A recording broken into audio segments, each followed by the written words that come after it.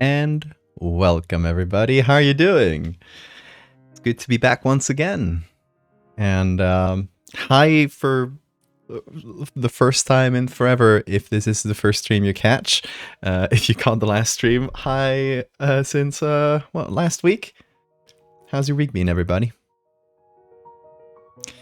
Hey, welcome to Liz, Stephanie, Bear, Arky, Josie, Sora, Alien. Hi, y'all. How are y'all doing? Pyro, got Bean here scratching. He's shaking the table. Hi, Welsh. Cindere, hey. Loki, hi, y'all. Hope I didn't miss anybody.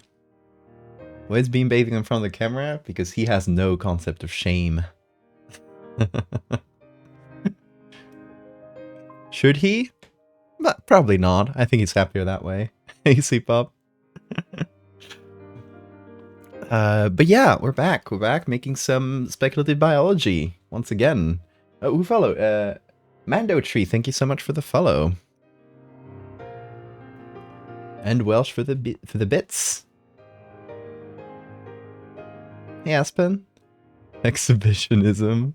No, because exhibitionism means he enjoys it. The thing is, he doesn't care. He doesn't get any particular pleasure of showing us his shower or himself licking his butthole. Anniversary. Insert pics of my new pet beta in the Goodbye Lounge to celebrate. Oh. It's good to be here when the stream starts, Virgulilla. Virgulilla. Hi, Hammy. It's great to have you here in 46 months. God damn. I will check out your new pet. Where'd you put it? The lounge? Good Vibes Lounge. Oh, that's beautiful. Everybody go check out Hammy's new fish. So shiny, so colorful.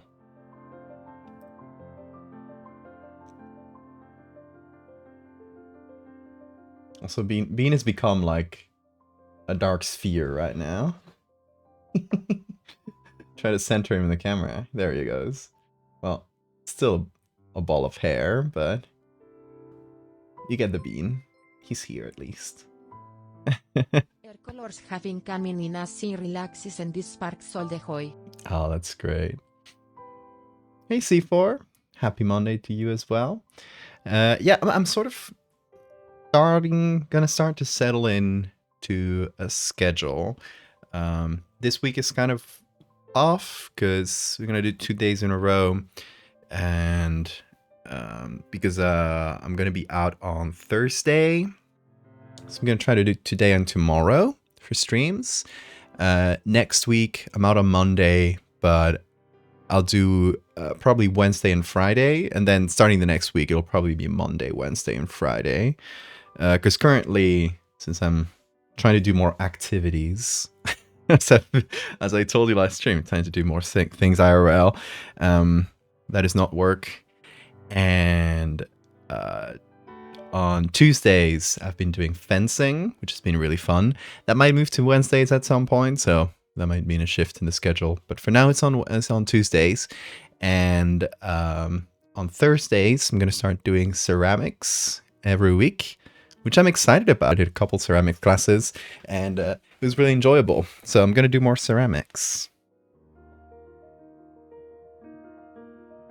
Bean understood the assignment, Dark Sphere. We're going to do some bean art, probably next week. It's been a while since we did bean art, so we got a fun one.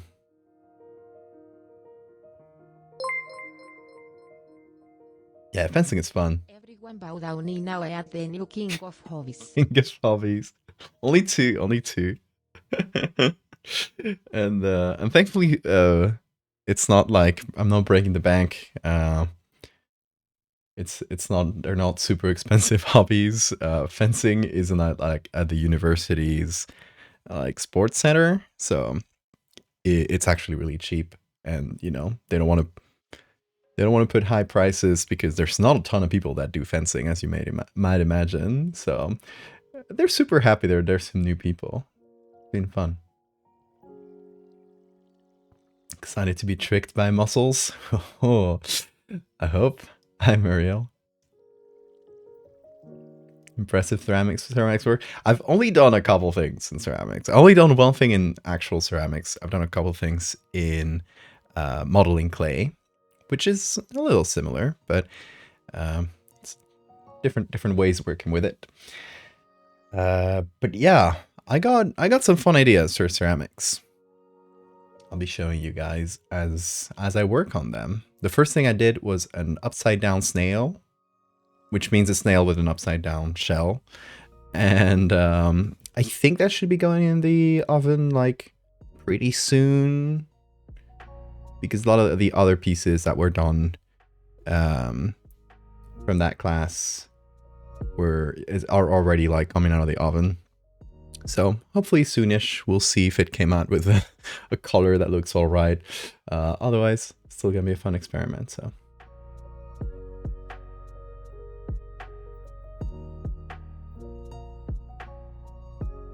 Fencing's great. It's been a lot of fun. 7 stream streak. Ooh. I'm glad it still counted the streaks from before the hiatus. I thought I assumed Twitch would forget about those because the stream streaks are a little bit wonky. Like their implementation is pretty wonky. Anyway, hope you all have had a nice week so far, and let's go into today's topic. So you might have heard me talk about this mussel right here. You see this fish that's on top of the mussel here in the image? Is this fish right here? It's a lie. You've been tricked. There's no fish. Happened to me before. It's weird. No Twitch gets to bow down to me and my punctuality. As long as it works. But yeah, this is not a fish. This is sort of the enlarged like lips. I don't know. It's not called lips, but the enlarged like outside of a mussel that is pretending to be a little fish. Why would it do that? So fishes can eat it? Obviously it doesn't want to be eaten. It's a mussel. It has defenses. Like fish is not going to go eat it. What does it want that then? Check this out. This is a mussel. It's a freshwater mussel. So like you can imagine it's sitting on a riverbed. Here's an actual fish. When the fish gets close, the mussel deploys the lure, which you should see at some point soon. It's probably a documentary voice explaining this in the background, but I'll be your documentary voice today. There it is. There's the lure. There it is. It starts shaking it about. What it wants is to attract larger fish that would see this lure as prey, just like when we fish. Shakes it around. There's also a worm variation of this, but the fish one is a lot more interesting. Shakes its booty. And the fish is about to come in for a bite. Come on, do the thing. Do the thing, you mussel. Ah, there it is. See, what just happened here was the actual objective of the lure. The lure wasn't there to eat the fish or anything like that. The lure was there so that the mussel could get the fish close enough that it would spray a bunch of larvae onto it. The larvae of the mussel, check this out, it enters through the gills as the fish breathes, and you see these tiny little guys. Look at how the shell here clamps. Boop. Those are the baby mussels. They clamp onto the gills and they live as parasites for the first part of their lives, which allows them to like move to a different area, right? When they're big enough, they'll just unclamp and go to the floor and live the rest of their lives. But they use this first parasitic stage, like larval stage, to feed and also to like disperse, which is so interesting. And eventually they'll grow up and they'll do this. they'll do their fish lure, and the generations will go on and on. Isn't that interesting? I love this lure mechanism, and it's so good. It's like, actually, I would be tricked. I would see this on the floor of a river. Like, I would see this shaking around. I was like, oh, that's a cute little fish. Right? It's good enough to trick us. I mean, now you know, but if you didn't know, obviously you'd think that's a fish.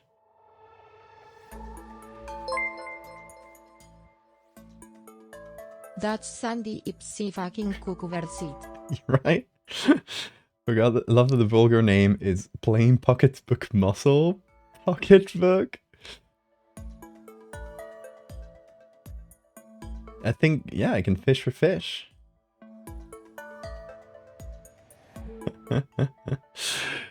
The baby mussels are so cute, yeah?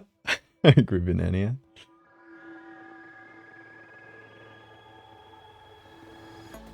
So, yeah, it's a combination of lures, which I love. Things that, you know, have complex lure mechanisms. And parasitism, which I also love. So, you can imagine that this is like my kind of shit. Like, this would get all of us, right? Tell me in chat if this would trick you. Look at this fish, it's so confused.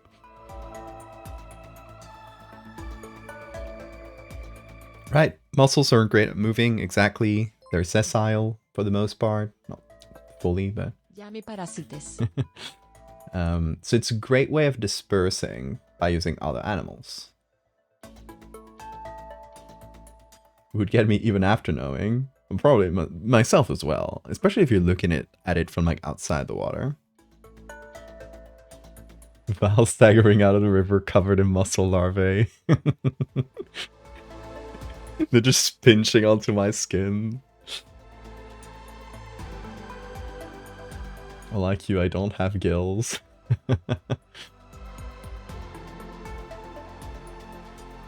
It's horrifying. Let's make art about it, exactly.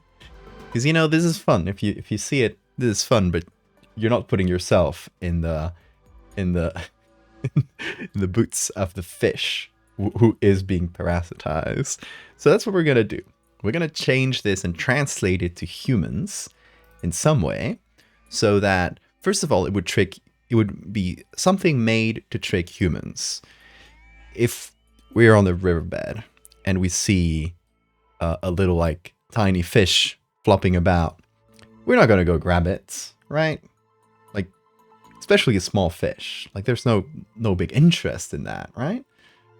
It's animal parasitism. It's pregnancy. It's the kind of shit that keeps me out of the ocean. Oh, baby, that's rivers. This is a freshwater mussel.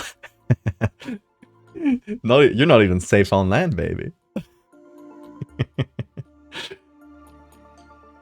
Fish don't have boots.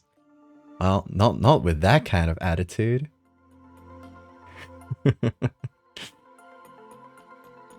A shiny, a pearl maybe? Exactly my thoughts. No. Can't trust no one.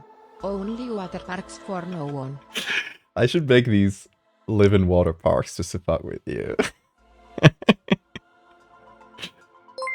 Please don't trust water parks, true.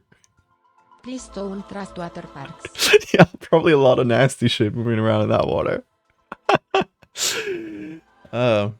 Nasty, like, especially, specifically for humans, too.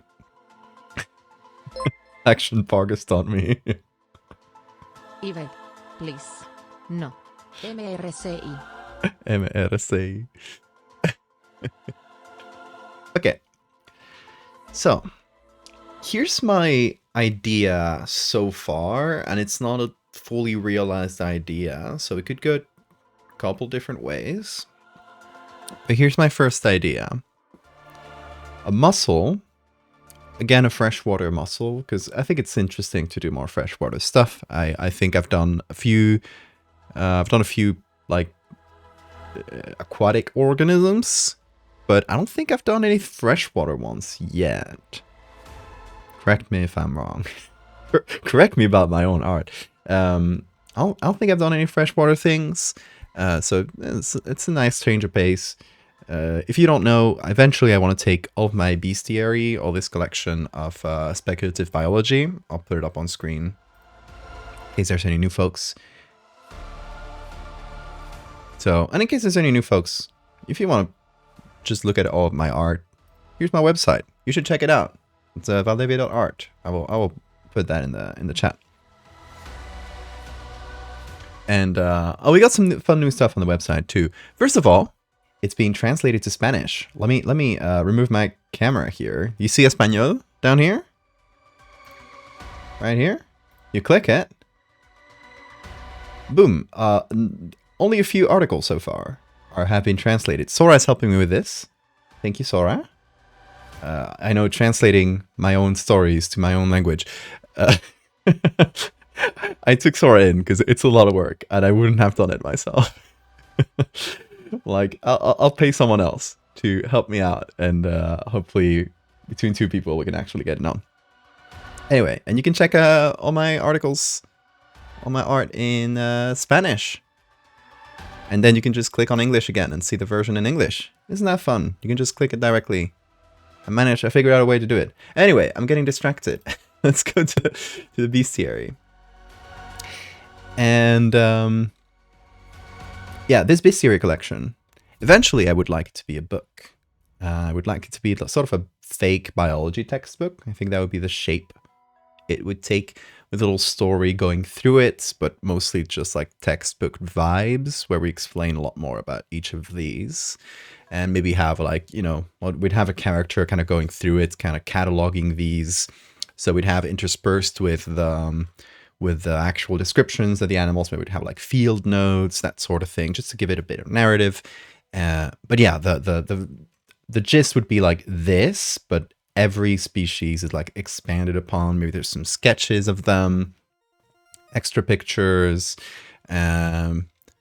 documents of different kinds, anything from like, you know, maybe like a journal, like scientific article with a lot of jargon, to something a bit more like a bit easier to read. So kind of a mix. That's the idea I have in mind. But yeah, that's why I want to have like big variety of things, of strategies that these animals use.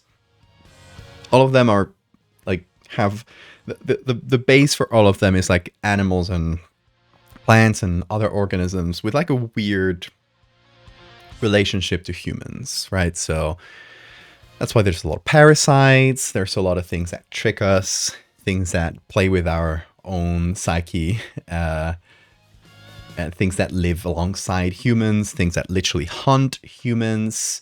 Sometimes there's accidental, like, you know, maybe there's a carnivorous plant that wants to eat like things like birds, but you know, if you get your hand caught in it, you'll still get hurt. But yeah, so this would go in the same collection, and that's why I want to look for not only something that's interesting on its own, but also something that works well within this larger collection. So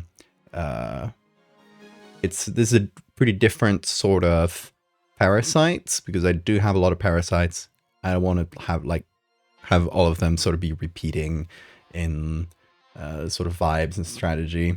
It's fairly different. Also has a lure, which is something I've also repeated in other bits. It's sort of a combination of all the things I've done. It's also like aquatic, freshwater. I don't know. It has a few interesting things. Oh yeah, Stephanie, thanks for putting the bestiary link in the chat as well.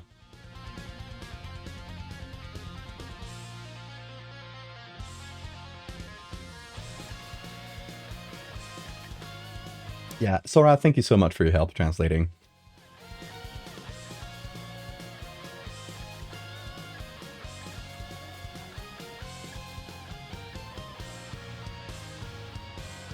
You rule, Sora. Hell yeah.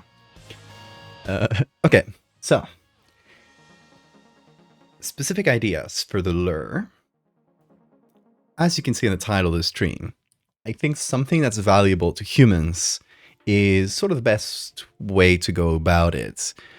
Something that specifically would target our greed or our inherent love of shiny and beautiful things. Few options there. The most like obvious one would be pearls. Pearls already like happen in mussels, so maybe it's something you would be looking for.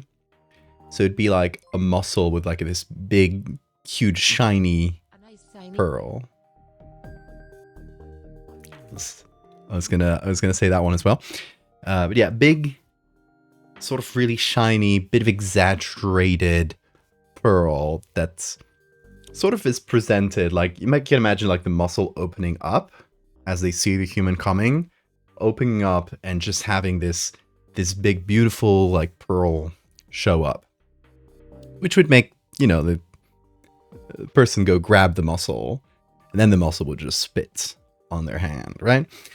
Or maybe it would wait to be picked up, and once it's out of the water, it would spit on your face. I don't know if it would go for the face or for the hand. That's another thing we gotta consider. Second option, gold nuggets. What do people search for in rivers? Apart from mussels and that sort of thing. Gold. Panning for gold. So this would be a mussel that would live in areas where people pan for gold. And it would have, as a lure, like outside, it wouldn't need to open up like with the pearl, right? It could have it outside like the fish. It could have this big, beautiful, shiny thing that it maybe could even get, like, it could be kind of made of literal gold, because if it gets gold from the river, maybe it can like process that into this sort of fake gold bits. But you know, you're walking through the river where you know there's gold and you see this big shiny rock, this big shiny piece of gold like this big. You go grab it, right? Obviously, incredibly valuable. Boom, you get parasitized. So yeah, gold is a pretty good one. And who just mentioned this? Welsh mentioned it as well. I was also thinking like maybe something like a coin, finding an old coin in a river. You obviously go pick it up. Like, maybe it's just a regular coin, you just made a bit of money. Maybe it's this like ancient Roman coin and you just found an antiquity. That sort of thing, right? Like if you see a coin in like the rocks in a river, like this clear river, you go grab it. So those are my three sort of options. I'll have a good lurk, Sora. A chest mimic.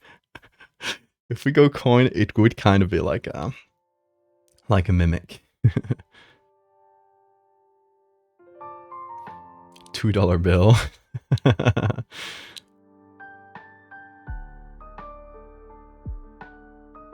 Gold Rush was a fun era. Yeah, this thing would definitely evolve during the Gold Rush. Pyrite. I mean, if we go gold, the name could be some kind of reference to pyrite or to fool's gold. I do like that.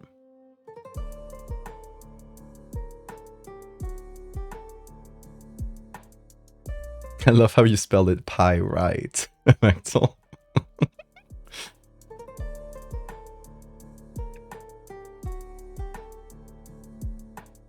We got googly eyes, Liz? Hold on. I need to put this in the document because I will forget to do this later.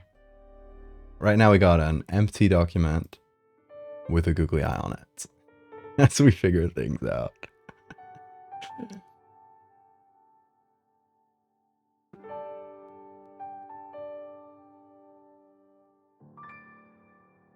There exists a species of snails which lives around hydrothermal vents. Yes, with the iron armor. I love those. There's precedents for creatures incorporating metal. Yeah, definitely. The teeth of how do you call these guys? The guys that build dams? Beavers? Beaver teeth? They have copper in them, I believe. Might be confusing it for... Might be a mole that has copper. I don't know. There's mammal species that have copper in their teeth as like a sort of reinforcement. Oh god, we're level 2 JPEG already. That was quick. Oh yeah, we gotta show the metal snail to chat in case somebody hasn't seen it. Look at this thing with its actual metal plates on the outside.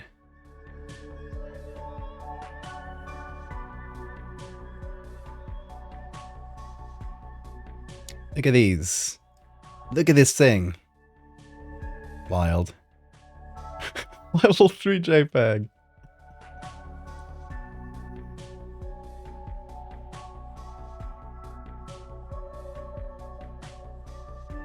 Shrews have iron? Interesting.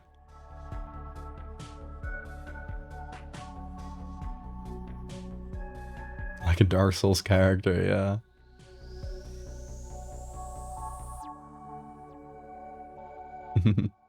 Spend your last 2k points on this. Points well spent. Liches and certain worms have properties as well. Interesting. Do you know about leeches? But yeah, there's definitely plenty of precedent of animals having incorporating metal as like, you know, reinforcement to things like teeth or even like plate armor. Stream in the afternoon. I'm gonna start streaming around this hour, by the way.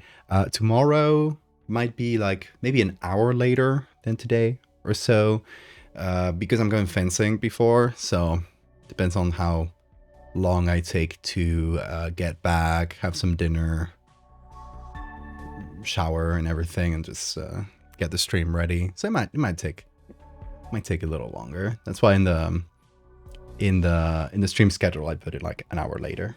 But I'm gonna try like from now on more or less stream around this hour, which hopefully should be better for more people, because it's, I think, like time zone wise it gets a lot more people while they're not sleeping.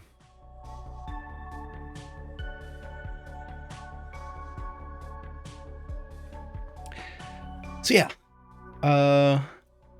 we can have it definitely incorporate metal. But we have these three options, and I kind of like all three of them. The pearl, the gold nugget, and the coin. Maybe there's some other good ones, but that's the three things that sort of come to mind that you would naturally find in a riverbed and go pick up as an instinct, right? That's where I would go. Don't know which of those three might be best though. I think coin is it's very visually interesting. It's definitely like a lot less natural looking, so it would be something that would feel like it evolved specifically for humans, like more so than the others, but it's also like less realistic. Gold nuggets is sort of in between. Pearl is probably the more realistic one, because mussels do actually have pearls, and that's something people would be looking for in mussels. So presenting this big fake pearl would definitely be like a very natural step for the luring thing. Interesting as well. Piece of jewelry, it feels like even more towards like unrealistic than coin, because that has a lot of detail that they would have to imitate. See, the thing with, if you just think of like how this thing would have evolved, and obviously we do unrealistic things, it's all fantasy, it doesn't matter too much, right? But I still like to think about it. Duxedo, thank you for the follow. You have to think about how it's evolved sequentially, right? And the steps from no lure to shiny lure to maybe like gold nuggets to coin feels like, you know, you could have this stepwise process where each iteration of it would work better, but there's still like the early iterations would work pretty well. For something like a piece of jewelry, it feels a bit more contrived. Like maybe you need to go through like a lot more steps to get there. Good old tree. The coin would definitely have jumbled writing on it. Yeah, it would be a simplistic looking coin. I live to get Sandiner warmed up and ballas panished into the crime podcast pixels. The crime podcast pixels. That's you guys' fault. You guys click the JPEG button. See, I bought this nice camera and everything. But you guys don't want to see the crisp image. That's fine. That's fine. I'm kidding. Oh god, we even got JPEG audio. So it's all you guys' fault. You click the buttons. That's what I'm saying. Talking about audio and podcast equipment, I just got myself a real good deal. Which I don't know. You'll see this on stream, like maybe a couple weeks to a month from now, because it is shipping to me. But I got the classic Shure mic that every single podcaster has. SM7B, is it that? Yeah. So if you've ever seen a podcast, you've seen this mic, right? This cylindrical fucker. That's like, it's one of the best mics. It's kind of the gold standard for crisp voice. Ooh, on JPEG, you can see me crisp now. I got one of these new for $100, which is insane because new it costs like 400 or something.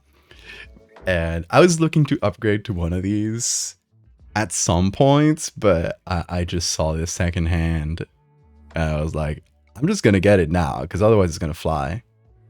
So I saved, like, I would have gotten this anyway, like probably later, but I saved myself like $300. I do need to, so I'll probably have this one pretty soon, but I need to get like other equipment for it to work. Like I need a preamp so it like boosts the gain, and I need to get the thing you plug it in, like an audio controller thing. So yeah, gonna need a couple things, but I do have the mic in the way. I don't know, probably take a few days. About freaking time you got a break in life. Sometimes it happens if you keep your eyes open.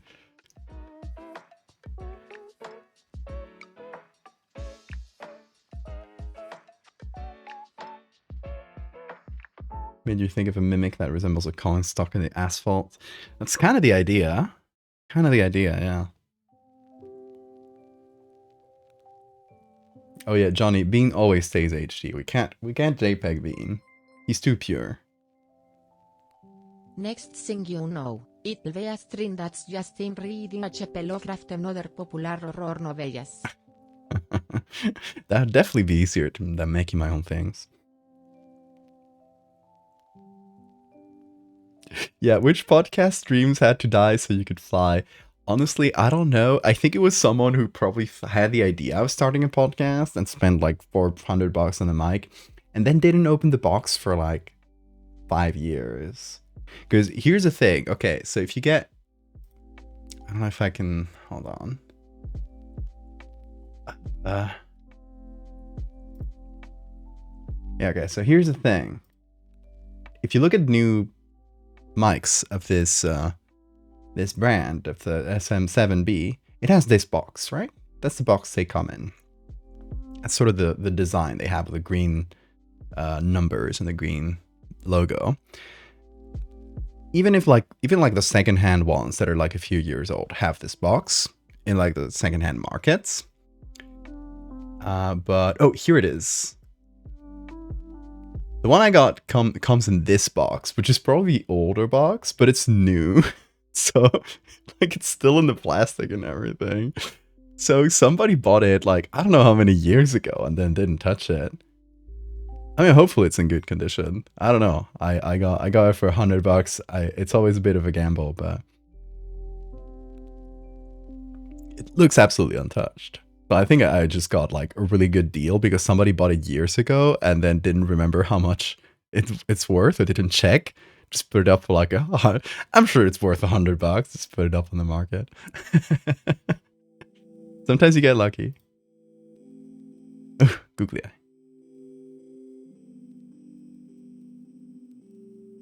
Cammy's message could be a good goal to get spend points on.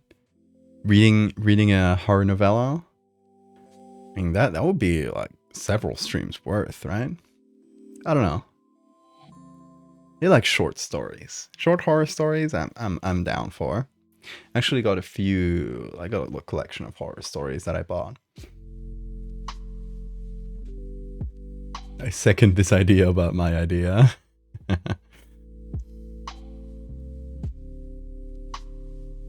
A box of seeds and sand, can you imagine? I mean there is like on the platform itself, which I'm not going to advertise. It's a Spanish one, but there is when you pay for it, it is insured in a way that they would give me the money back if they saw it was a fake purchase or like the wrong thing.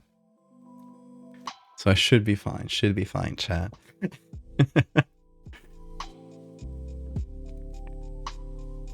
Sure, you know, I'll note down the reading horror short stories as like a little possible stream goal.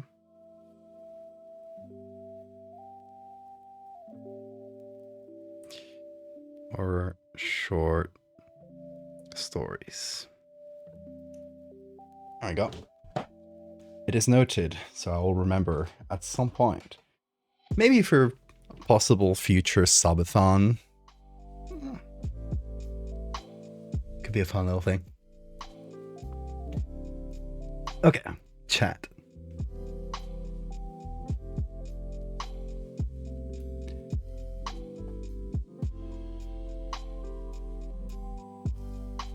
This is our goal, but with a human, right? This sort of image. Also, why it's very pixelated. It doesn't matter. I think the idea for the image itself for today is having the muscle with the lure, maybe a hand going towards it. We might need two images, like a second one where it's like spitting on the hand, and the lure is kind of open, so it sort of breaks the illusion.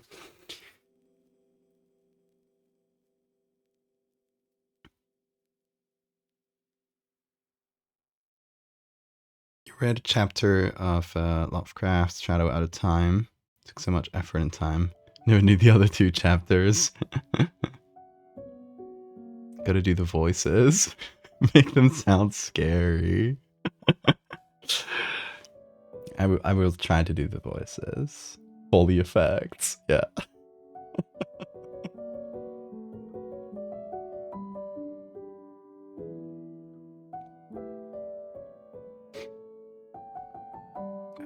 But yeah, okay, let's figure this out. In terms of images, we would need at least like the basics. The story we have to tell, right, is there's a lure that looks like a coin, so we want an image where it's like very clearly a coin with maybe a second image, kind of like the siren alligators, where the first image looks like a person drowning a little bit more at first glance, with the second image sort of breaking the illusion as you see the alligator's face actually pop out of the water. For context, in case somebody hasn't seen this, these are said images, right? First image, kind of get more of an impression of the human face, and it's all blurry and kind of hard to see. Second image, boom, you get the alligator face really popping up.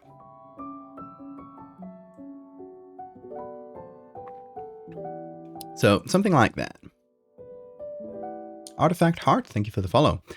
Yeah, it would be aiming for something along that vein, with maybe one image with the lure, one image with the like lure a little bit broken as it sort of spits. I have trouble thinking of an image that really shows the parasitic larvae, though. That I have more trouble with. Like, isn't Also, I gotta figure something out about the parasitic larvae of these mussels.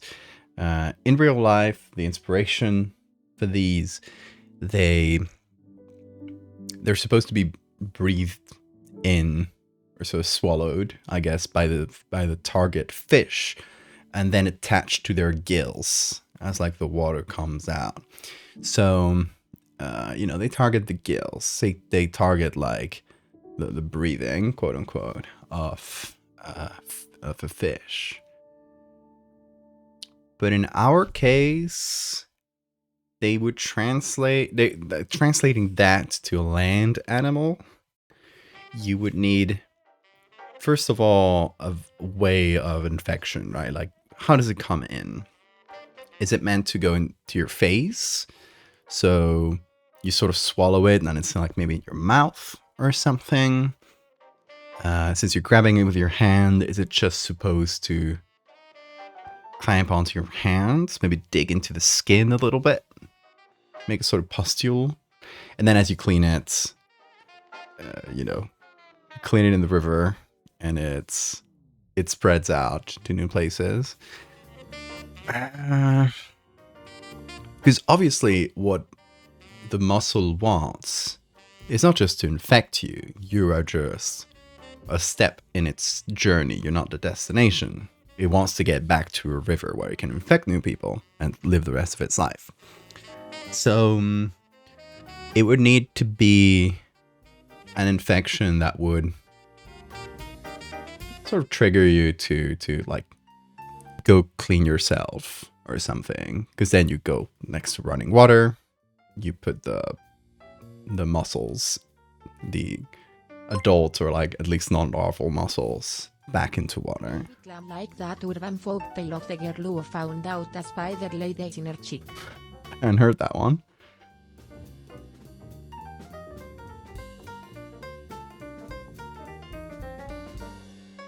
What if the coin is an O-ball? It's an O-ball.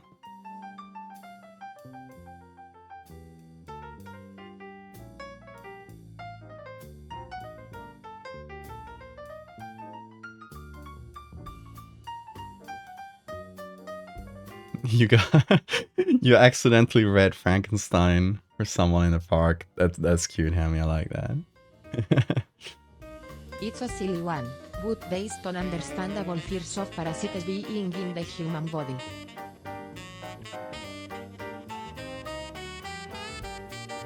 Yeah, open cuts or wounds. There'll be way of entry, definitely. Pores is good. I do like that, Vesper. It would be like a bit less invasive, and then it could just grow like a zit. At some point, you just pop it out. I think Mary Shelley and Tolkien would have gotten along famously. Probably.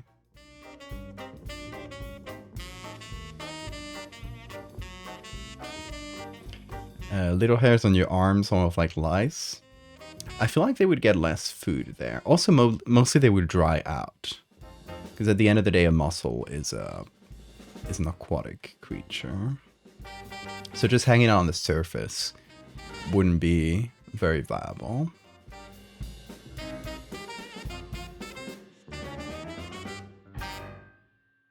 Under your nails? Ooh. Feels like it would hurt as it grows. I do like under the nails and the pores as well. Hi, Box Lover. And welcome, Loro. This bit caused a bit of a rash, red skin that itches. You tempted to go wash it off and spread the thing in the process. It would have to be delayed in some way. Because, so I think like, maybe it gets into your pores or under your nails or something. It starts growing. At first you don't notice it, right? Because it's a very small thing. At first you don't notice it, so you don't really like pay too much attention to it. It digs into your pores, kind of settles in there, eating whatever gunk is in the pores. And as it grows and grows, it'll actually like start like pinching the tissues and making pressure, which would trigger an inflammatory reaction, which would become sort of a zit. And as you pop it out, the muscle is in there, which that would feel kind of nasty, and I do like that. And then you'd wash that off with water, right? So you'd get the muscle out. You'd probably find a new place. Not in our modern world, but imagining like, people just go in and get washed in the river. So that's a good option. Under the nails, definitely nasty as well. You can get the same effect if you don't wash your nails very well. You just stick in there and grow, eventually make some kind of pressure, probably cause an infection, and as you clean that out with fresh water, you got it out, and it's got its new, it continues through the water to whatever its resting spot's gonna be. It would be like it's spitting thousands of them into your hands, so that's definitely, if only one or two make it, that's still fine. That's still profitable for it.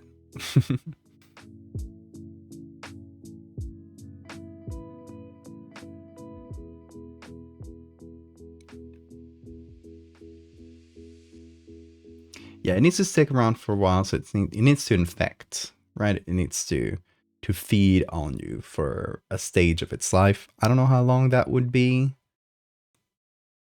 Enough to grow out of its larval stage, I guess. I don't know that much about mussel biology, so I don't know if that would be weeks or months or... Ooh, shiny. Hey, Tartarus.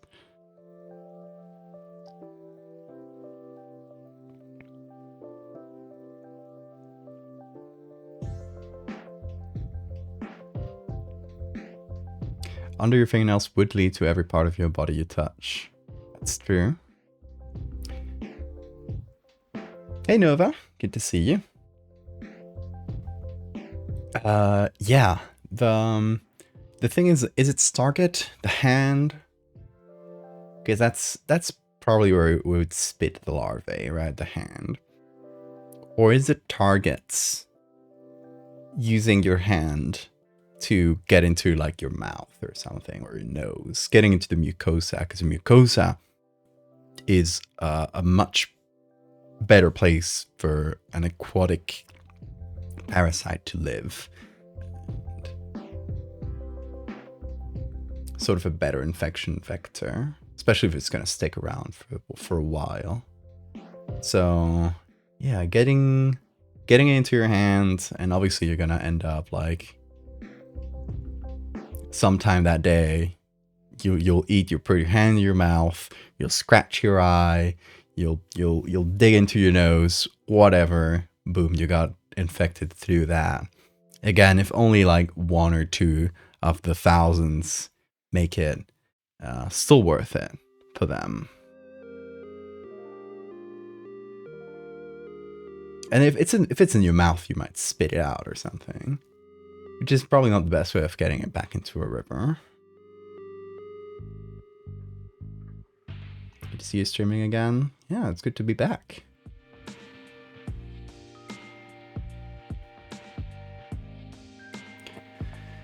So yeah, mucous membranes, that's definitely one of the best places. I mean, the other option, and this is the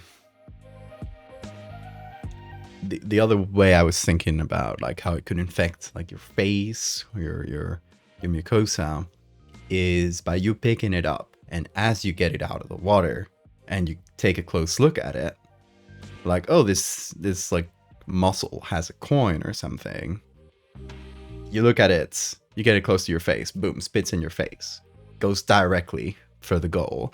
That said, that would work if it was a pearl, because if you saw a mussel with a pearl, you definitely go like, oh, I want this, and you get the whole mussel, and you're gonna dig the pearl out later. You don't like pick up the pearl, because the pearl is like under the mussel, right? Or under the flesh of the mussel. So if you know anything about pearls, you're not gonna try to like pick it up like it's its own separate thing. You're gonna get the whole mussel out, and when you go out to dig into the mussel, get the pearl, you get spit in the face. That would definitely be a good way of doing it. If it's something like a coin, you wouldn't try to grab the whole muscle, right? You would probably not even notice the muscle, you would try to grab the coin. So in that case, it would need to use your hand as an intermediate vector between the muscle and your face. It's still like hand to mouth or hand to face communication is how we get infected with a lot of things in real life. So it's not an unrealistic thing to expect that putting something on your hand is a vector to getting it into your face, because we keep touching our faces. Bean's doing great. It's very sleepy today.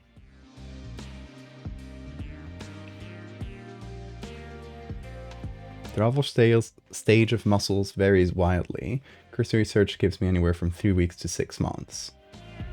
Interesting. Yeah, I think definitely it would need to be still pretty small to get out sort of undetected out of your mouth or out of your pores or whatever. Maybe 2 different species. I feel like that would be too contrived. We need to find the one that represents everything best. Kissing Festival and Plague Inc. It's been a long time since I played Plague Inc. I did not remember that was a thing.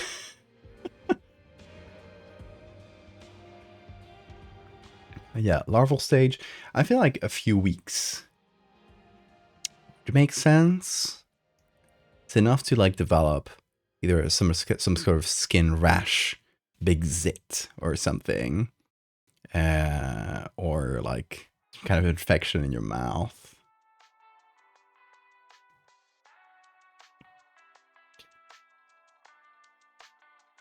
So yeah, I think, okay, gotta make choices, gotta make decisions. I think I'm gonna opt for coin.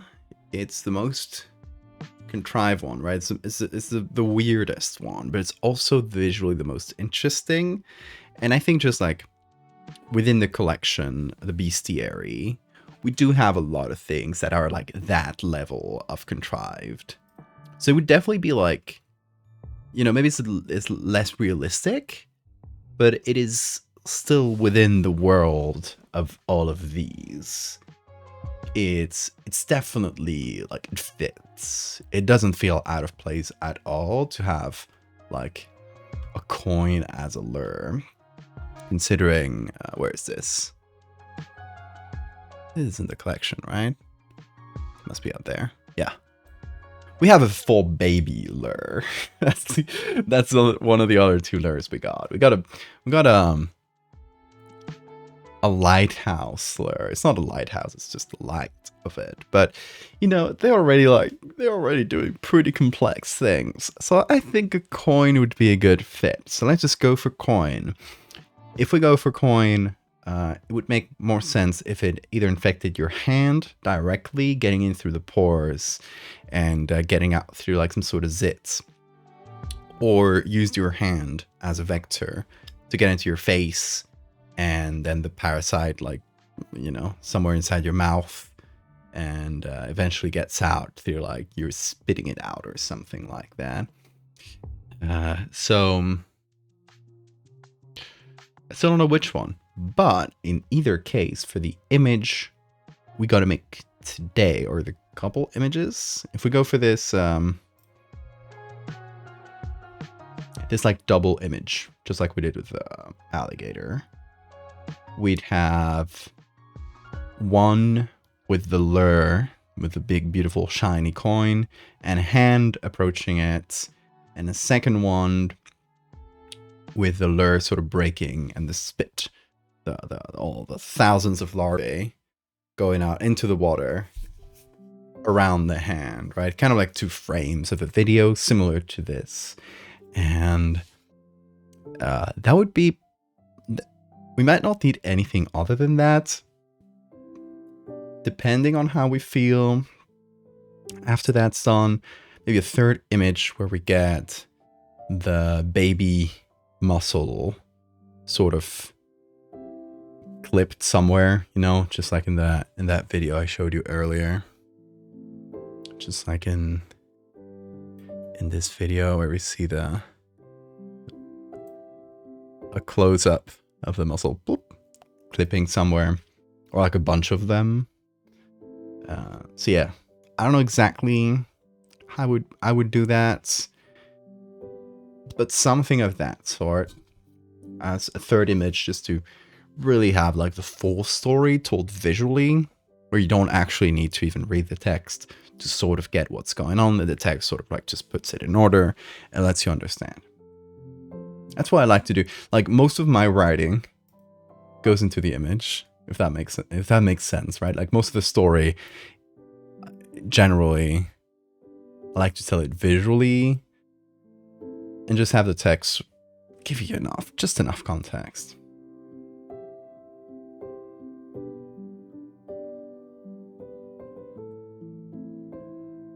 Latches onto your teeth and disguises itself as a gold tooth. That's fun. Why do I suddenly have a gold tooth?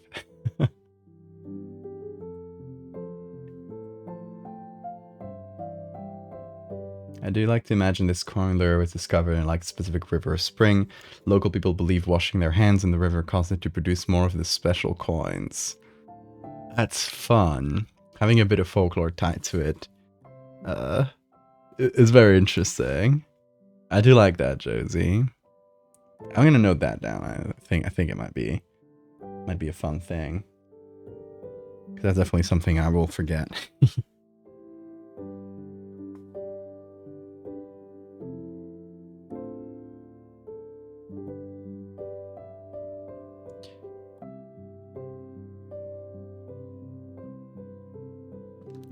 Yeah, that's like some sort of ghost coin, and you need to get it. You need to wash your hands in the river to be able to see it, or something like that.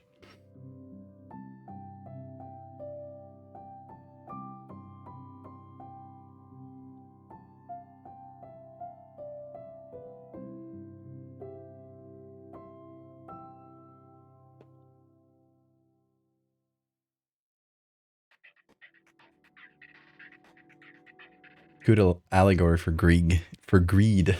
Did I say Grieg? Grieg. So, something like that. That's sort of the visual I want. This side view with the hand grabbing. Greg. Grieg. You got the 333 bits, which means I'm now JPEG level 3. Unless someone undoes it. Oh.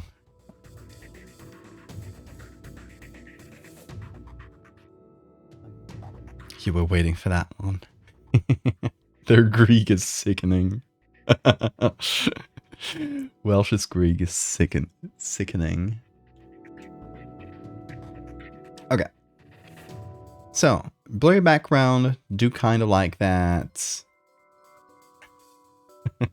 The Pope has announced a new scene today, Greg. Greek.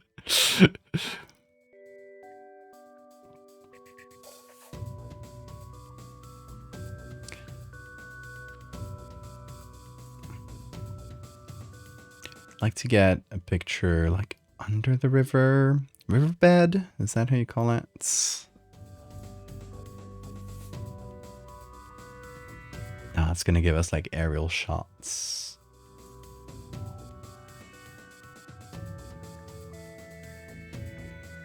Right, we get a lot of the outside of this like really clear river.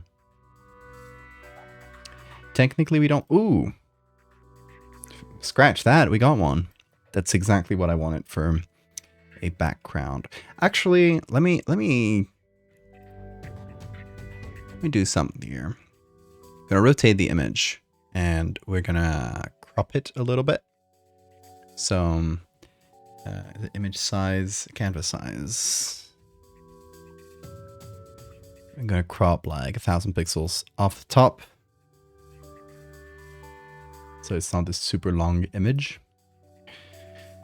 Then we'll have this, which is sort of a perfect base, even though I want it a little closer to the bottom.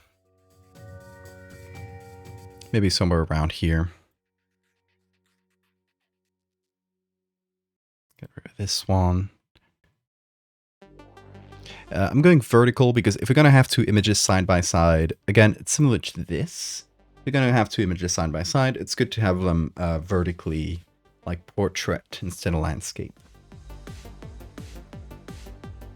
Because I do want them like on the website and everywhere else. I do want them as like a double image.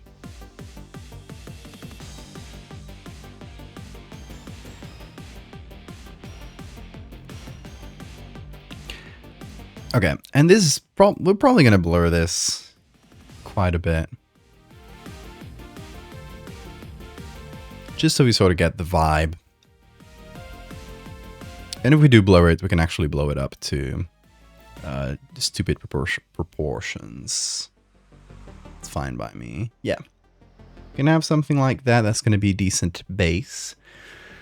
Now, let's try to find a muscle in the same family as the lure ones. Find a free image of it. Let's go to iNaturalist. Let me pop that on screen here. And we're going to look for Lampsilis. That lamp muscles? Genus Lampsilis. I think that's the one. Yeah, the pocketbook. That's the one. Okay, let's not go to observations. Let's go to about. Okay, here's where we look for the images. We put no copyright. And honestly, most of them seem pretty normal looking. I would like to get one, a live one that's like under the water. That's probably going to be a bit more difficult to find because on iNaturalist you'll mostly get, you know, photos people uploaded and they found like next to the river or something. And I would like to show this in its natural habitat because that's where the lure really works, right? It probably needs the water to sort of spring up.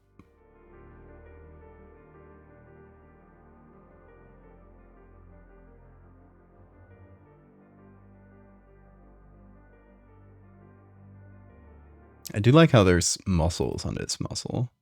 Also, it's called Fat Mucket. It seems like, honestly, a rough fat mucket. The pocketbook. Cute little face. But yeah, these sound like insults. Poor muscles.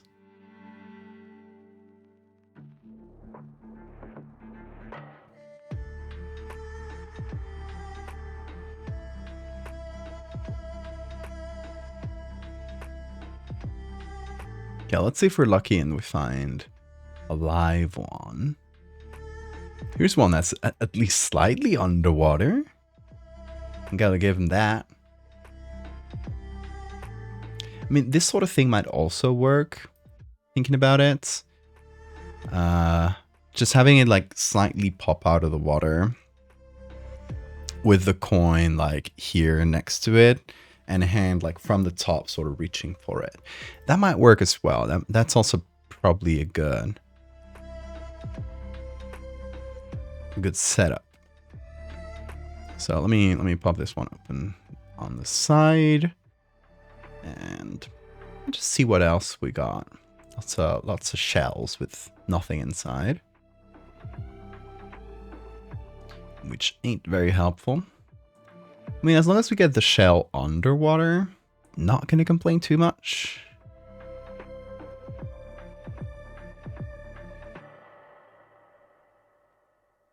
Worst case, like we just get a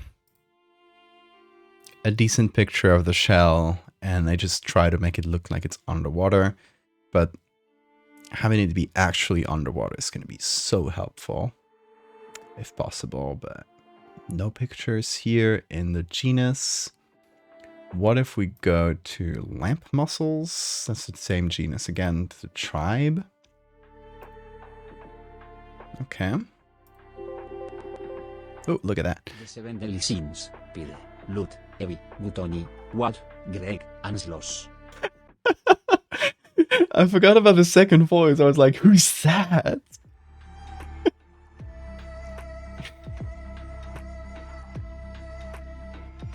Venus having a bath. He's so clean today. You are so clean. Sloss. Oh, actually, can I... Alive or dead? Alive? Okay. There are some live ones. What is going on with this one? It's puking its guts out.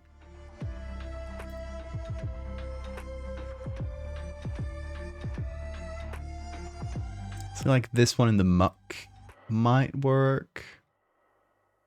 Okay, there's not a lot of live ones. What if we go to the... just river mussels in general? And look at these gifs. Unfortunately, these are... I mean, they're CC by, but I would still like to get the whole shell. We only get the lure with these ones. But what a nice gif. I think it might actually be in the one I used on the on the stream announcement on socials. Green with Evie.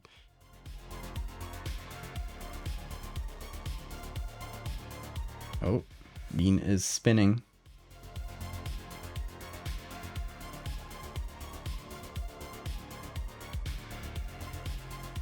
I'm moving him. Are you facing away from the camera? Are you shy today, Bean? He's so sleepy. The gut stuff is the foots. Oh, that's a big foot, man. You want to come over, Bean? You want to say hi to chat? Bean, come over.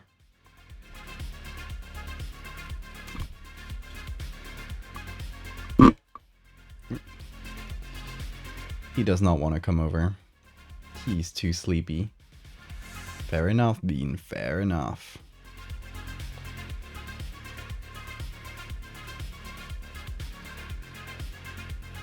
Hey, Bob.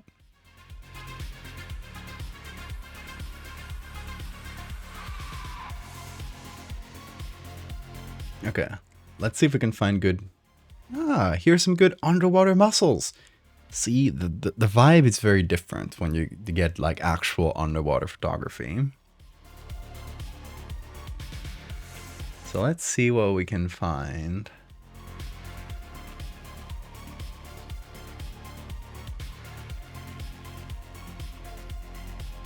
See, I want one with... Oh, this one's creepy looking. I know they're not teeth, but they look like teeth to me.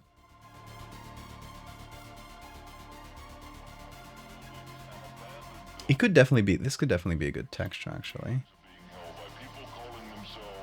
Well, for the second picture with where the lure is sort of opening up.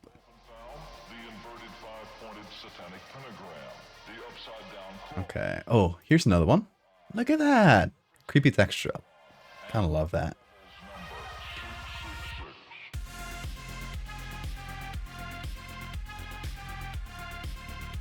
Okay, so we do get quite a few if we open up the search to all river mussels.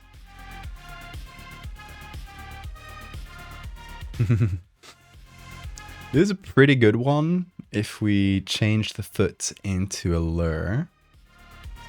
It's not the prettiest picture, it's very muddy. But that can always be fixed up a little bit.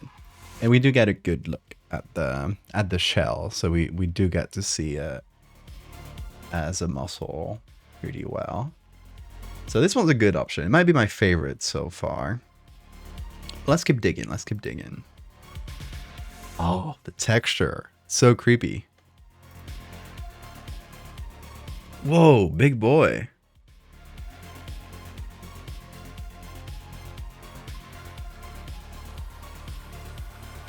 Okay, not a ton of them.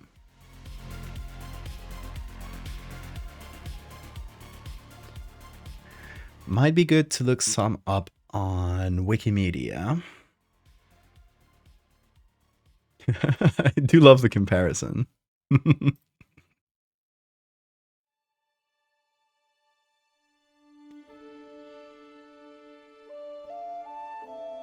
These ones are also pretty good. We got good definition on the shell.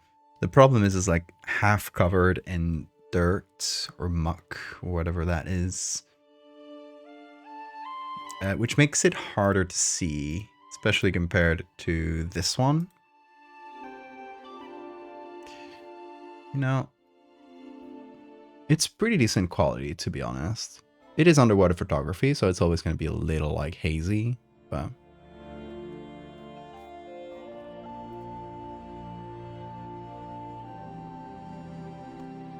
Okay, let me download this one and go to Wikimedia.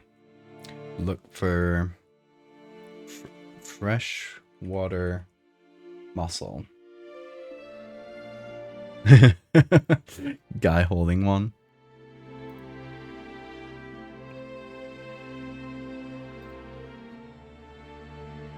Here's a pretty good one as well. Again, a pretty muddy image, but not too bad. Let me give it a download as well.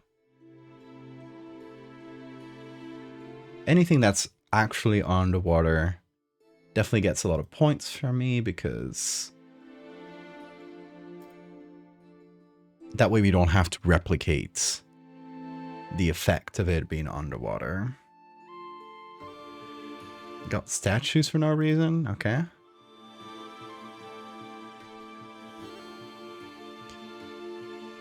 We got bugs. Not a lot of mussels in this search for mussels. But I don't know.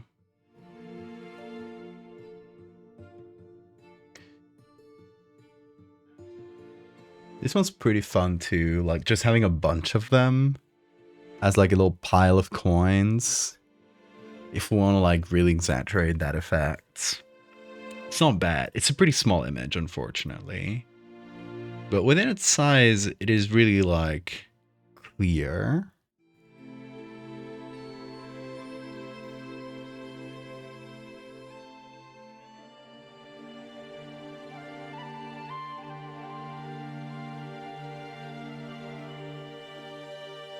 Okay, this one's pretty good as well. Let me give it a download.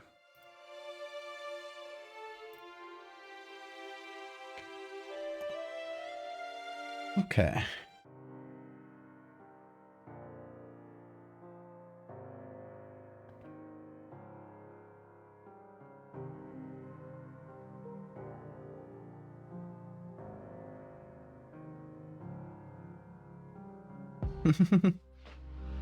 When Bean is sleeping and you press on him, you do like this. He just beeps with the tiniest of meows. It's so cute.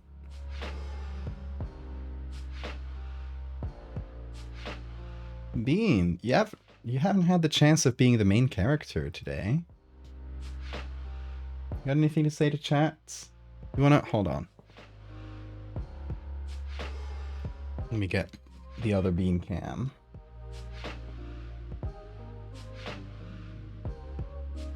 Is it? The shortcut's not working here. There we go. Huh.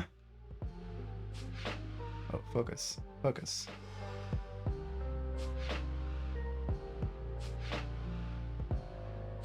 Why are you so dark? Hold on, the exposure is probably a bit low.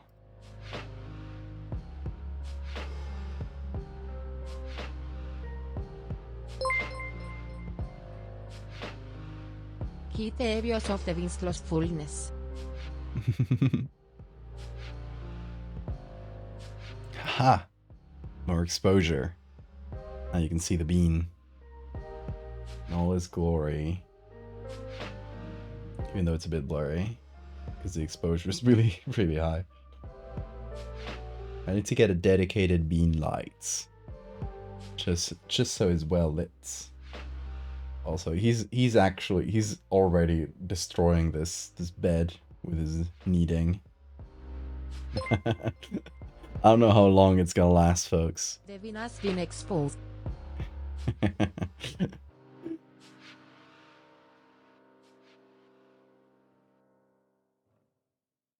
Hello, Bean. You're like 3 FPS. It's like a slideshow of Bean. Hey, Bean, at least you're not JPEG'd like me. Look at him. If I move it around, it just gets motion blurred.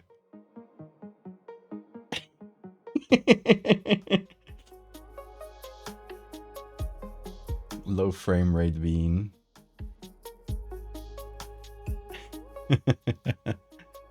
There we go. Isn't he beautiful? High definition. He's so crisp.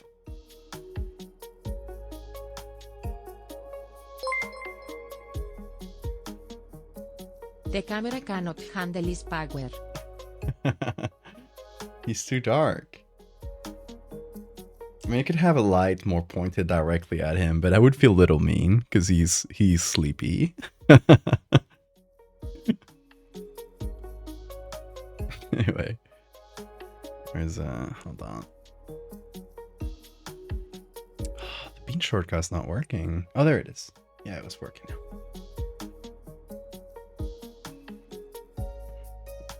Okay, so we got a couple muscles here.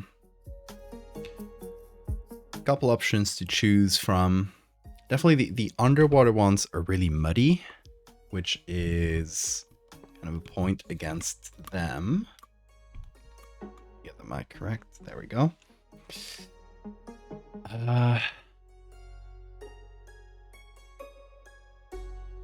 These ones are really clear, the outside the water ones.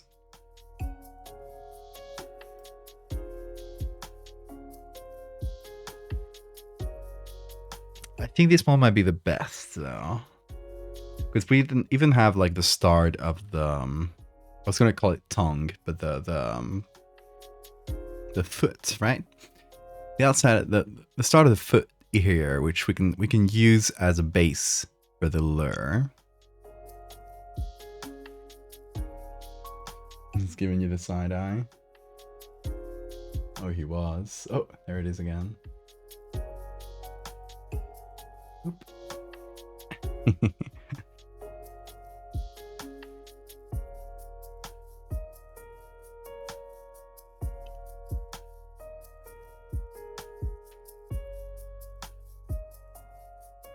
See, the thing with this one is we can't really do this sort of shot. Because it needs to be popping out of the water.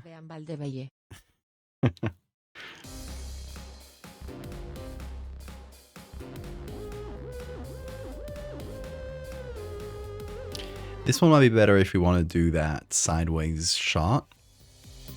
Because we can get it out easier.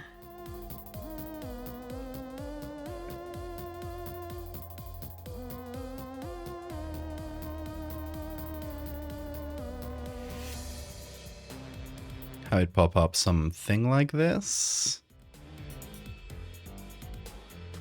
With some ground underneath, but maybe not even. Maybe we're just like getting a really close shot. It's like pointing up into the water a bit more.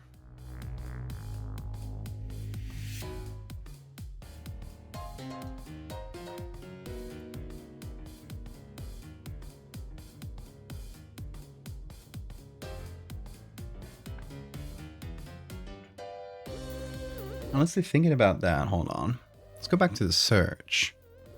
before we settle on it, because we do have things like this. Like, this might work better for that sideways view, even though, you know, we would need to flip it and recreate a little chunk of it.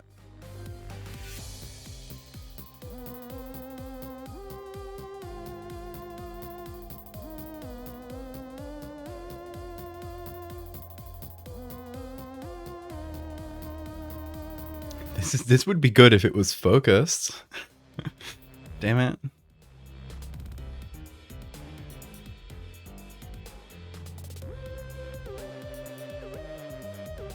I mean, we could extend the search to all mussels, not just freshwater ones.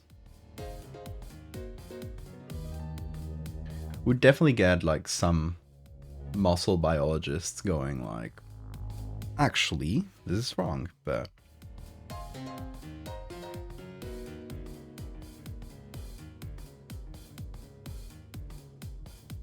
it's okay. I will fight them.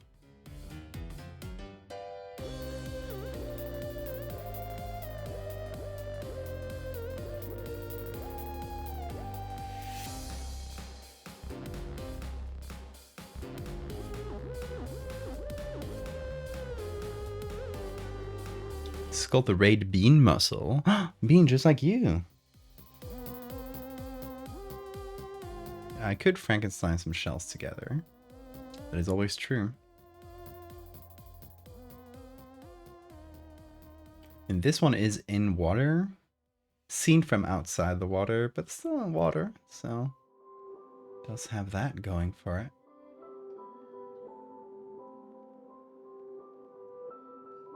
What is that? What is that? A super conglutinet lure. Huh? It contains mussel larvae which attach to the host. Oh, okay, so this is another mussel that does a lure. But it's sort of this gelatinous thing. Ooh. That is pretty cool. Thank you, Fish and Wildlife Service, for your image.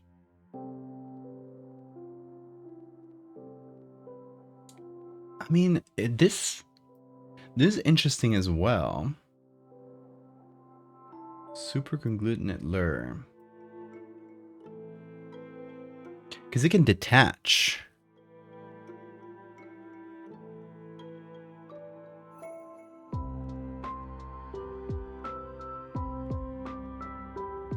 First is the lure by which the species attract host fish for its parasitic larvae.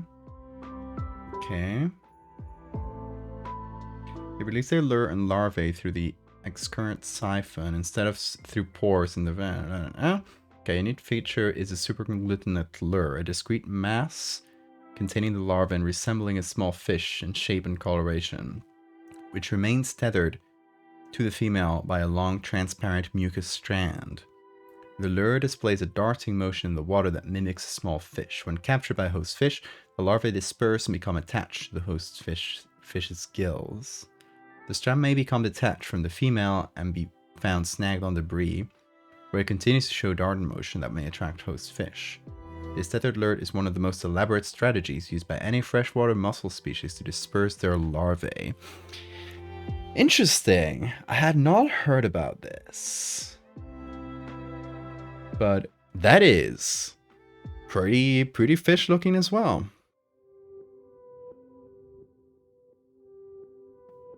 Goopy banknotes.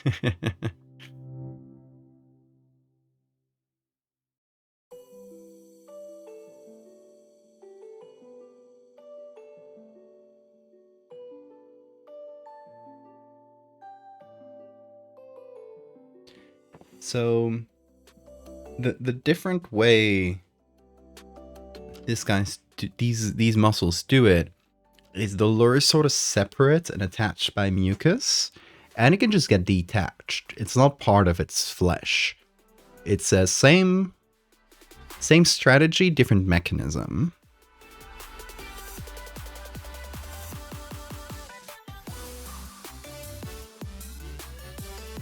So we could do something like that, where the fake coin is in this instead of being made of flesh, is in this pocket of mucus, and it can actually be detached.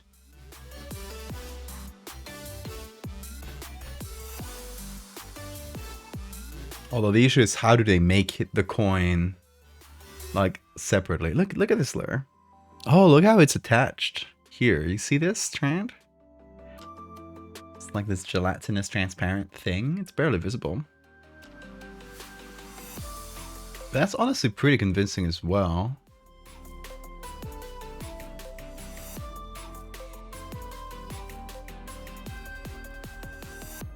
So that's what that was.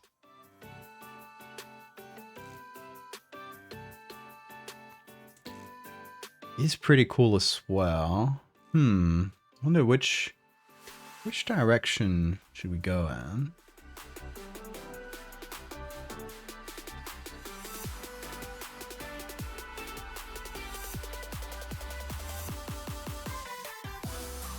Okay, we got a lot of specimens down here. What if I looked for super whatever lure? Only one image. Damn.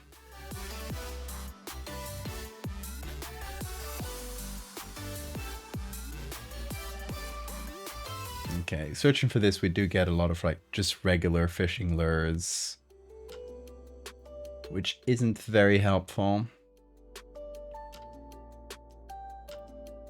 So I basically only have this image for the super glutinate lure. It's like those tiny sticky hands. Yes! But for procreation.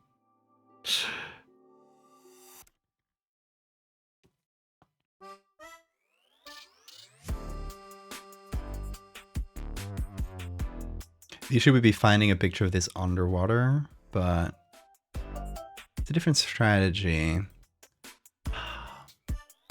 It would maybe be a bit more realistic.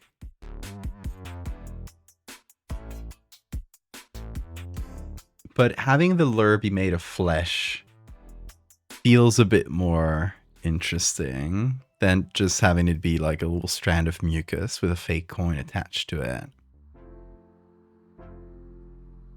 Because then when we have the second image, we can sort of open it up. Just like the fish lure in the Lampsilis is actually just like split in half, like, you know.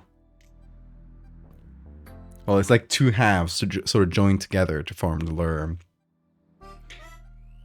And the fish itself just sort of opens up when it's time to spit out the larvae. And I think that's just a really cool visual that we wouldn't get with the other kind of lure. As like probably more realistic as the other kind is. This one just has like a very visceral like visual thing of splitting apart. So you get a coin in the water, and as you go grab it, the coin just like splits in two with these little teeth-like protrusions. And out goes the larvae.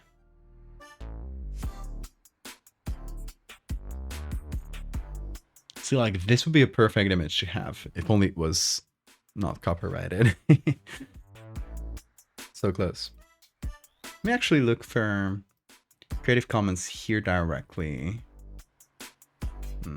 Yeah, we just get all the Wikipedia images for mussels, which makes sense.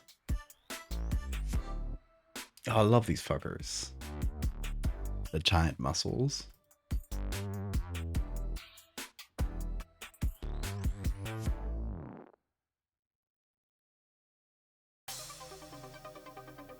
What is this? Free picture? Oh, that's not even it.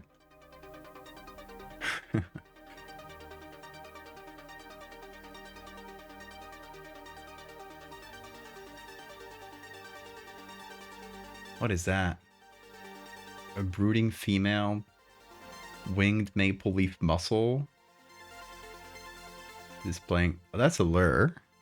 That's an actual, a different kind of lure, but for catfish. How many mussels do this?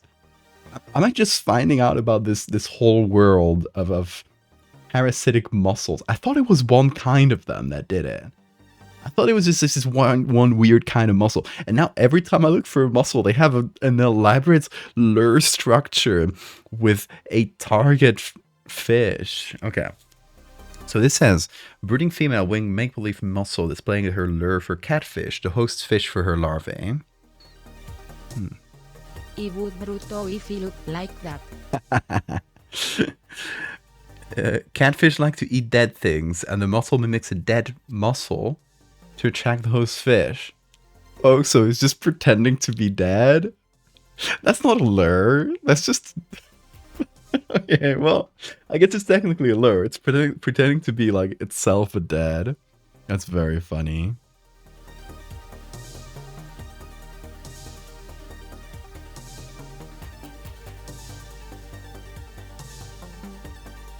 Flesh lure is the name of your deathcore band.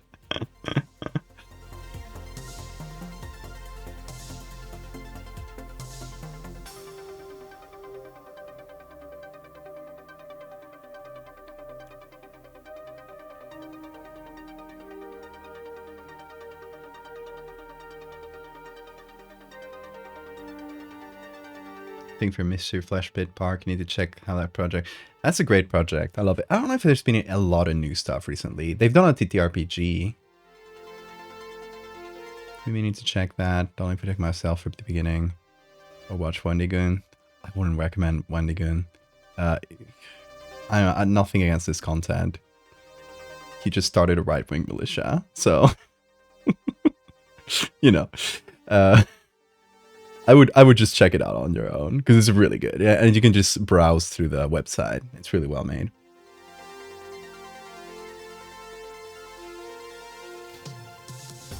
Yeah, I can't believe every time I mention this, people are surprised. It's like public knowledge.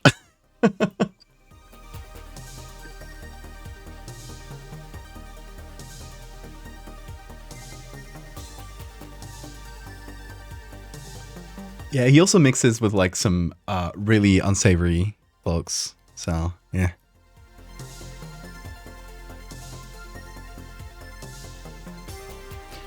Okay, this is a really good image. It's a different kind of lure, but we have the mussel with all the like squiggly bits outside, and I guess it doesn't look like very stereotypically like a mussel on first glance, but it's still a really good image. I think this one might be it. I'm still gonna just check things out, but what is this? Ooh. Okay. Okay, so this is a whole like category that I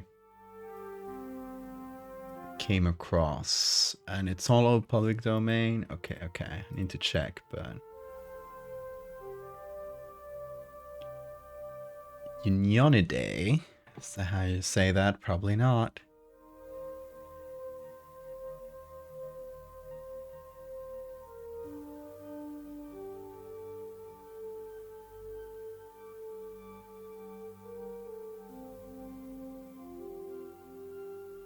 Oh, can't wait to see the embroidery project, Maxwell.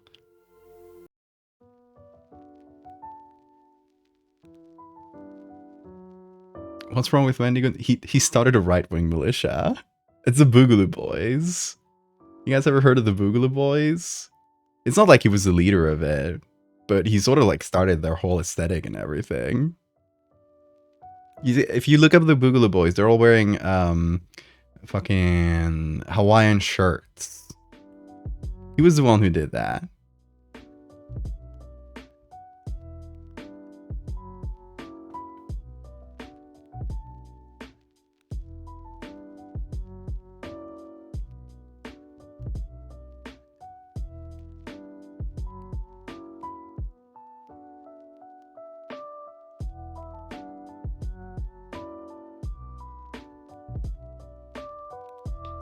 Okay, not a lot of good images here. It's worth a check though. We did get one good image. So, Obama poster? Why? Okay. In my search for muscles. Alright, let's hop back into Photoshop. Boogaloo Boys. Yeah, I think it's with an I instead of a Y. I don't know if they're still active, but they were really active a few years ago.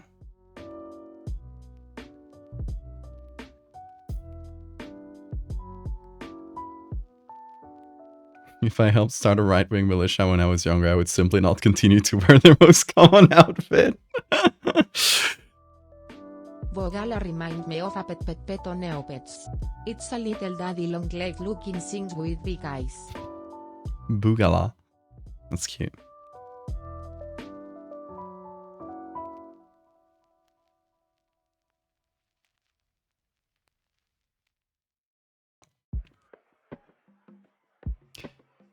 Okay, how about this? Obviously with some of the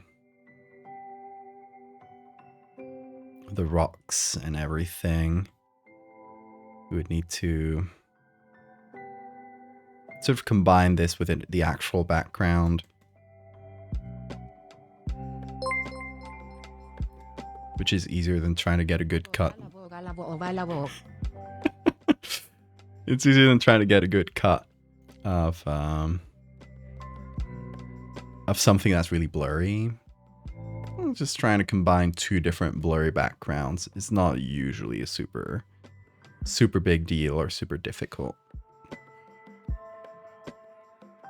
Oh, I got a googly eye. Forgot about that. That was redeemed at the beginning of the stream. Boop. Beautiful. Okay, maybe we make the muscle bigger. Yeah, it's gotta be a big boy.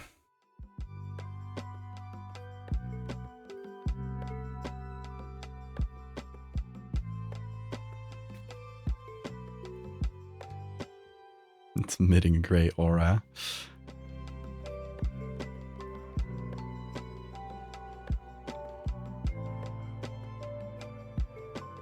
Oh, good. Making it bigger actually gives me enough of its background that I can just like fill this in with the rocks. And then I only need to move this around a bit to whatever spot I like. Then with some color and soft light, I should be able to get the background matching with the one behind. So it doesn't have an evil gray aura anymore.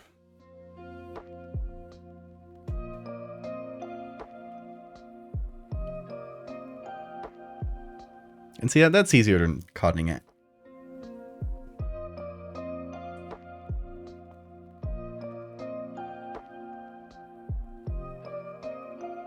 It still needs a bit of work there, but I'm going to change the color of the whole thing anyway, so... Okay, let me go into the curves. First of all, go to the options here. Try out one of the light and dark colors. That gives us a bit better balance, but we're going to go into the reds. Well, they changed slightly the look of the curves. Huh.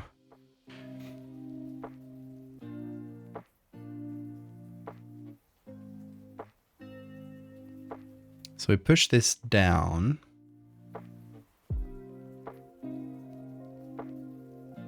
We just push it towards cyan because it has this really red vibe.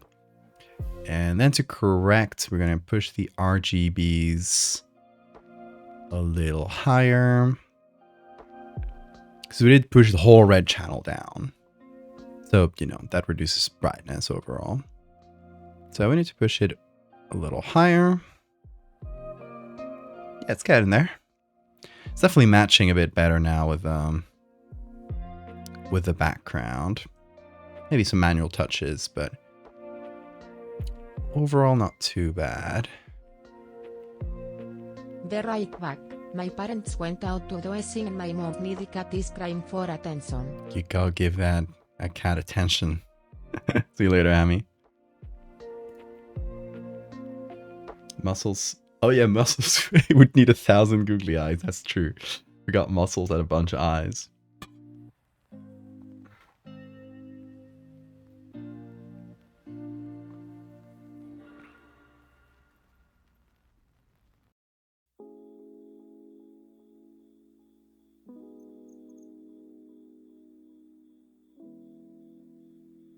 If I placed dozens of googly eyes, Photoshop would cry. Oh, I got a big computer built for that, so it's fine. You guys are free to add as many googly eyes as you want.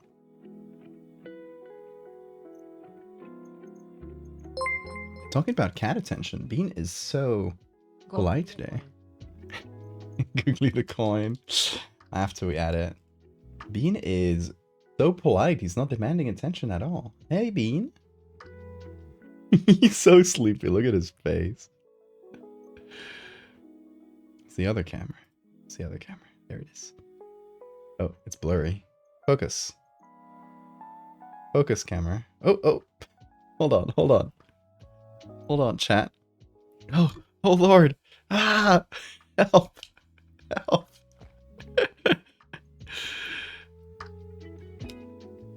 Hi, Bean. Into darkness again? Hello, little man. Hi. Oh, there he is.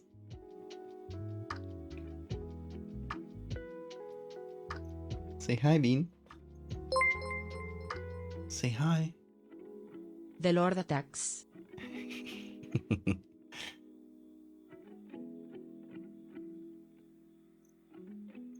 What are you...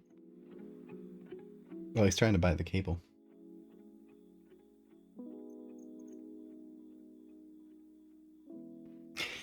Okay, hold on. There. Just gonna be there, Bean. You wanna hop on the shoulders? Shoulder hop? I love how he's a perfectly encapsulated silhouette right now.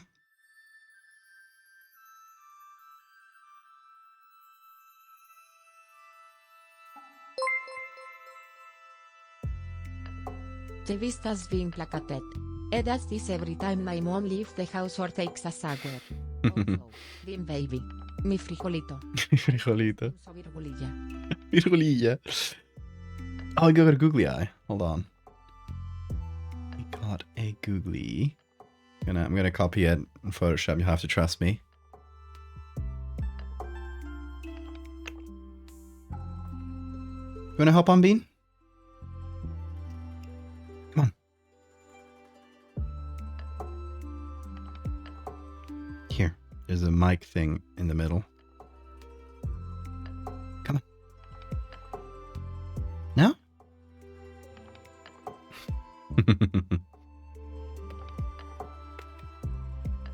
If I make kissing sounds, he'll usually headbutt me. No? He's shy now. Headbutt? No? Are you shy on camera?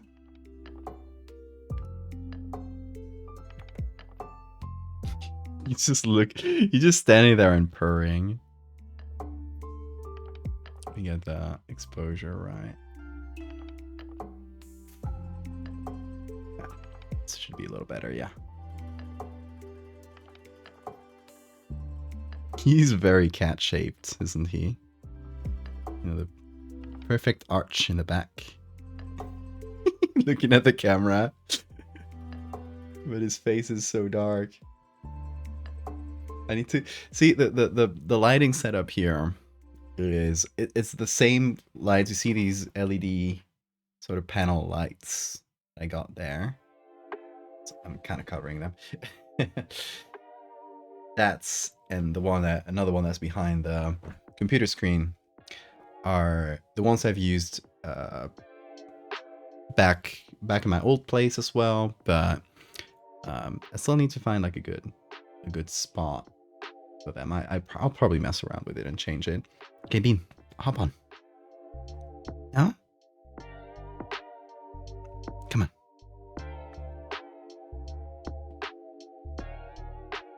I'll help you.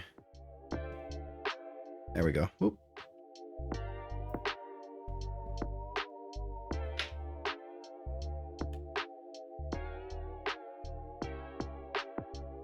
There we go. Oh no, you can't see him. Well, that's too bad. Bean, they don't even want to see you. Look at what. Hold on. Let me try to zoom in. Where is he? I don't even. Oh, there he is. Yes. Just in time, Bean. Oh, yeah. Yeah, he was like 3 pixels for a while.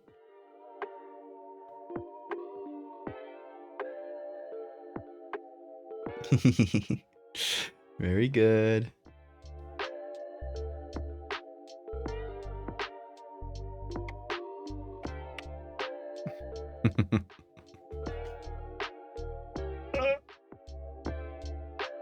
So far.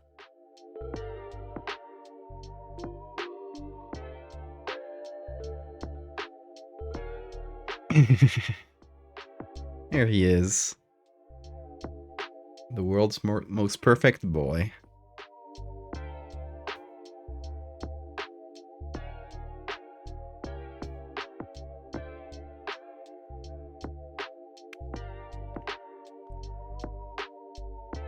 Bean, you see how your fans have missed you?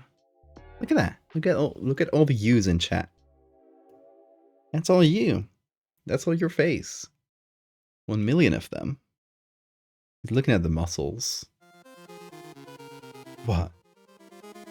You want some seafood? Seafood dinner? I bet you do. Oh, Cryptid, you were streaming as well. Welcome. How did your stream go?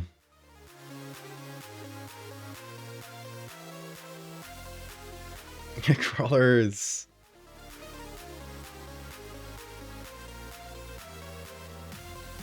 We're in Bean petting mode right now. He just woke up from his deep slumber. So we're having everybody say hi to him. He's being so sleepy today. Very sleepy. Chat, does he deserve a treat? Tell me sincerely. Has he done anything to deserve it? Luna, thank you for the follow. Always. Well, Bean. They have spoken. Let's Always. let's really savor this, Bean. Let's put in crunch mode. Exists. Is immortal pur. Okay. Let's crunch mode. I think now I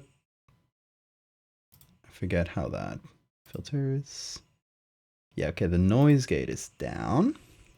Meaning, now you should hear all the crunches.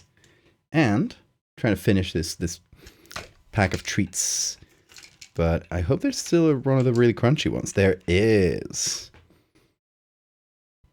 This bad boy. Bean? Do you want a crunchy boy?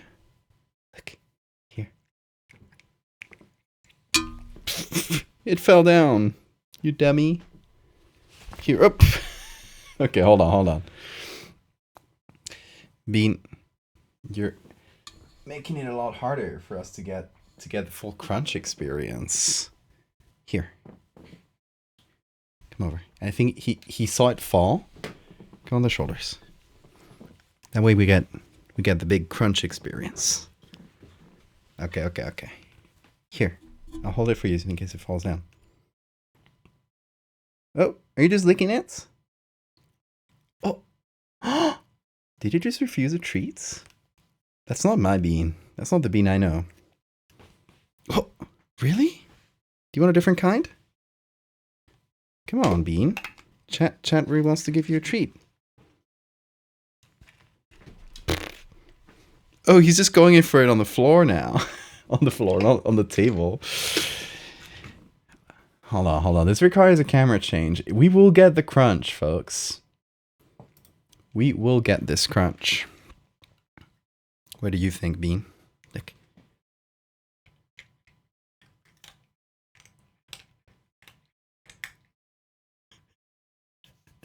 Okay, not the best visually, but you got the sound, I hope. I think it popped up on the mic. Good job, Bean. You did it. We are so proud of you. Even though you did it in your own special way.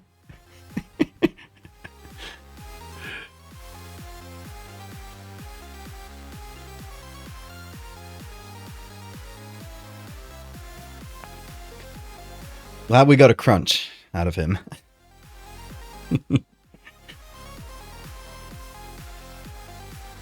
Ooh. Licking his lips after a delicious treat. So it's not that he didn't want the treat. He just didn't want the treat in those circumstances. He had his own way of getting the treat. It's okay, Bean. One of the ways of appearing mysterious and unknowable. Look at his first-person view of his shower right there. Exactly. The treat has to be in Bean's terms, as has been negotiated in the contract. Okay, so here we go. We got the other googly eye. I have half of my tablet is being taken over by Bean right now. An awful problem to have.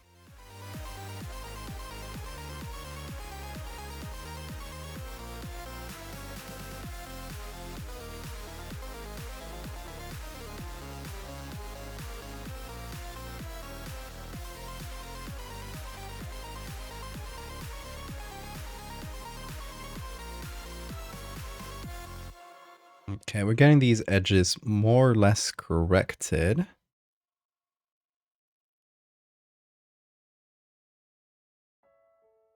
Because now with the levels change, it's a little bit wonky. Maybe another soft light will get it fixed. Actually, yeah, that does pretty well. Which saves us from doing this very tediously and manually. Just increasing the brightness of the edge a little bit. And that way we don't have to very slowly cut around everything and end up with a wonkier selection overall.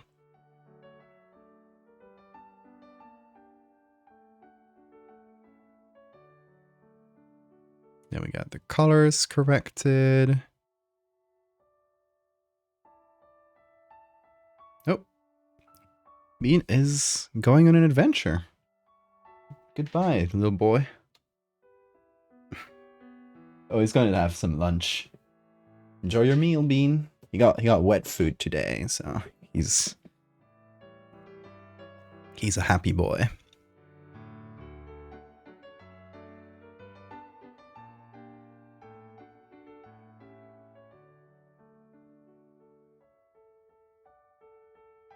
All right, so we got our base muscle, more or less. Probably some little things to change, but now we work on the lure.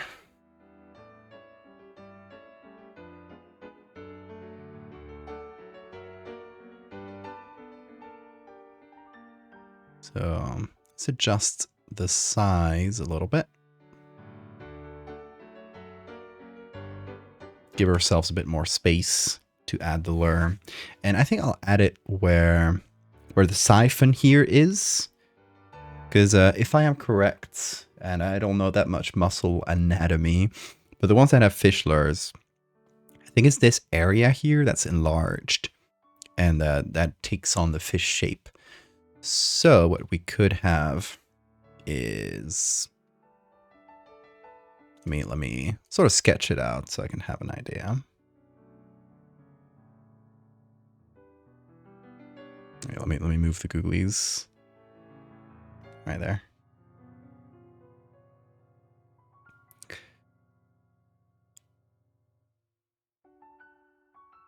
So,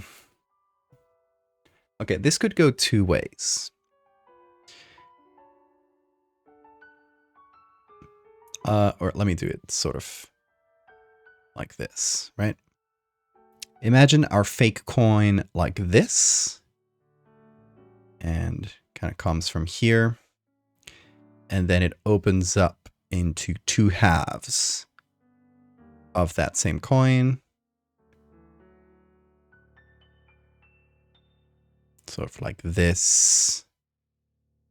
And like this with all the little tooth-like hairs there, right? That's one option. Another option is a coin like this that's like imperceptibly broken down the middle. And when it opens up, instead of opening up down this way, it kind of, you get like two halves of the coin opening up like that. And the spray kind of coming out this way. Those are the two options. I think visually the most interesting is probably this, because we get the like this sort of broken up coin. Also probably realistically, because if you're a muscle and you're pointing up and you want people like in the river, like outside the river looking down to see your big shiny, you'd probably place it like this, right? And not like this. You'd probably face it like pointed face up. So it's like in direct view, like the front face view, and you can see the coin really well. Welcome back, Sora. Take a sip, stretch. Yes. Have a sip in your honor.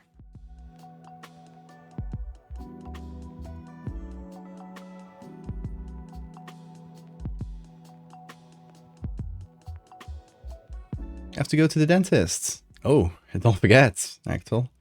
Get images done. Hope it's not too expensive. Ooh, if you do have half copies, I'll always take your medical images. Always a pleasure. How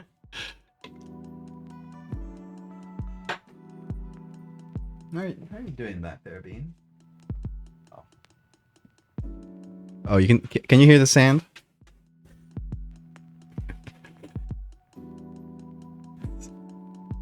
Going into the litter box. Oh god, he's gonna go sicko mode. He's gonna go into a post-poop madness.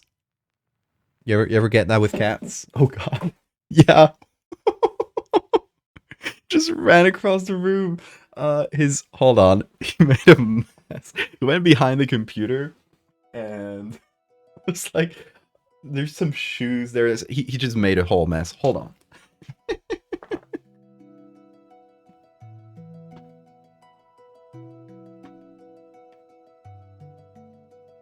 That's fine. We're all good. It wasn't that big of a mess. Oh, Bean. Yeah, the post-poop madness is a real phenomenon.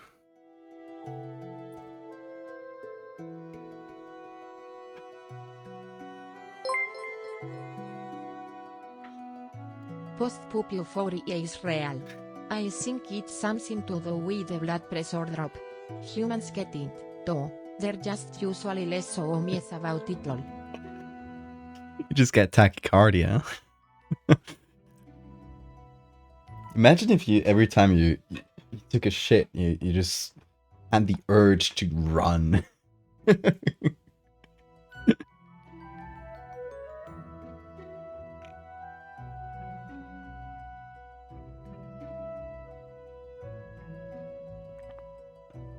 Oh damn, best of luck, Mactol. I hope it goes well.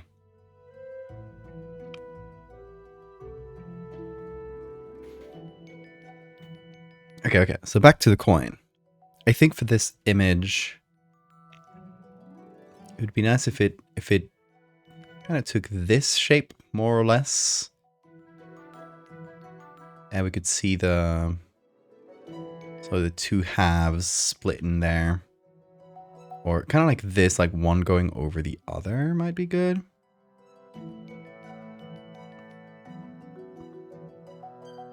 And a little split going down the middle. That's not the middle.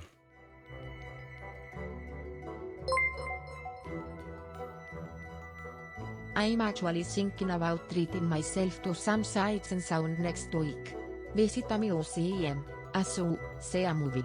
I already have a museum in mind. That sounds like a good plan. You should do that. Treat yourself.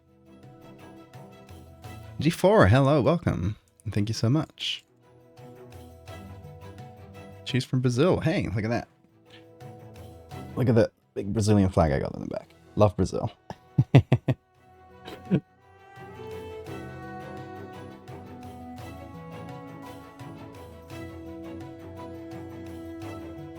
Hey, Broccoli. I do tag my streams as cozy because even though we do horror, the vibes are always chill. Hey, you're going crazy. Come over. Come say hi. Come. No. It's refusing.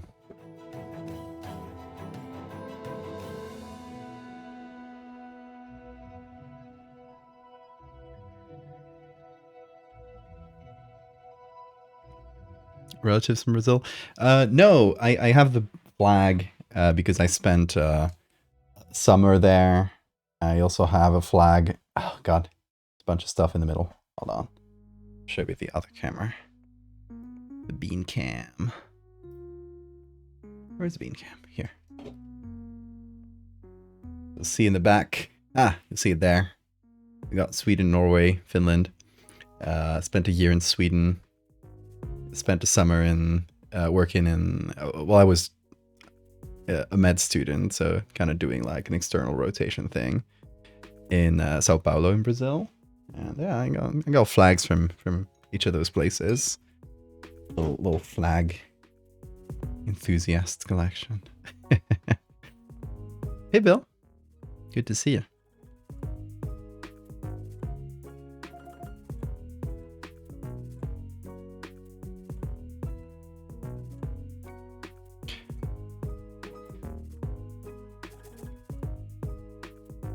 Oh, and hi, Bugs. You're the same color as Bill, and your name also starts with B in chat, so you passed under the radar.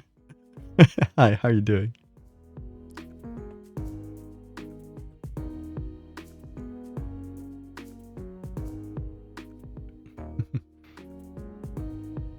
We're making a mussel that pretends to be a shiny coin, so you get close to it, and then it sprays its parasitic larvae over you. That's the basic gist of it. So I'm figuring out the coin lure, what exactly it looks like, and you guys hear that Bean scream? Hi, Bean. I think he wants to go out. Out where? I don't know.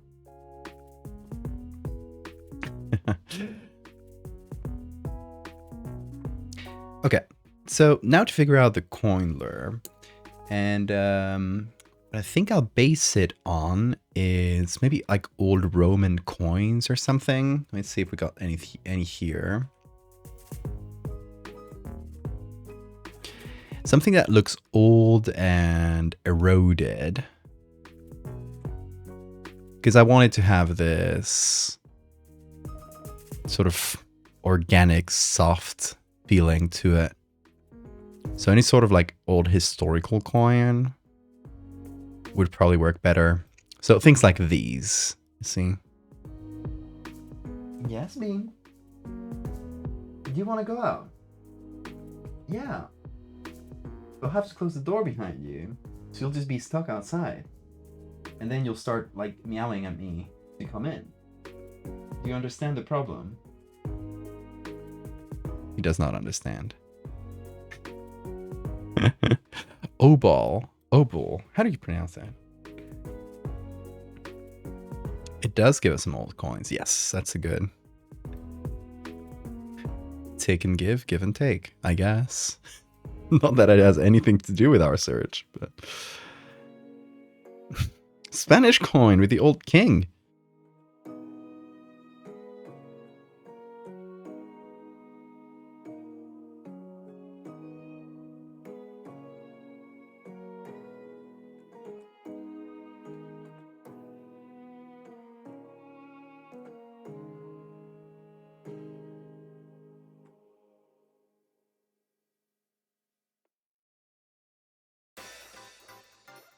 Everybody who comes and says sorry for my English is always the best skills, for real.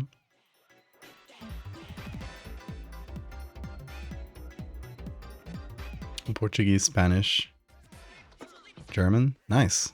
And English. Good collection you got.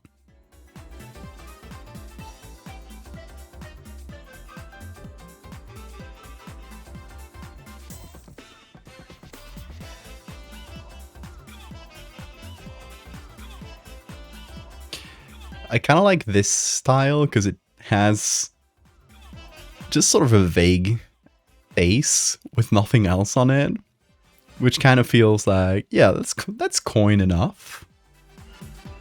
You don't need to have letters.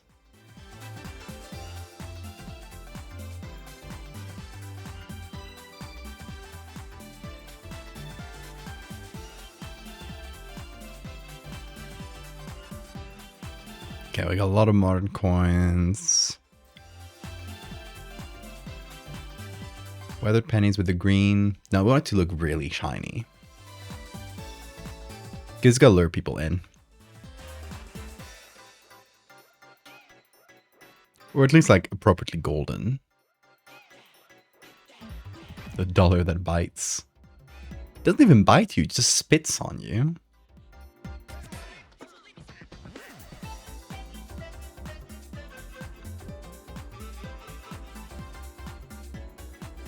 Yeah, I mean, if you know Spanish, and that goes vice versa as well. You know Spanish, it's quite easy to learn, like Portuguese and Italian especially, which are the closest. These are the relatives that feel the closest. Like I've met a lot of Italian people where I just speak to them in Spanish, they reply in Italian, and we both understand each other. That's always pretty cool. And same with Portuguese. More so with like Portugal Portuguese, if you're like Spain Spanish, than Brazilian Portuguese, but it's still like fairly easy to understand each other if you put some effort into it. Here's another Spanish coin with Cervantes. That's a 20-cent coin, I believe. Cervantes is the writer of Don Quixote. So big Spanish hero.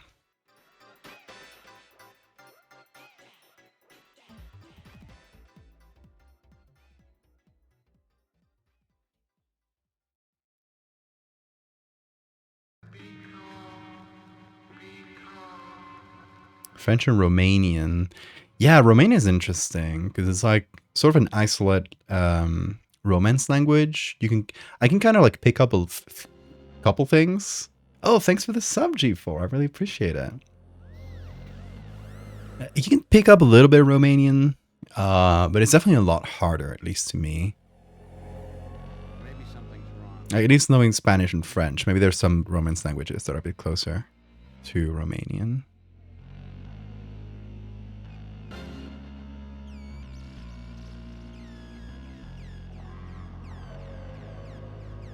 I was going to say we could do an American coin, but American coins tend to be really low value, first of all.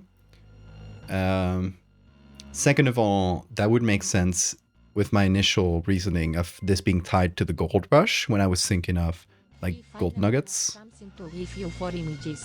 What do you have? But Yeah, if it's like tied to the gold rush and gold nuggets, it does make sense. But in this case, a coin is pretty generic. Like you can find that anywhere in the world. So I don't think tying it to like any special currency. I think it should be like a pretty generic coin. Got a bean hair in my mouth.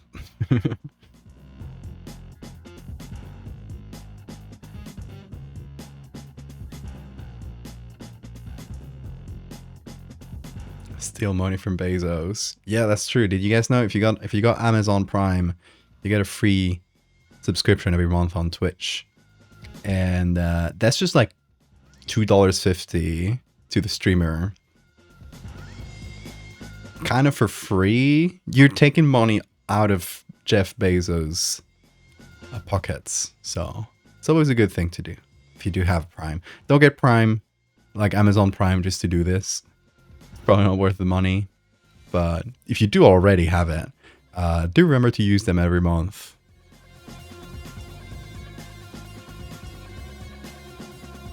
Okay, I got a decent amount of coins with different designs on them. I feel like there's definitely one we can use. I don't want a perfect like front-facing view. It needs to be at a slight angle. It's in the operating room. What you got? Ooh, you have coin. Where are those coins from? Looks Roman. I do really like the one you got on top. Let me try it out. Because it's not perfectly round. And also the pattern is so like broken up that kind of feels like random. Where's that coin from? Do you know? Talking about this.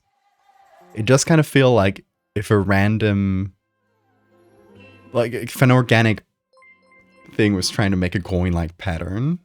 No idea. No idea. So it does look like a four-sided shield with 4 designs. Could be Spanish, could be, because this one definitely looks Spanish because it has the like,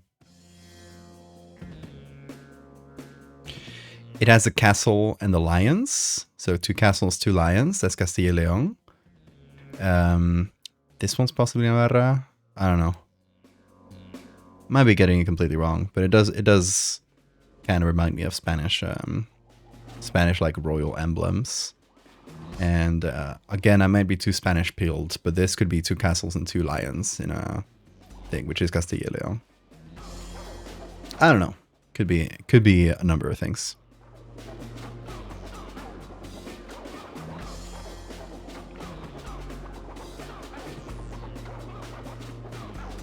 Some ancient mutex.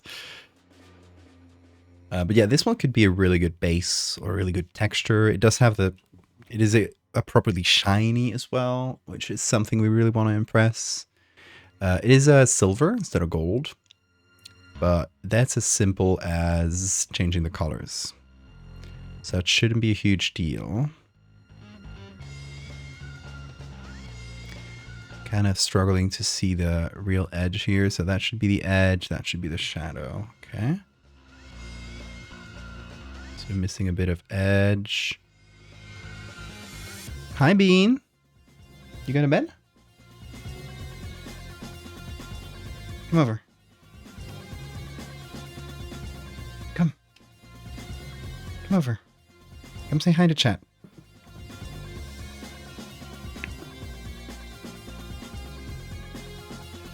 Him. He's back from pitifully looking at the door.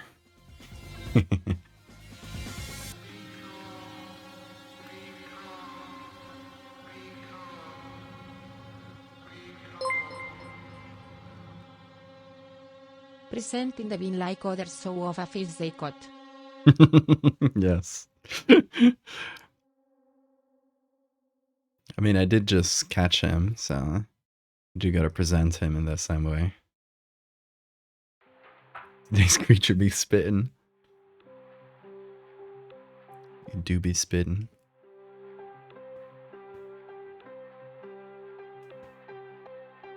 Bean, what do you think of this? Any thoughts going down your head?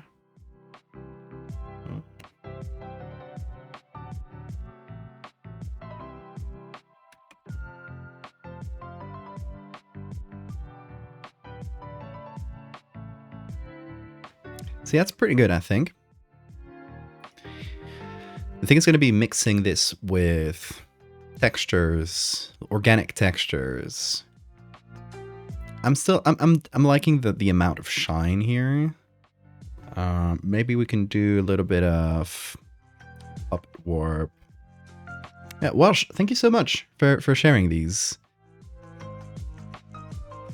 This is exactly like the sort of warped texture I was thinking of. Like initially I was thinking of a face with it, but this feels even more organic. Like it doesn't need to imitate a face. It doesn't only needs to be coin-like enough.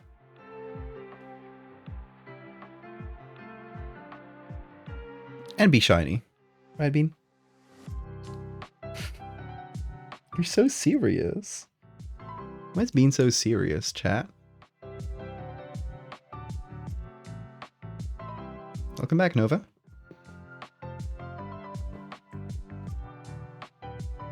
Bean? Why are you so serious? What's up with you? Did your stream freeze? Let me see if it's on my end.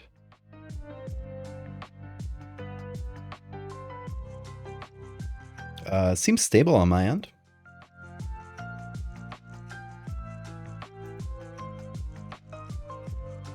But let me know if it gets better soon.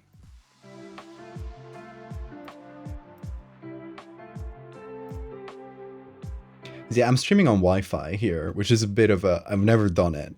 It's a bit of an experiment. I usually stream with cable, but it's pretty far. The router in this house is pretty far away. So I figured the Wi-Fi signal is pretty strong and stable. So I was like, I'm going to try it. But yeah, hopefully it's stable enough. It seems good on my end.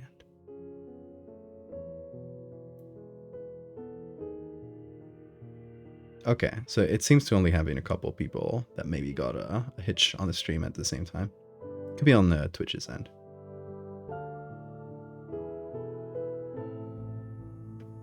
Any thoughts, Bean?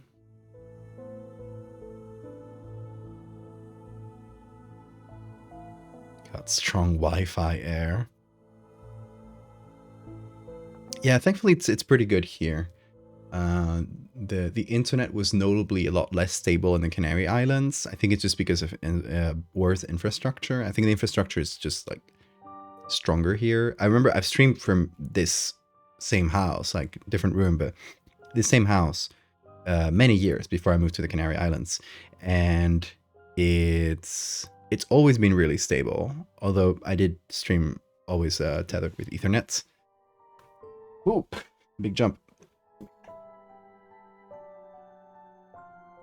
There we are. Yeah, always stream with Ethernet, but it was always quite stable here, and I only started having like recurring internet problems when I moved to the Canary Islands. So I think it was an infrastructure thing, definitely. There was worse infrastructure in general, so you would get like more frequent like area-wide disturbances, which was always annoying, and they always happen at nights when nobody notices enough to fix them, like right as they happen, so they would just go on until the morning. So yeah, definitely glad to have better infrastructure around here. We're gonna test different infrastructure when I go to a rural area in the near future, like in a few months. Whoa! 35 months! Thank you so much, Lilith. How's it going? It's good to have you here.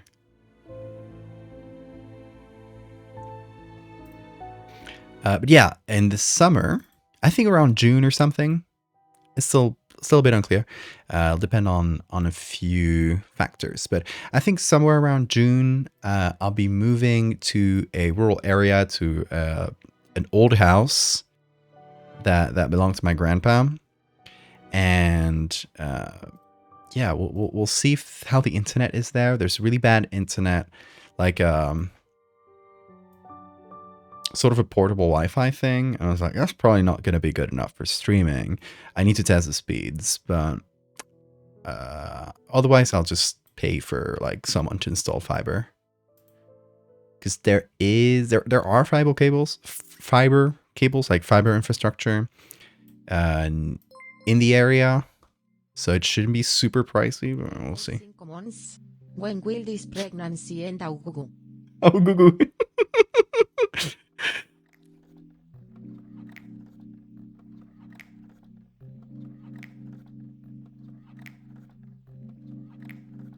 The draft option is nice. You can put all the text in there now. Oh, you're putting them on the website draft now? Sorry. That's good. It should be less friction, right? It should be a bit faster to just like publish it directly from there. And I should be able to just go into the drafts and we can like change things live there. 35 months. When will this pregnancy end? Oooooo. Why did it pop out twice? Oh, Google. Well, we got to listen to Google twice, so I'm not complaining.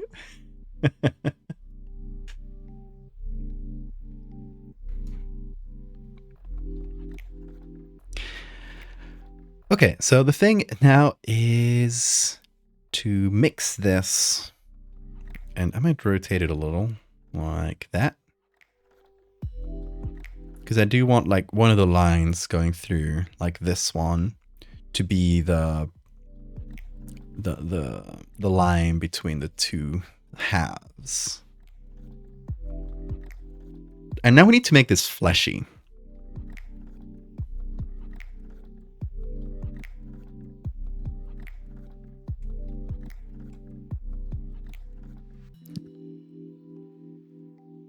Tisha Gugu.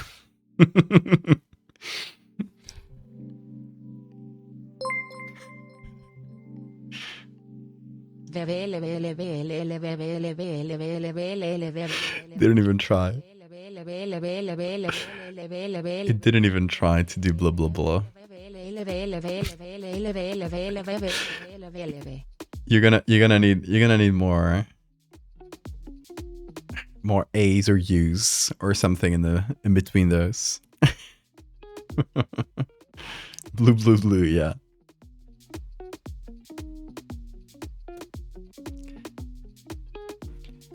Okay, fleshy textures. Should we get these from other muscles? Oh, I think I got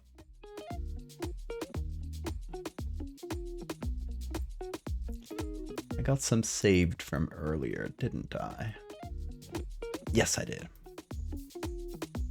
Hold on, let me drag a couple images into Photoshop real quick.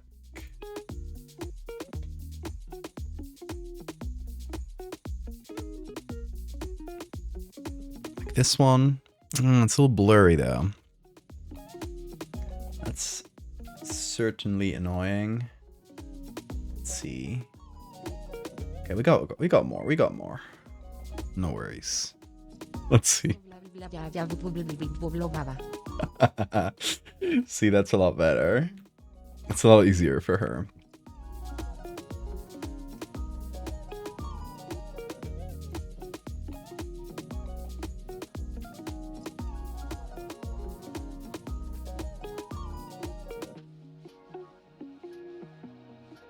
Okay, we got a couple more.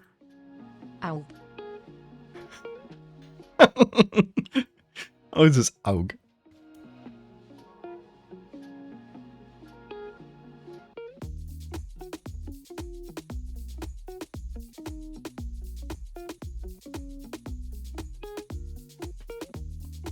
It's not the best texture or the best resolution. It's like a little blurry, out of focus. This one might be better. Yeah, that one's definitely a lot clearer. So what I'm thinking of doing is just fitting this somewhere. Let me flip it again.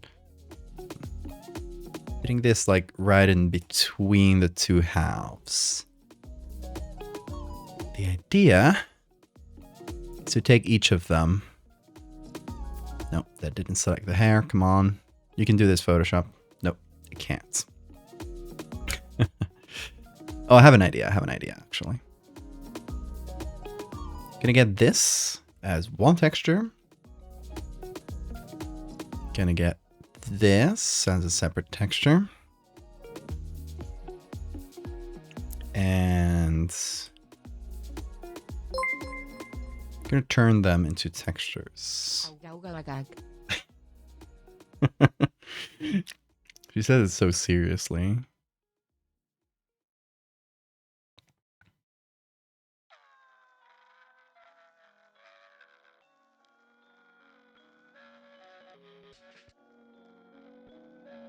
So we overlay these right around the middle. And, oh, we got Bean on his...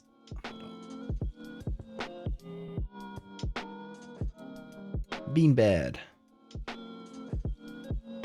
Oh, he's working. Look at him work.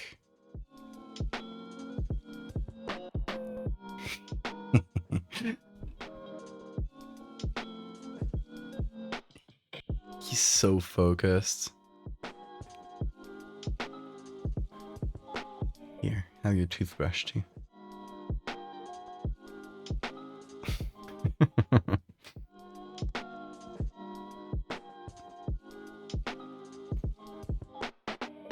You're modding Elden Ring? Ooh, what you making?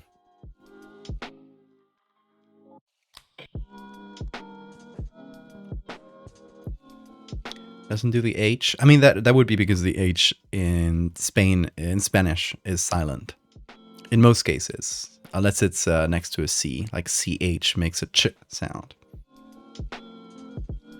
But an H on its own is... The TTS is just going to ignore it for the most part, I think.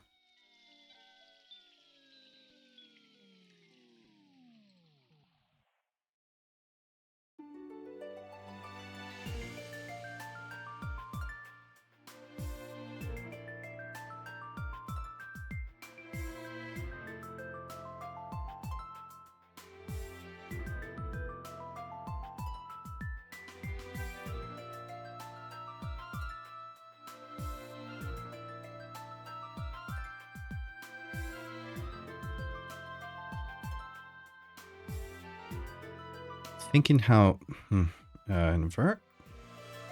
Maybe this would work better inverted. It's like dark little tendrils or something.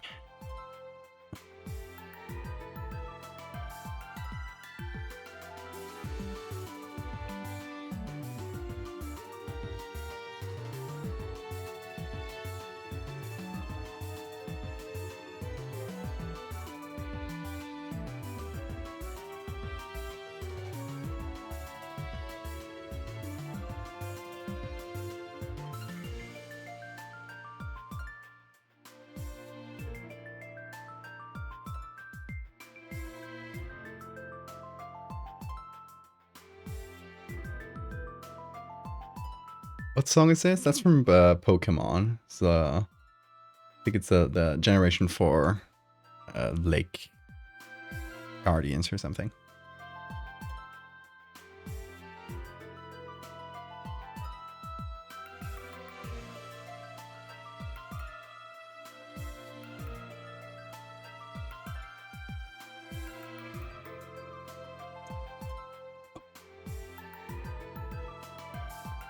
Doesn't Aura have the H sound? No, maybe some dialects.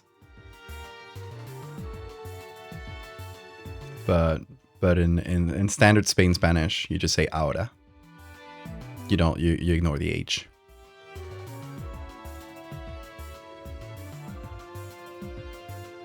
It's there for a reason. It's there because in Latin, like that H at the beginning of a word comes from Latin.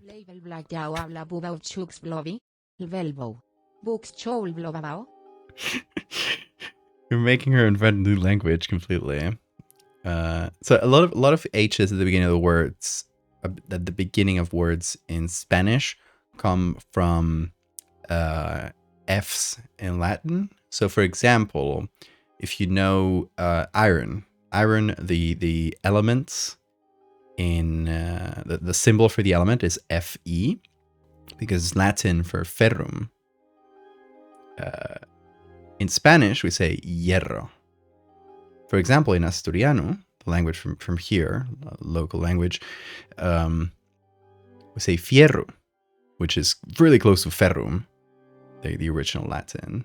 So that F turned into an H, like it just stopped being pronounced at some point. It probably went through a few different changes from F to nothing, but yeah, that's how it went.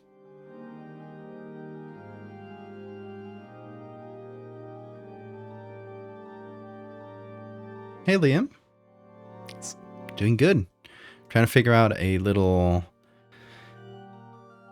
texture on top of this fake coin, because I want to make it look, I mean, shiny and coiny, but still with some fleshy texture around it. So I'm trying to figure out the best ways of adding that. I can probably use this siphon a little better. So if I take this and select this, for example. Just going to do a rough selection for now, because I want to figure out what this would look like. Goop it up. Latin America used fierro as well. Interesting. I thought that F was completely gone from Spanish. It's interesting that it stayed in some dialects. Twitch had a meltdown? Oh no. I'm glad you're back, Stephanie.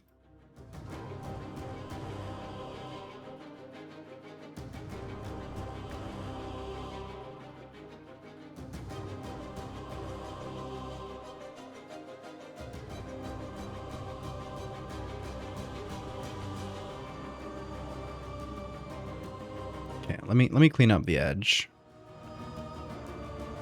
Doesn't need to be perfect, but at least get in the basic cut right.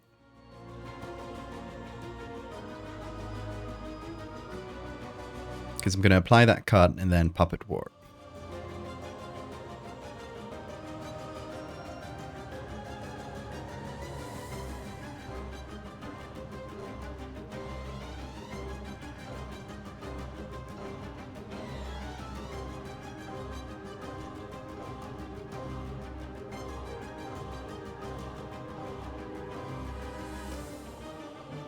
So I want to make this go around the coin since it already has a curved shape.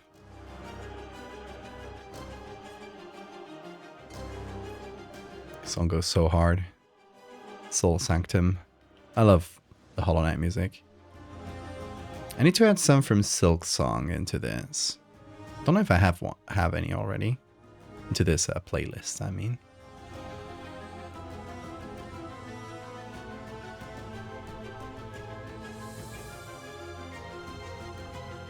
So I think we'd do something like this.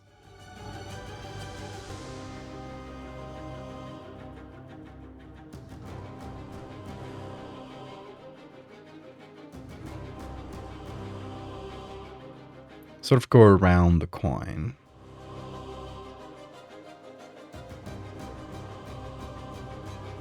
And I don't know if I should like fade it into the coin or have hard limits between the fleshy and the metal bits. Not sure yet. But now I can cut it down a little bit.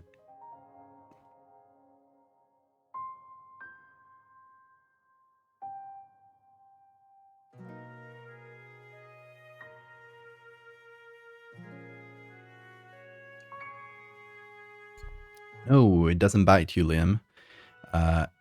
It lures you in, and when you're about to grab the coin, it sprays a bunch of larvae at you. It wants to infect you with those larvae, which are parasites.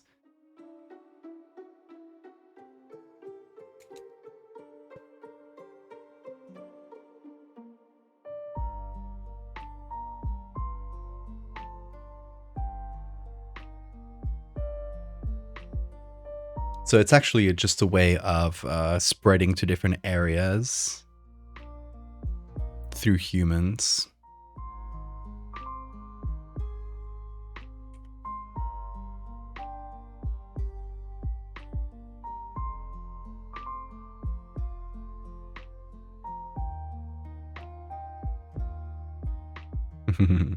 I love a good parasite, and I love a good lure mechanism. So this is a match made in heaven.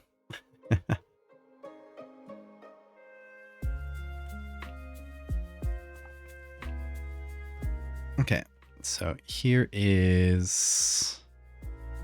Why is it doing that?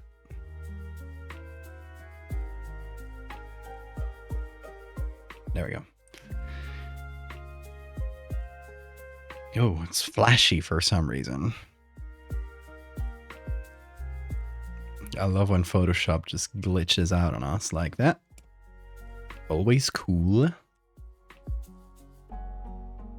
Good and stable program that we all love. Where they're definitely working on new features instead of just adding AI slop at every turn and opportunity they have. We love Adobe.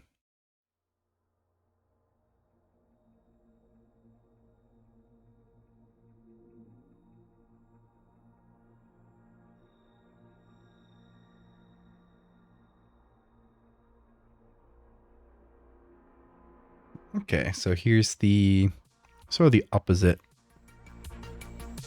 That area. And we still have to decide exactly how the fleshy bits sort of lead into the non-fleshy bits. The camera is still pretty dark, isn't that? Me.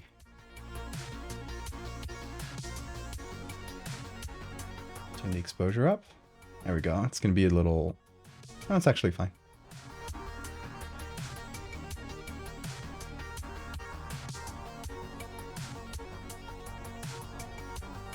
Now you can see Bean better.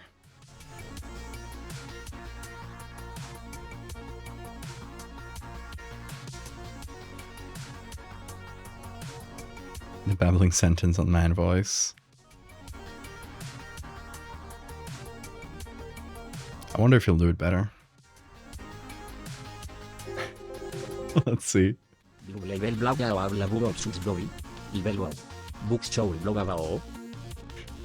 Definitely a lot faster. This guy's fluent in nonsense.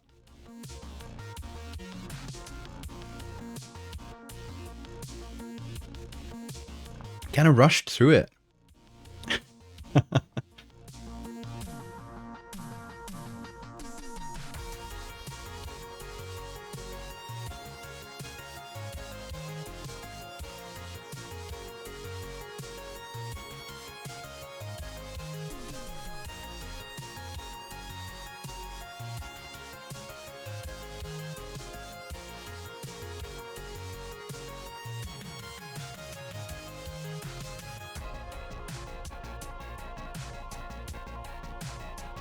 Okay, so I'm slimming that down a little. Because it probably doesn't need that much flesh around it. Genuine question. If Bean is outbreathing in the general camera view, does they get pixelated then? Yeah.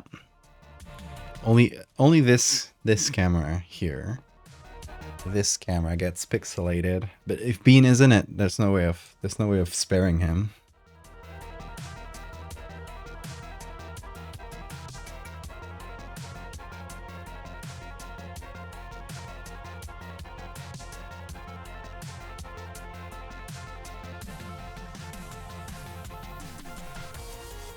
Okay, that feels a little better.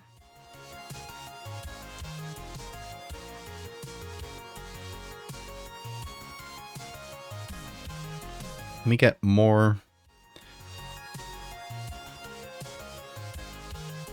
variations on this so we can get the two sort of arms meeting in the middle.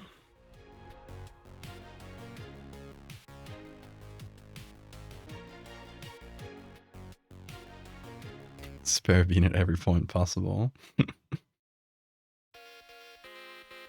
Welcome back, Bill.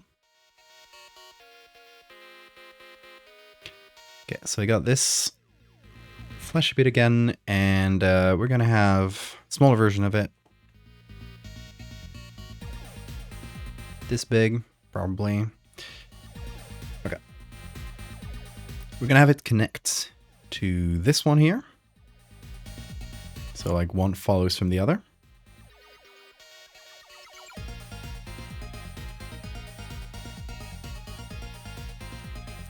And we're gonna have them like meet in the center.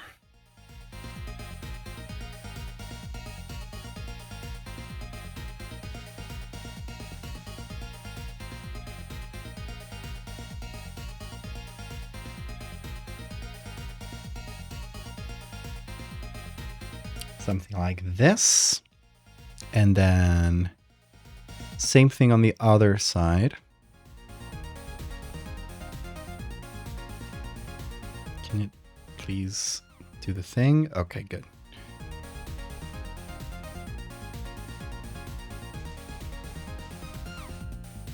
Oh, Bean is snoring ever so softly.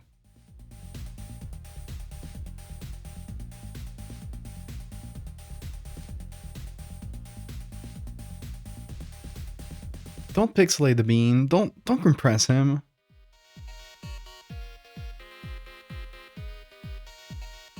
Bean.jpg.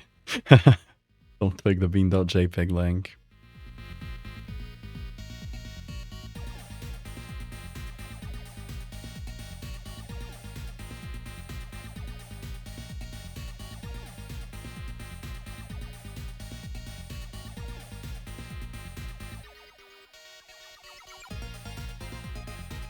Why is it even a link? I think Twitch just takes anything that has a dot and 3 letters and formats it as a link.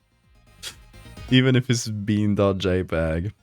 I don't know, maybe someone out there at some point made a website with a photograph of a bean and put it on a website called bean.jpg. But I don't even know if you can have websites that are called JPEG, to be honest. I don't even know that's a thing.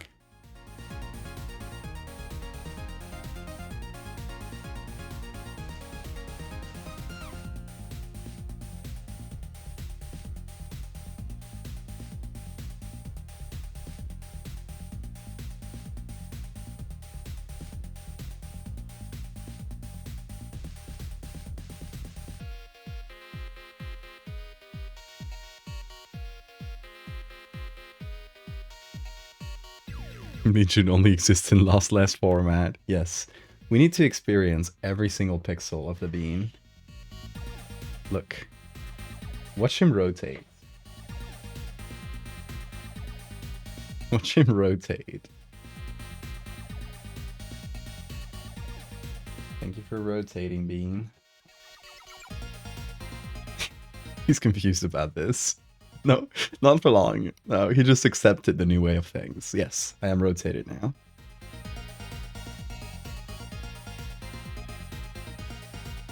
Rotating the bean in my mind. Stream keeps cutting off. I think that might be on your end, Bill. Or on yours and Stephanie's, I think. So if it is several people, but not others, and it's all on my end, it's probably going to be somewhere on Twitch's end. Like some server on Twitch is going bananas. That's a possibility. We don't know.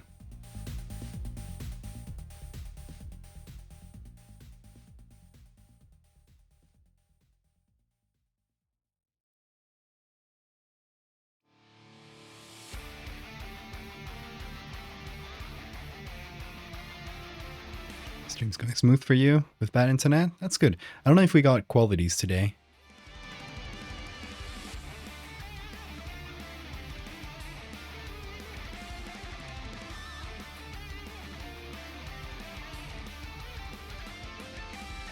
That's sort of a thing you get randomly.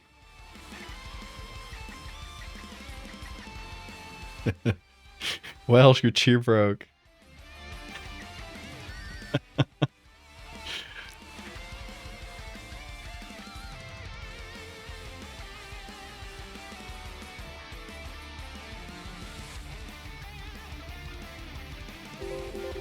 Let's see it now. New language just dropped. O habla buro of sus next neurology. Books no las show English blogaba o. Neola. O epef. FHT Greg hidrafial vegiozada. Balon. He's so fluent. Olas veo the prof. Ditegla por Ganval. He's so fluent. He's a natural. I think this might be his mother language.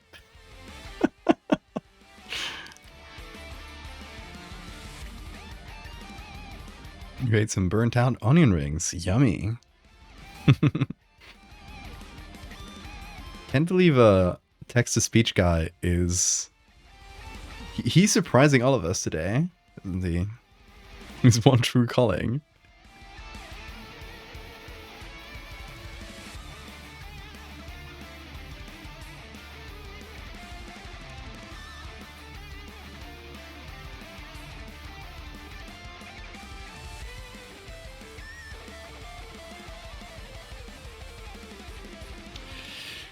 And I'm thinking, which fleshy textures could I use for the top of the coin?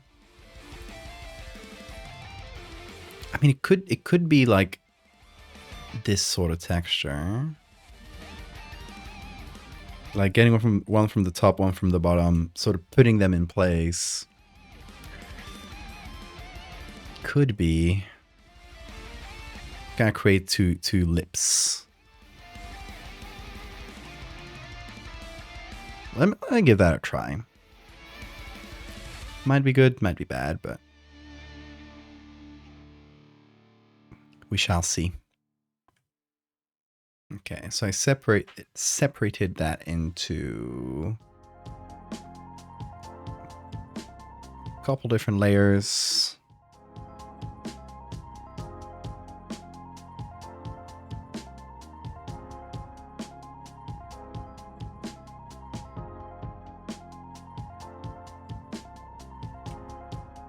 And we're gonna puppet warp them. Which am I getting? This one. Okay.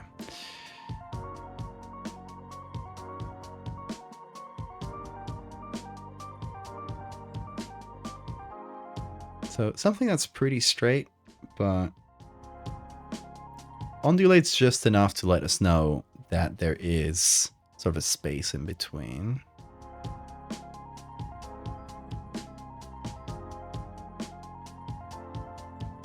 Wrinkly wet hand texture.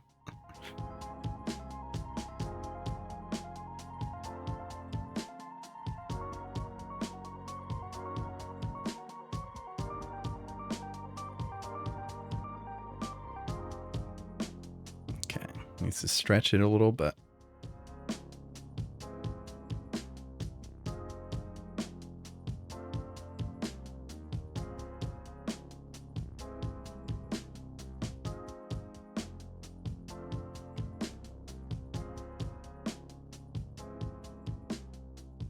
Now, if we mix that with coin texture, maybe it'll look good. And make it transparent. Could be. I want this as a sort of base, but I'm thinking that where's the coin here? Clammy feet.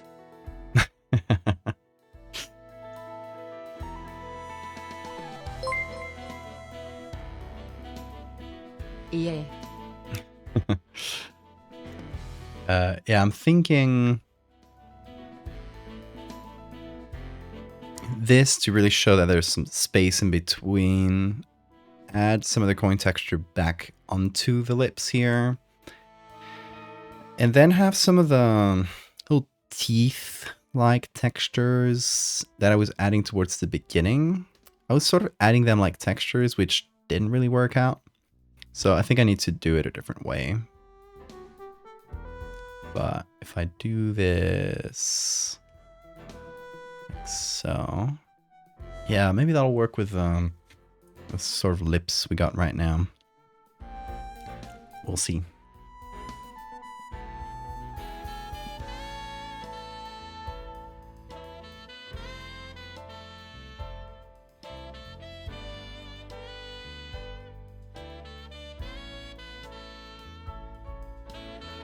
So we're going to fade that into the coin better. So it's just not popping out of nowhere. Same with the other side.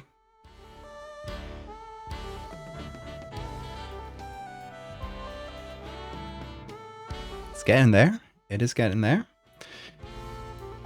Now, I'm going to take both of these. Call it lips.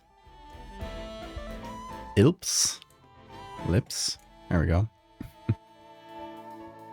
Maybe add the coin back onto it.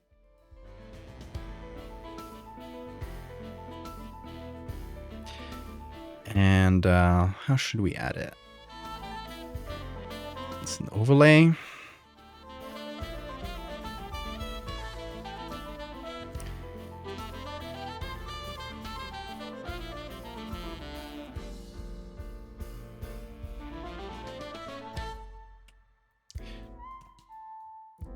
Maybe as a high pass.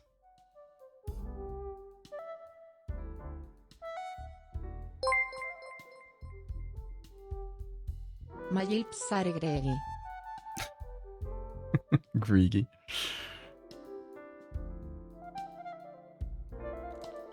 Lithops? What's that?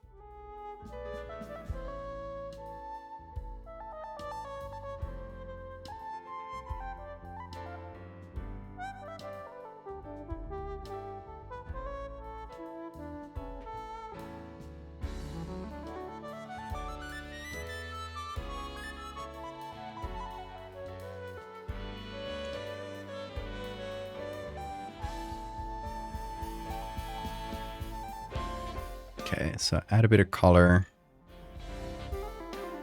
And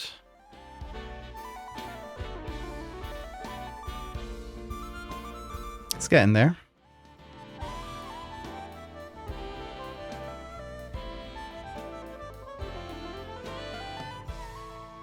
Little plants that looks like pebbles with butts. Hold on.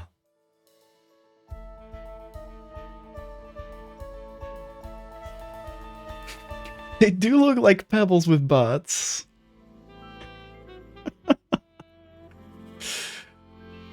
That is very correct.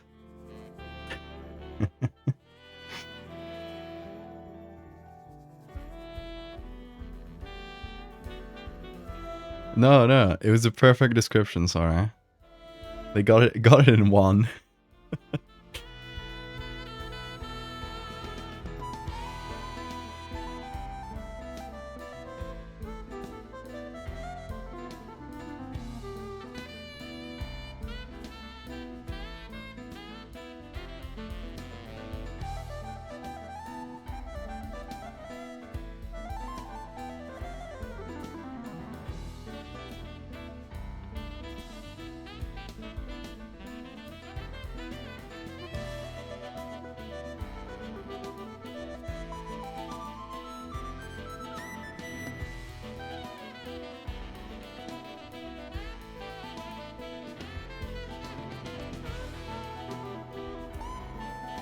Okay.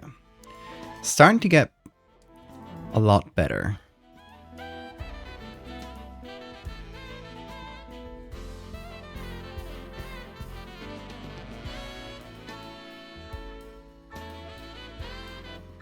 Let me go back to the flash round. That's what it's going to be called now.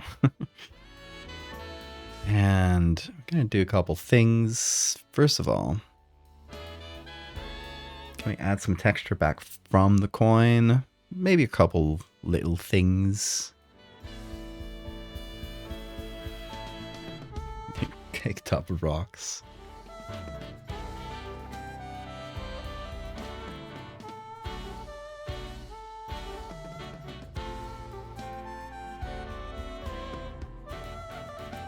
Little desert cryptids that hide among succulent plants and mimic lithops.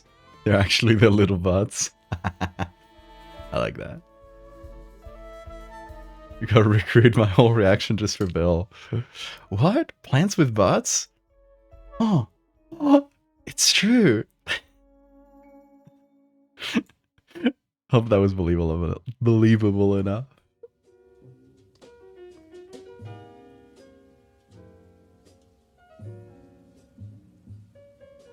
I'm a great actor.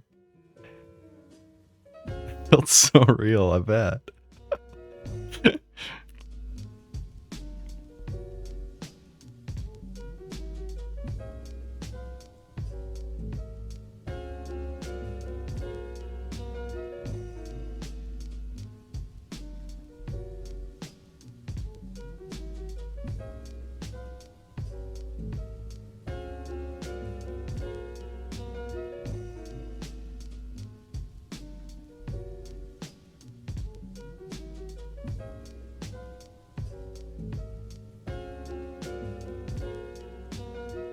Okay, I'm adjusting the flesh around it a little bit.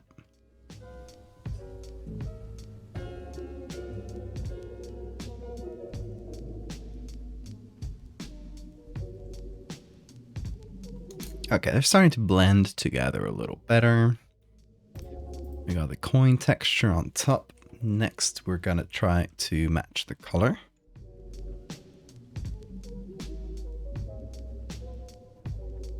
Okay, we're gonna need more blending as well.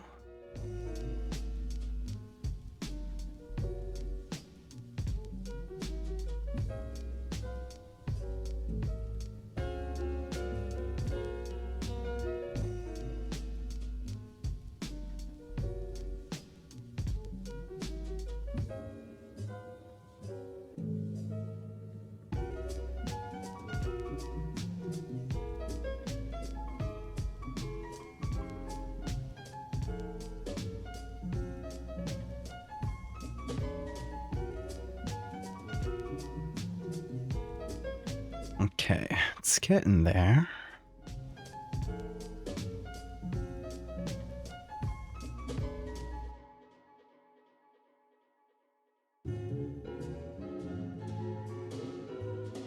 Gonna do a bit of this.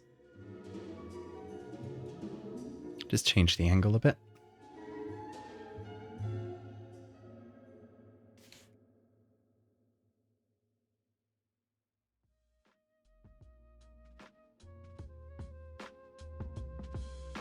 I'm gonna take the... Oh god, this texture is kind of broken. Okay. Oh, don't break. Photoshop's making this so hard for me. Okay. I'll get it. I'll get it.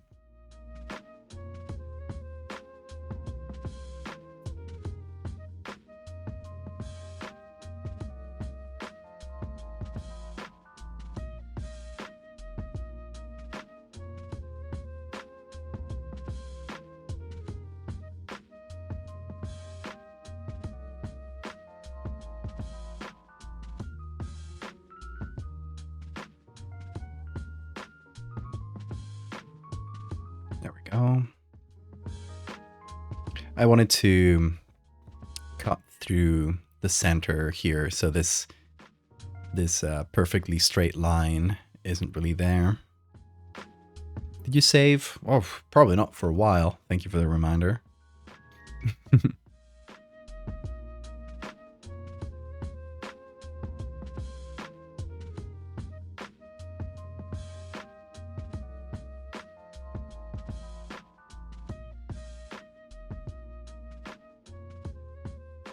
Lift up some bear's paw. Let me look up bear's paw.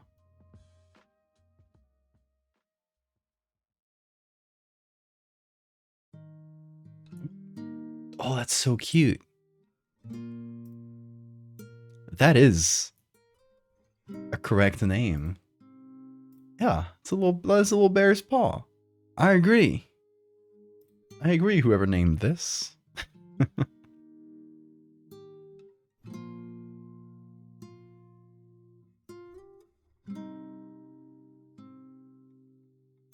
It's a little hand. So cute.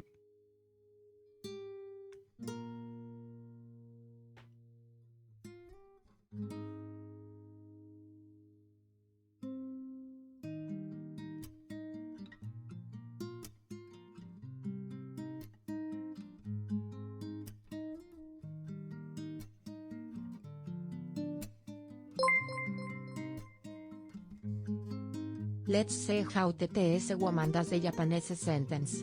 O habla buba of chooks next neblovi? Books no las chow luils blobabao? Neola, o epef. FHT greg hidras y albeji osada? Balon roof, fugos. O las beogi proft. Hitebla porganoval. See, she's trying really hard, but she's clearly not native. You can tell she has an accent, unlike text-to-speech guy. Text-to-speech guy has been speaking that since childhood. It's so clear. No shame on TTS lady. It's really good fluidity for a second language.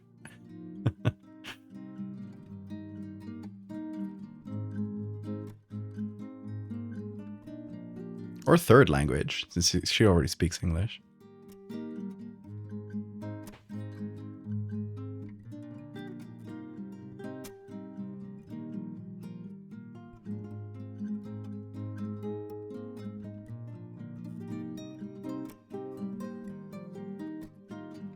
Are we summoning demons? No, we're creating whole new languages. She's even better than demons. No, it mimics a coin. It creates this fake coin organically.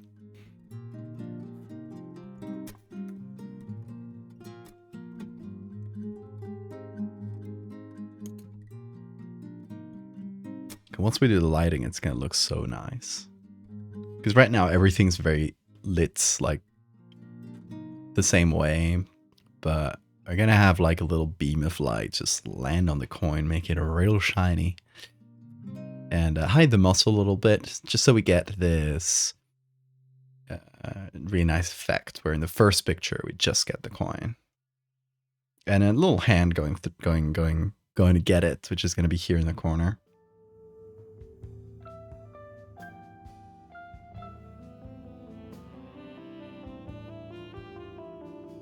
More succulents as well, called Crassula Buddhist Temple. Is that a name? Hold on. Whoa. That looks really cool.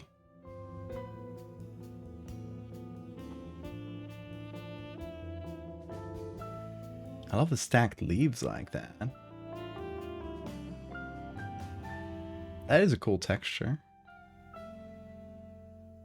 Definitely to be used somewhere, perhaps.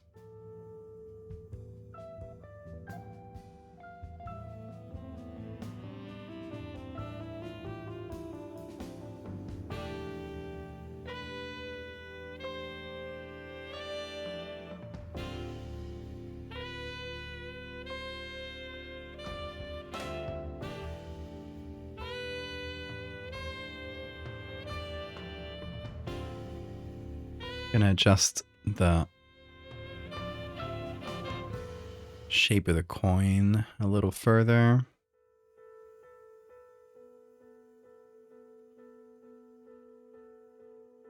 Just shave a bit off the top. Hi, Bean. Oh, hello. He's stretching. Oh, can't get him with this camera. What is it, Bean? Hello.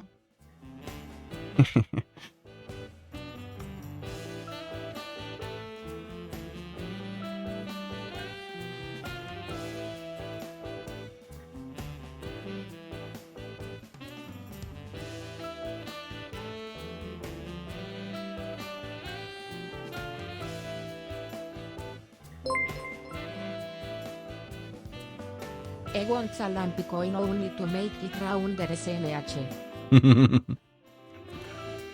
No, I'm actually just shaving off the top because this doesn't go straight through the middle, so makes it a bit lopsided. It's fine. So it wasn't explicitly to make it rounder.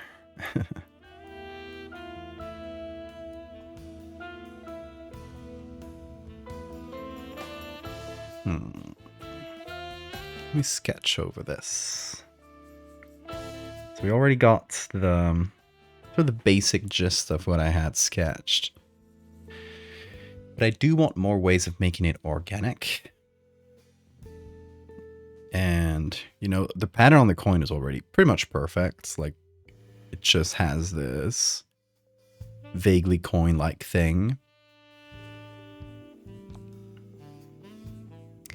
But maybe I could use these little tooth-like, not tooth-like, but you know, tentacly protrusions coming off the sides like that. And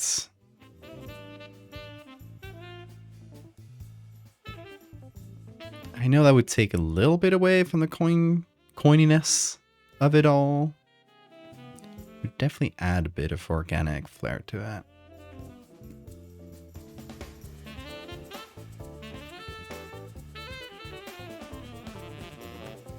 Bean.jpg is not a possible web address. We're saved. Nobody's getting viruses this stream. Good.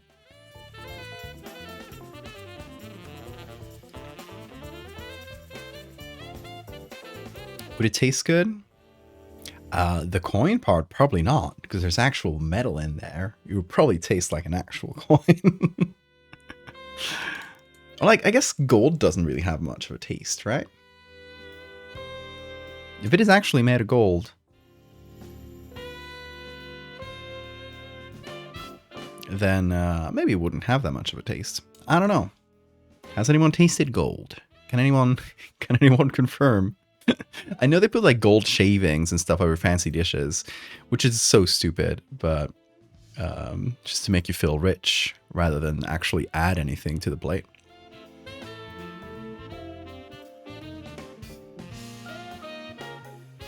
So if they do, I assume it just doesn't have much of a taste.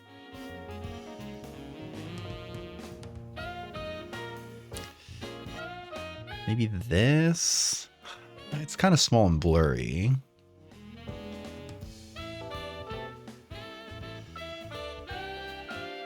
This is pretty cool as well.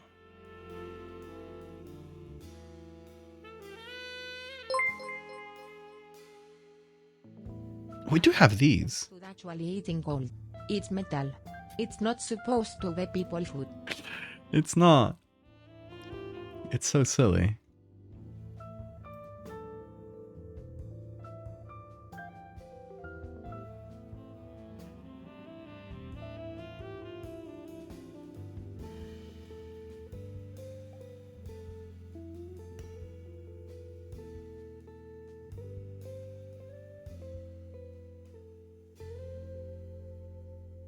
I've eaten gold leaf. It tastes like coppery paper. Do not recommend. Mmm. Delicious. Coppery paper. All the gold leaf used in cuisine is also fake gold and not typically as safe as advertised. Oh, great. It's making me want to eat stupid gold dishes for rich people even more.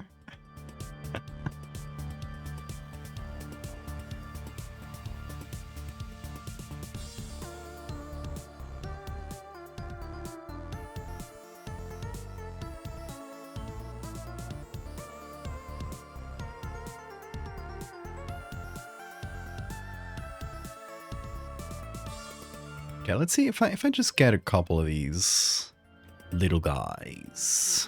For bougie bitches. And don't get me wrong, I like bougie meals, but when it's actually like you're paying to get like really good food, like going to a Michelin star restaurant, that sort of thing, actually fucking rocks. It's like going to a museum, but the art is something you consume and destroy in the process. It's the one fancy thing I like, and I'll do for special occasions. It's one thing I really like to do. Instead of like getting a gift, it's like, let's go to like a Michelin star restaurant and just get like an absurd amount of tiny dishes that all taste incredible. and make it a bit of an experience, right? I do like that a lot. So I'm not against the concept of bougie food. I am against the concept of putting gold in food because that's fucking stupid. And some Michelin star places are really pretentious. That is absolutely true. But most, like all the ones that I've gone to are fine. I've heard horror stories, but... Destroy a work of art with your teeth and ultimately eat it. It's advanced being a toddler left alone with Play-Doh. Try, right? Yeah, I would recommend if you got like good gift money for, I don't know, a partner, family member, something like that, take them to a really fancy restaurant. If you think that person would enjoy that sort of thing.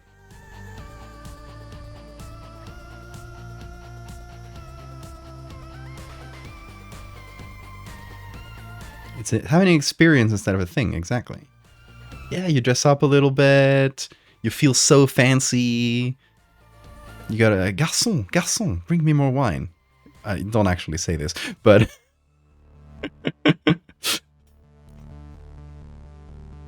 but it is fun.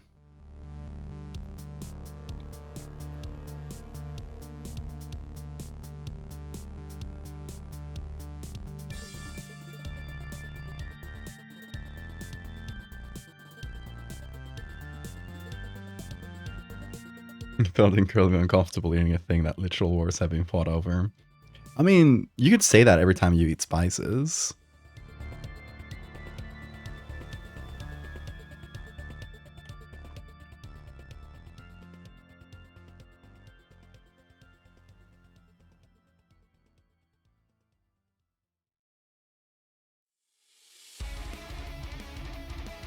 Yeah, I really like these Greeblies.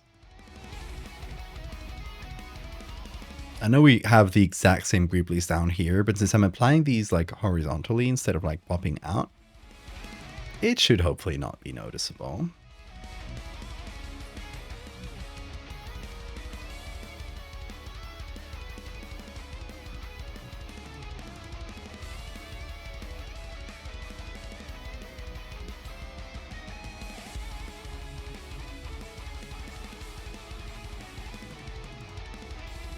Or tea. Tea as well, yeah. You only drink water from now on. The only ethical diet.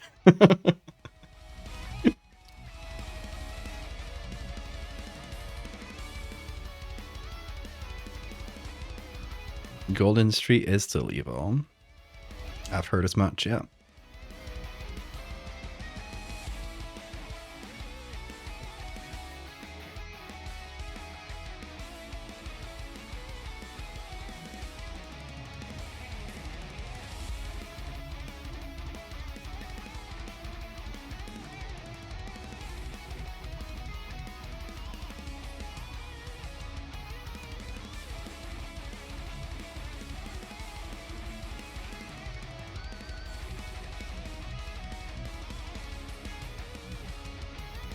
Want to see your cat? Always. But put it on the Discord. We got a channel for pets and cute things.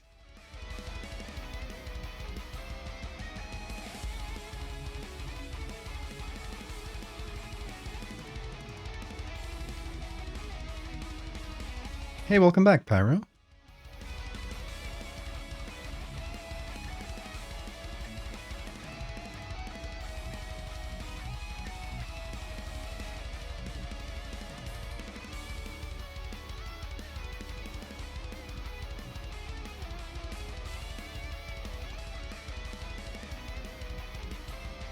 Okay, so we're now through the slow and tedious bit of just filling this with different Greeblies, but it's gonna look good, I think. I can repeat some of them, actually. Because definitely at some point I'm gonna start running out. Use this one. I think I have. Don't know where, though. Tilde. Hey.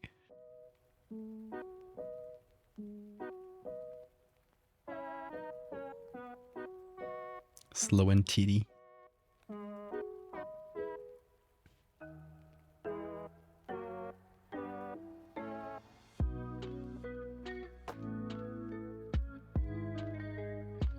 That was a bad selection, Photoshop. Shame on you.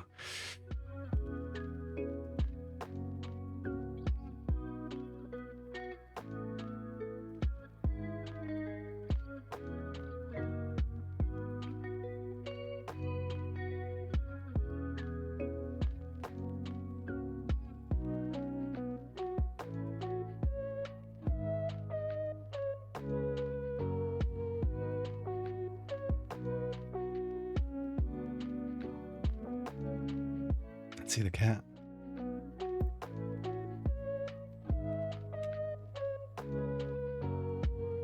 Oh, that's a good kitty.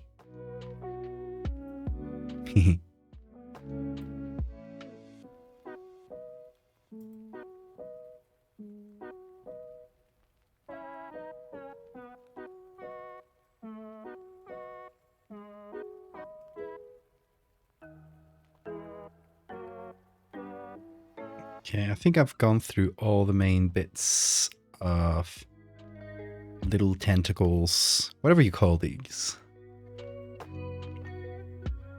I've been calling them greeblies because I just like that word, a made-up word.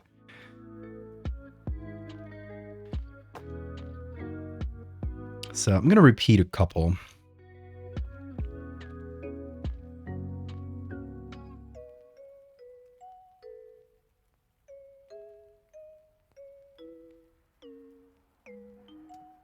Gonna add that just behind the coin.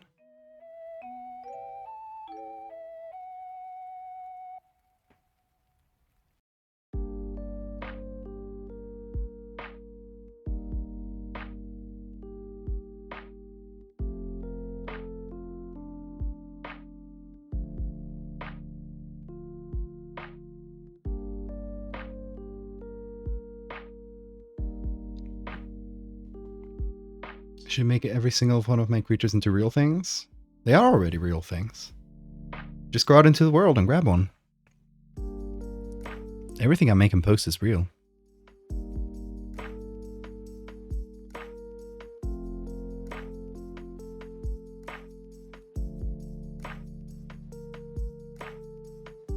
If you believe everything is real, it will happen.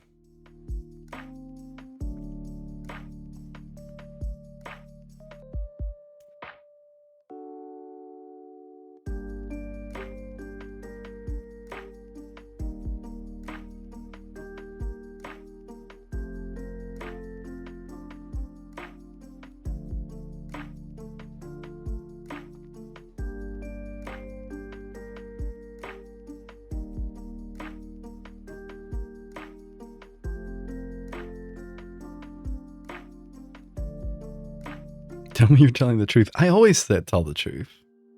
I never lie. What kind of person do you think I am? Me lying?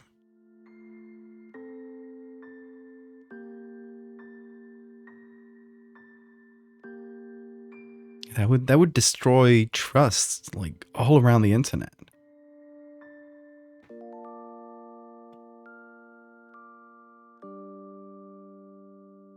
Cannot let that happen.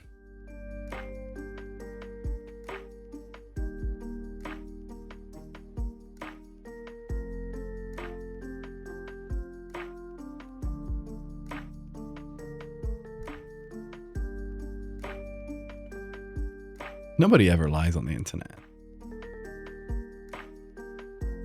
That is a silly thing to think.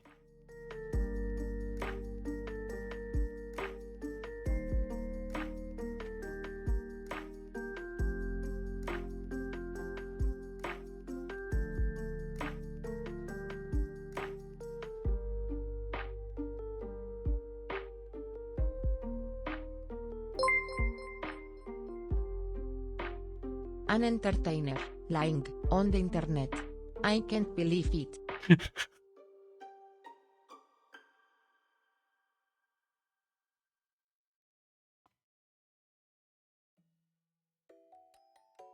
I think if it happened, it would be the end of modern civilization.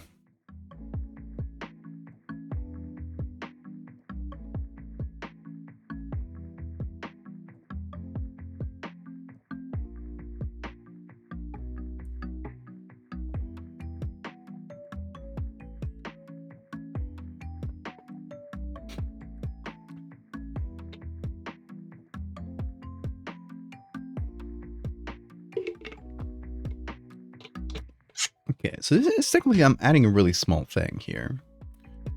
I Right. personally would implode. But yeah, hopefully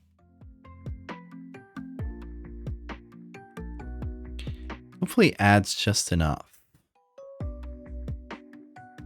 Just enough texture and organic edge to it that it works. I mean, I could also add some of these little tentacles like coming out of the bumpy areas to kind of imply that they're moving around. Like all the bas relief you see here, like all these raised areas are actually mobile, and as they move around, they make the coin like shimmery. Does that make sense? I don't know. Maybe that'll look good. Like just a couple, like these ones on the edge, but sort of like interspersed, like mixed in or something. Could be. Can add the same texture twice, but I'm gonna do it like that. No, it's not gonna look good. Okay, I'm gonna attempt to cut a couple more gribblies. Let's get... I don't think I use these really branchy ones. It's not a great selection. It's gonna need a lot of work. But I'm kind of repeating the same ones a bunch of times, so might as well.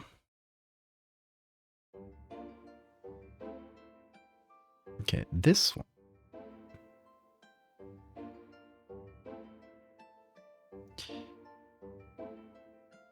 This one,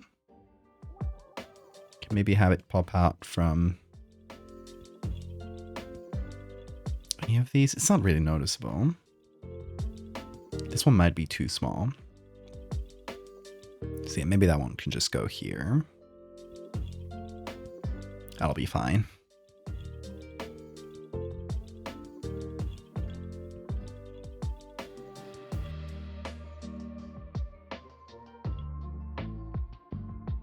Thank you, Ned.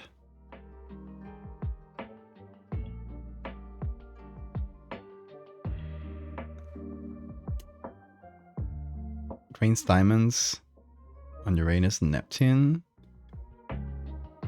Really?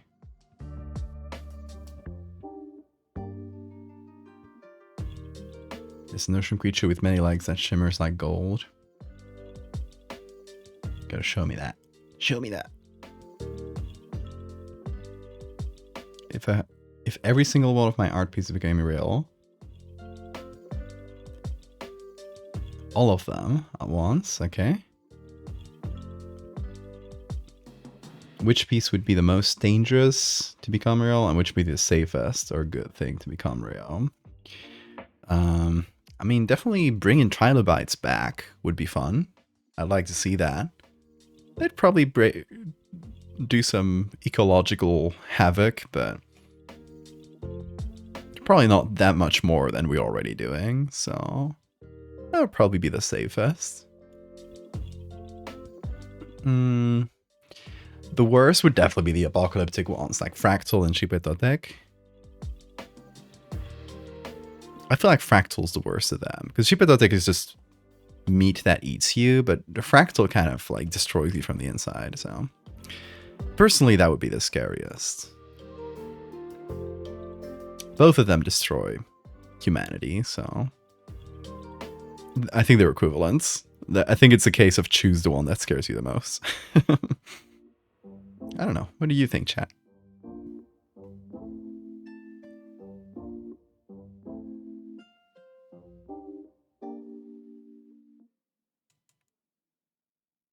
Which one would you like to defend you from the others?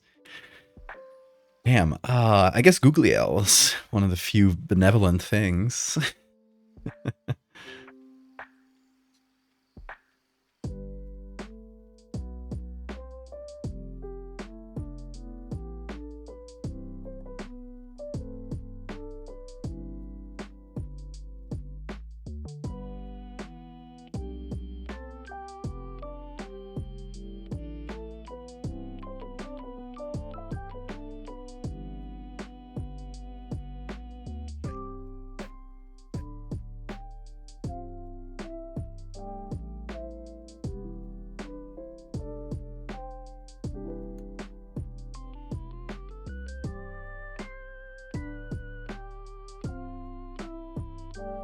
All the bestiary creatures becoming real. All new animals. They're mostly scary animals. Some of them are fine. Like the jellyfish that lives in your eyes. I remember you posting about their coffee shop on Blue Sea, and as soon as I saw the comment about how we don't know a lot of easy per lore, I knew what to do. What you gonna do? You gonna write some? Yeah, of the bestiary. Because, okay, like, I've done a lot of different things. And you can find, like, benevolent or sort of neutral things. But you guys have to take one creature from the bestiary. I'm gonna link it in the chat. One of the creatures from the bestiary to make real. Which one do you choose? Maybe these. With the genuine emojis. And to be fair, I already did write that ficlet. It's still up on my address. Yes. I love that one.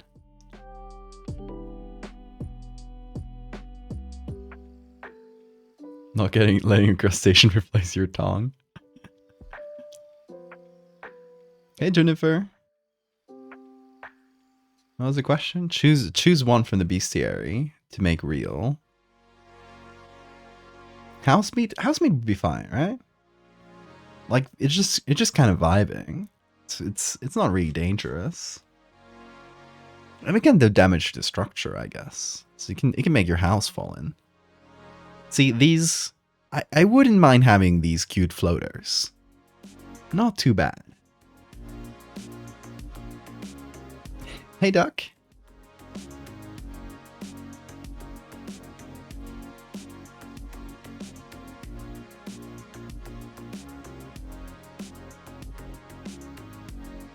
Oh, what you got for us, Steph? Ooh, oh, I've seen these. I might have used this exact picture, or a really similar one, in somewhere. Where did I use that? Definitely remember using it.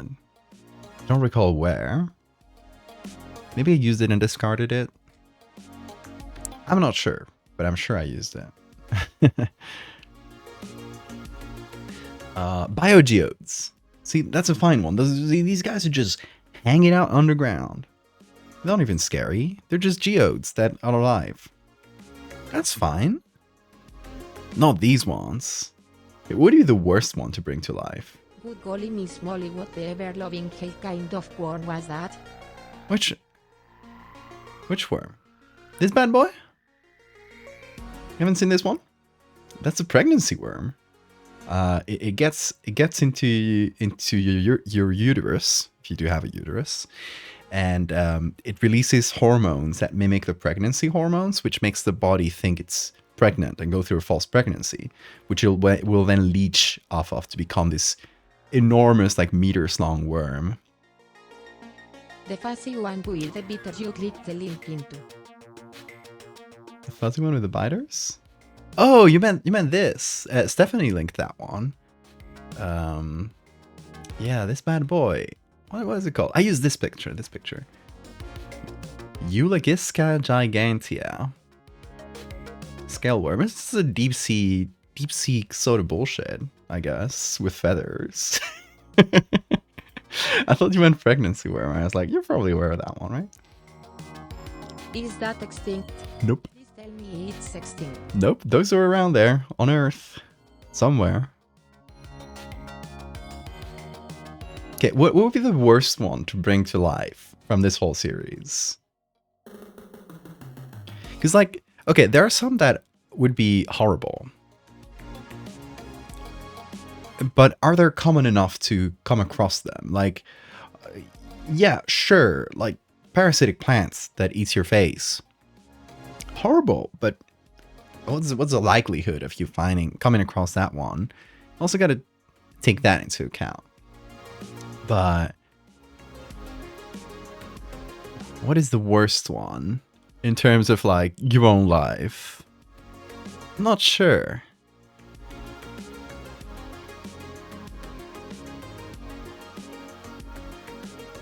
I think existentially it's Eudirus here. Because you never know if your brain is slowly turning into a wasp. And you're not yourself anymore. Right? It's a philosophical thing. That would make me go crazy.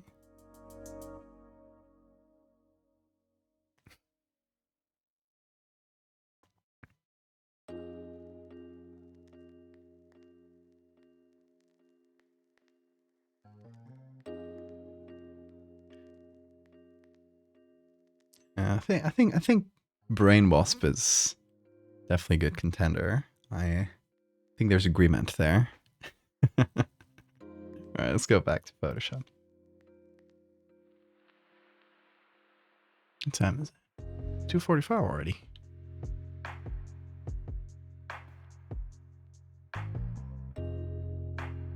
Okay, let's take this whole group. All the Greeblies. And I'm gonna call it Greeblies.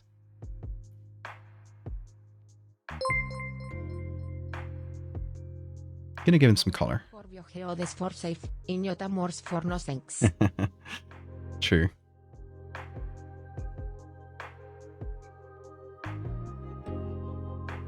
Yeah, Parasite that turns you into a hive. Also gotta be up there.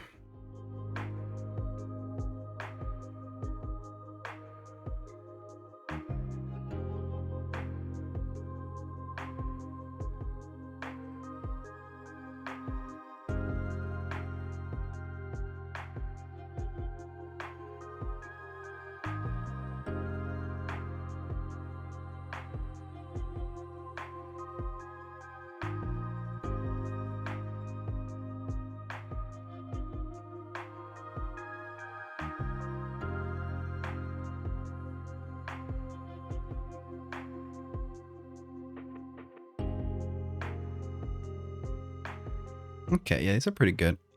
You add a couple more in the back there, so we're not missing like a little chunk.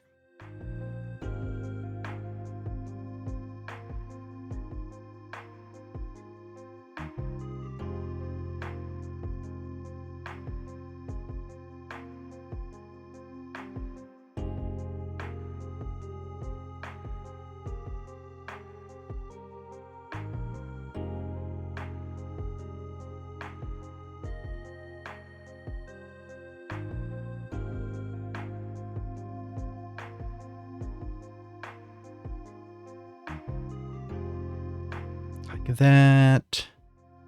And just one more.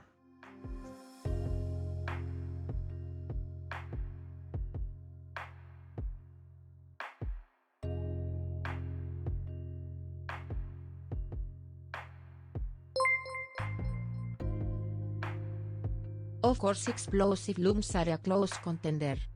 That's true. You just get spored and you don't even know. And then you explode.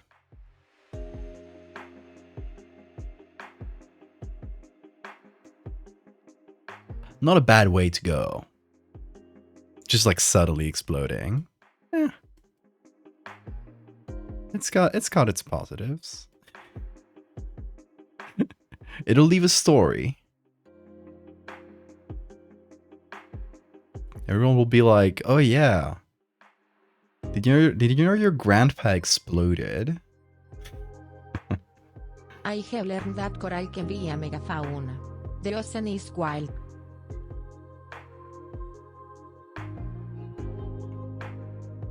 I've yet to make some kind of parasitic coral, but I've thought about it a lot. That's one of the ideas that's been in the docket for the bestiary since like God, kind of the very beginning.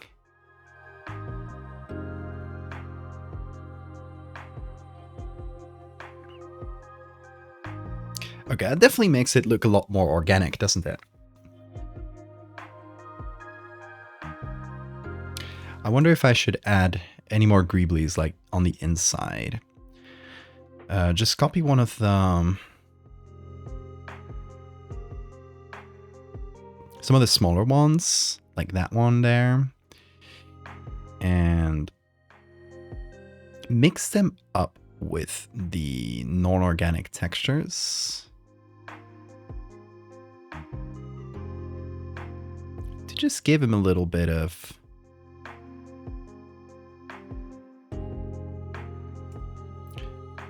some, I don't know.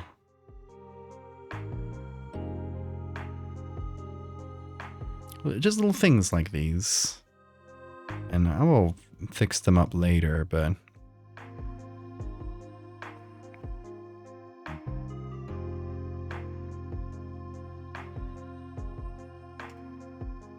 if I mix it up well enough,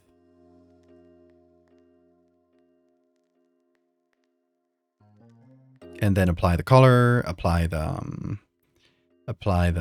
sort of make it a little bit shiny looking, so it fits well with the rest. And maybe it's worth a little try, especially for like the straighter lines and stuff.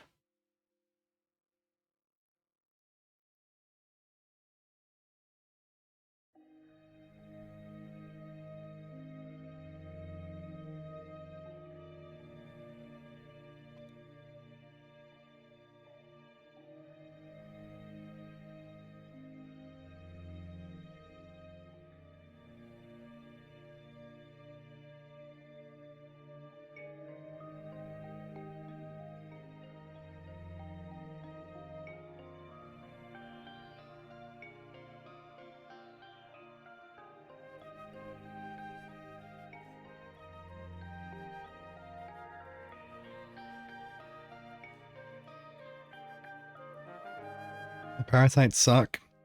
Yeah, I would not wish any of the parasites into existence. Because personally, parasites are one thing that scares me. Like real life human parasites, bot flies, that sort of thing. Ugh. Ugh. Hate that.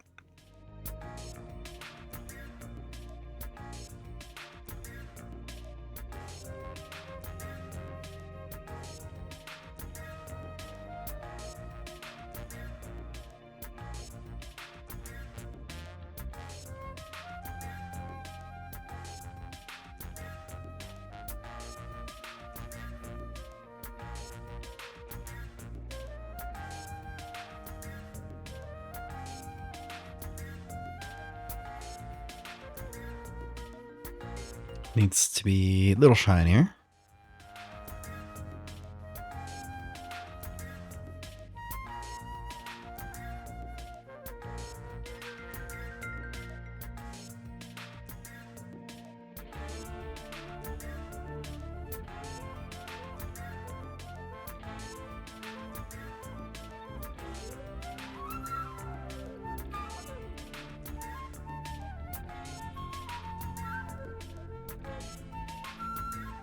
We're quiet for a bit there. Really clammed up. I was locking in. Sometimes I just lock in. Yes, Layersen is always a good idea to pay into here and there. I can't think of what it might be. You tell me. Damn, I was gonna tell you to save XD. I'll save. I was waiting for the redeem, but a bit will do.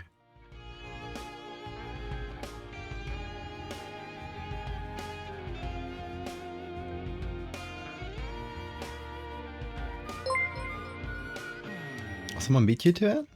Someone beat me to it. It Oh. was like... Oh yeah, it was. Yeah, Johnny did a reminder to save like 8 minutes ago. I think it's like every 10 minutes.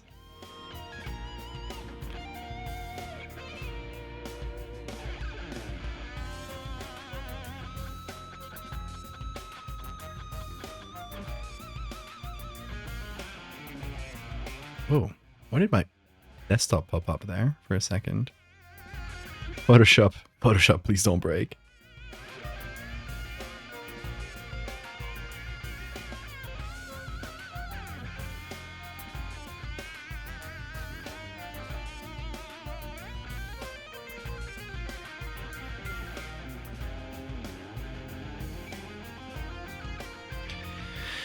Maybe I should give some color variation to the coin.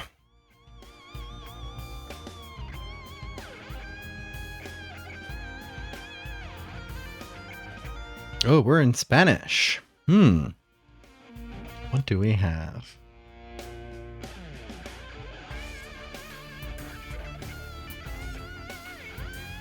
Oh, we should do coin.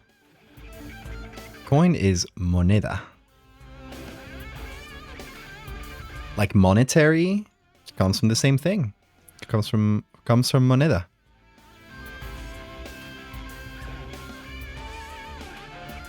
So if you say something has monetary value, you're saying it's worth coins.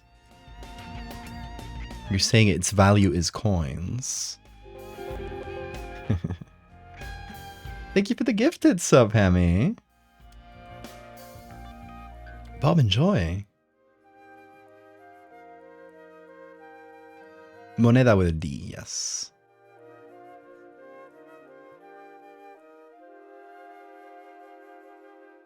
When do you think you'll come around to working on 2 specific ideas? I'll stop you right there. At some point.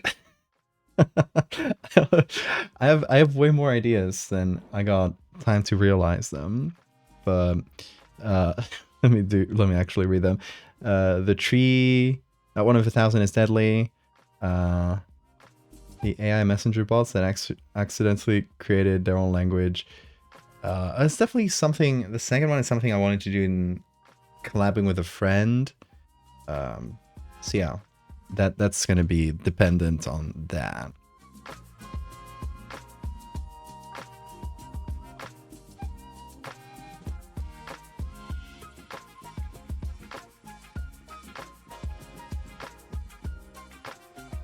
To make this more organic. Not sure. Let me hide the googlies here. See what we got for a second. Figure out our composition a bit better. Because I've sort of just been placing things at random. Not really, but a little bit.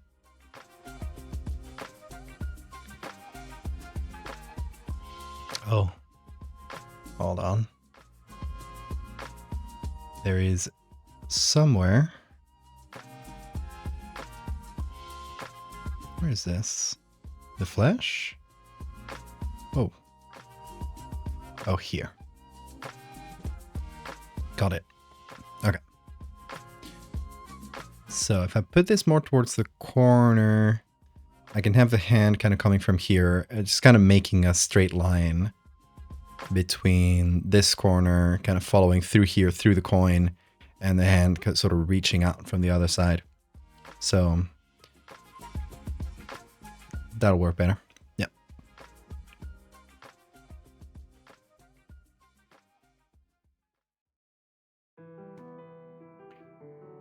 Yeah, so I think with that, sort of got the main effect going. Here's what I'll do. Gonna go really quick, take a quick bathroom break. We've been streaming for nearly 4 hours. So yeah, should stretch my legs a little bit.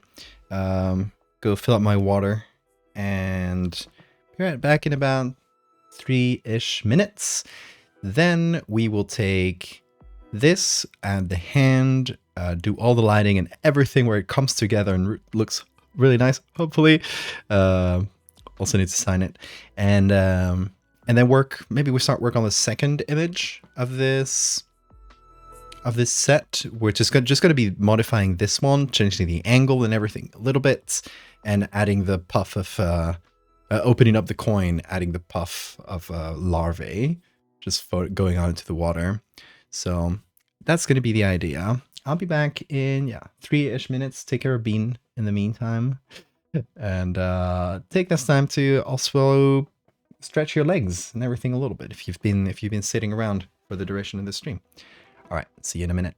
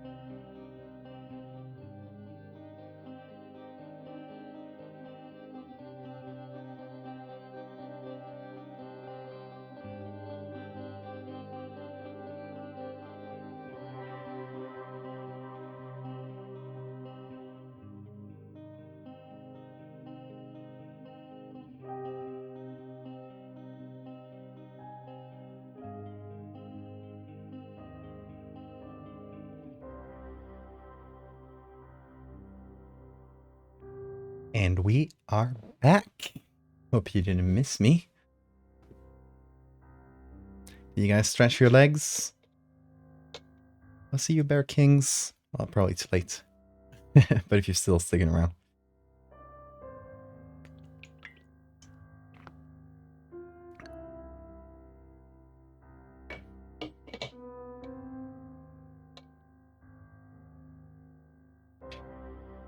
All right, so back to Photoshop.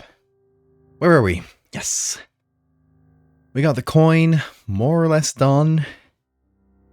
I'm kind of a little bothered by this area here. It looks too soft. It's the Gribblies.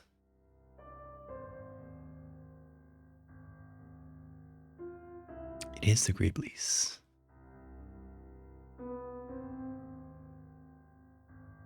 Might be this one. Yeah. Okay. So. Oh, mosquito. Nearly got it. I had a thought. Had an idea. That might look cool once put into practice here. And it is, what if our evil clam here had like little digits, little strands that were sort of floating all around the coin that acted a little bit like detectors, because clams don't have great eyesight, right? So it would make for kind of a pretty sight, especially once we have the lighting, once we put the lighting sort of like really focused on the coin here. And it would make for a lot more dynamic second image. Once the spray kind of happens, we can have all the little strands kind of puff out, kind of move by the currents or something like that. So that was my thoughts. That was my toilet thought.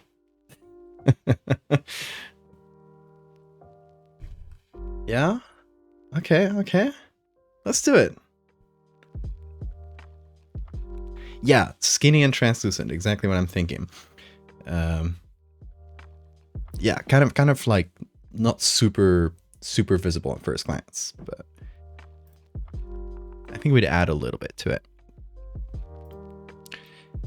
Okay, which animal should we pick from? Or plant or anything else? I think deep sea, like anglerfish.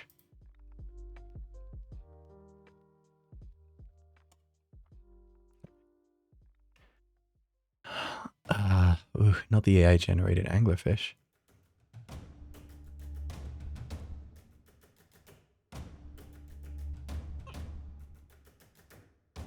It doesn't need to be anything super specific, but I figured anglerfishes tend to have that.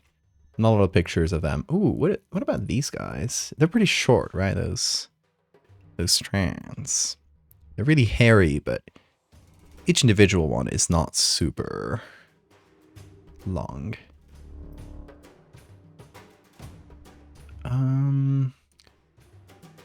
Maybe some kind of algae or plant. Oh, have a good Winnie walk, Mechtel.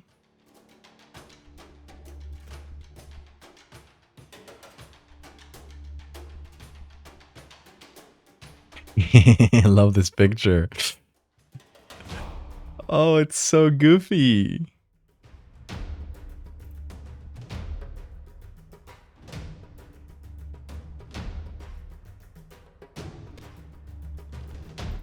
Okay. Let's go to Wikimedia real quick.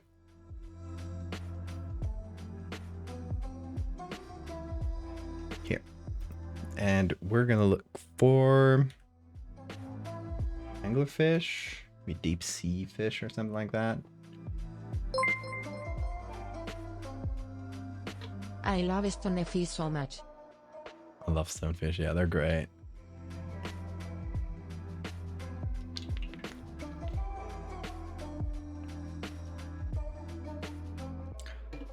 It might not be anglerfish that I'm thinking of.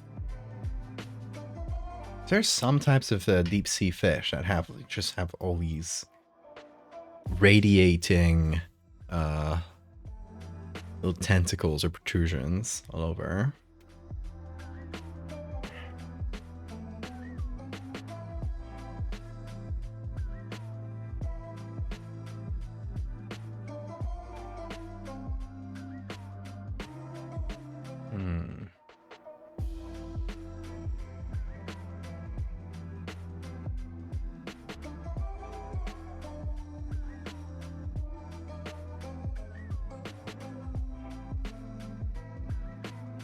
Jellyfish.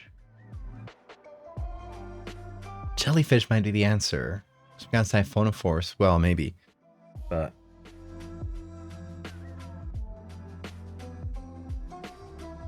because I'm thinking I could use like other strandy things from land, but it's not gonna look perfect. It's not like to be underwater. It has to have this floatiness to it that it's really hard to replicate otherwise. So that's why I was thinking all underwater things.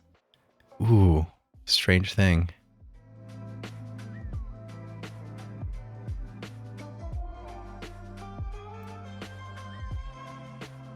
Okay, this one has a lot of them. They're pretty cool though.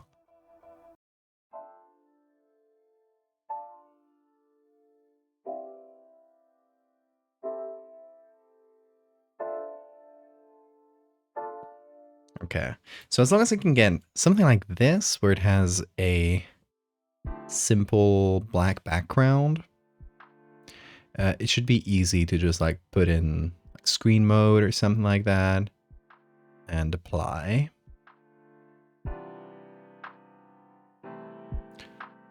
Oh, this one's really cool. It's very wavy, but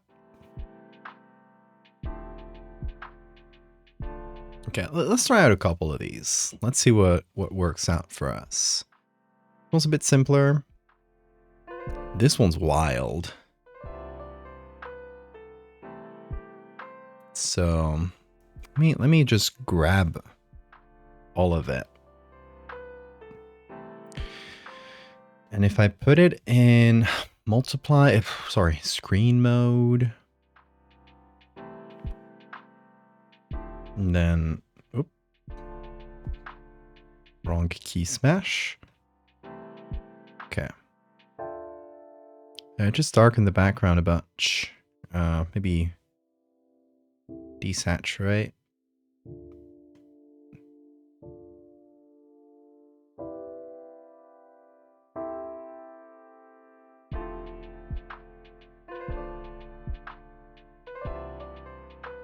There we go. That isolates only the tentacles pretty much. There's a little bit of fuzziness, but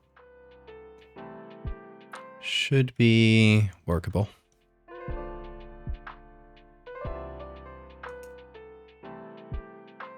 Tendrils like this. Yeah. So that's an anglerfish. Okay, so there are. It is within anglerfish. Anglerfish is the ones that have this. That's what what I had in mind initially. But I also like the jellyfish ones. I'm content with that.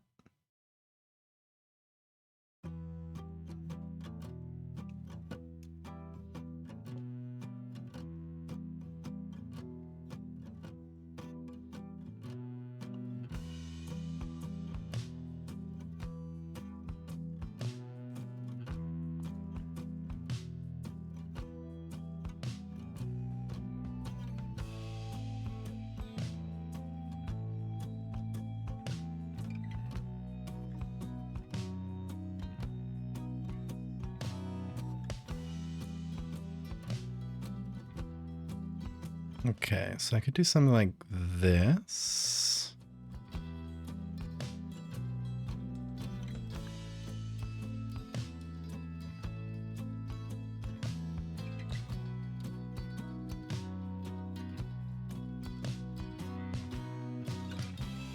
have some that feel like they're popping up from the back. Some from the front.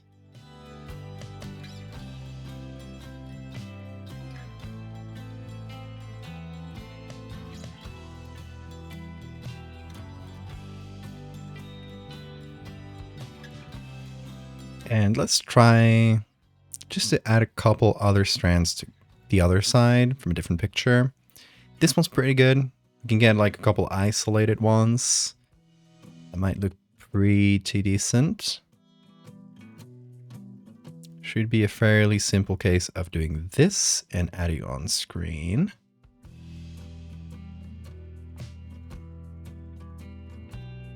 Then just doing this.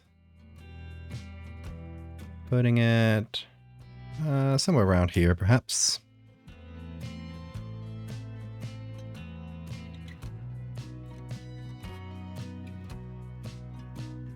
Actually, let's do this instead. Yeah. I feel slime. Hagfish slime? Would be too much. It's too slimy, perhaps. I do love hagfish slime, though.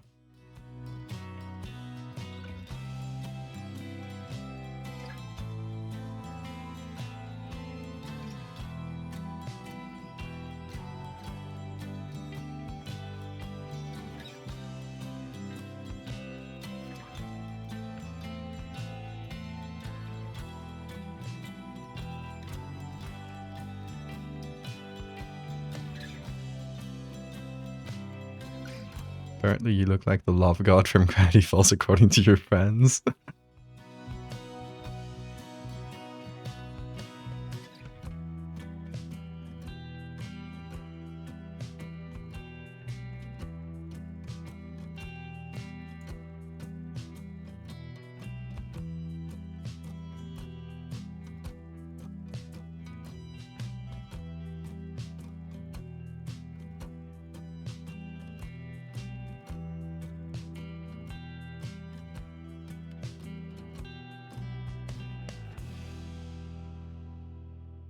Okay, I like this.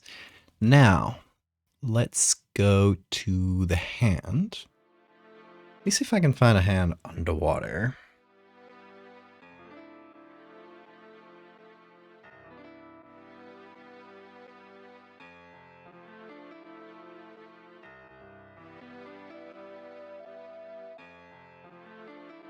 These will just give the skin a bit of a different light. I actually read the whole of the book of it out loud cause I am upside a hard time reading the font used for forged handwriting, and Huevos agreed Bill Cipher might be one of the best characters on the whole show along with Krunkelstein. Absolutely. I love Bill.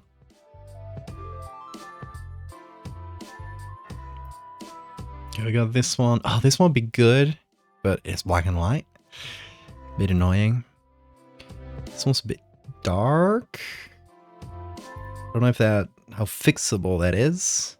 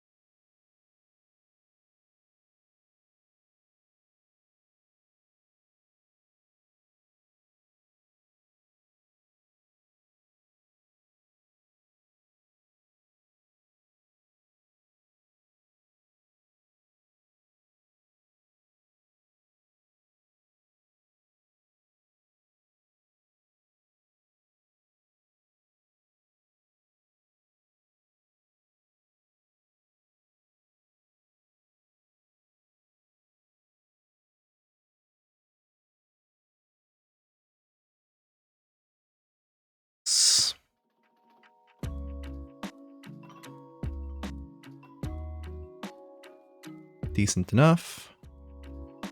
Remove the tomatoes, please. We're missing a little chunk of finger.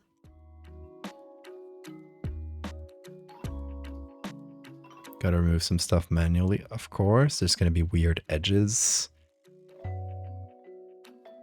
As there usually is, like this. You see this? Annoying. Annoying. But at least it's decently easy to get rid of, if you noticed.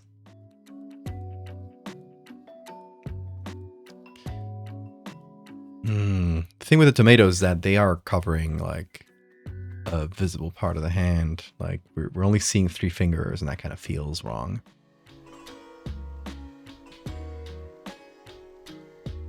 So maybe tomato hand is not the best, but I do like the bubbles. We are getting rid of the tomatoes because we don't like the tomatoes. None in this image.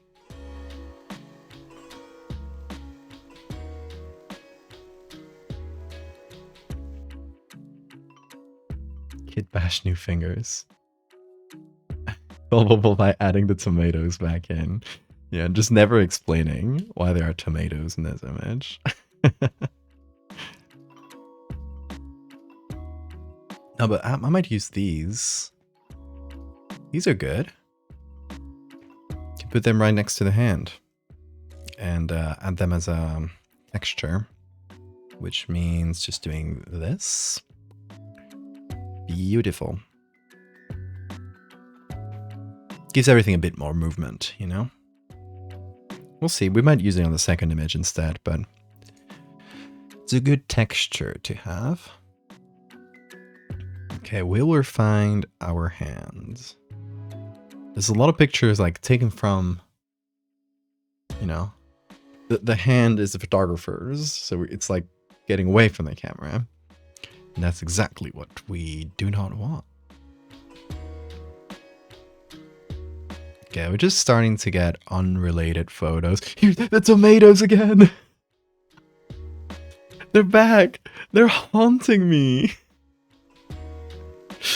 I'm being haunted by these tomatoes, folks. This is not funny.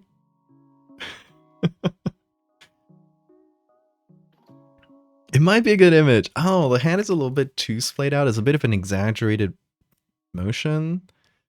And it would mean putting the edge of the water, like really, like in the image. Which might not be ideal, but...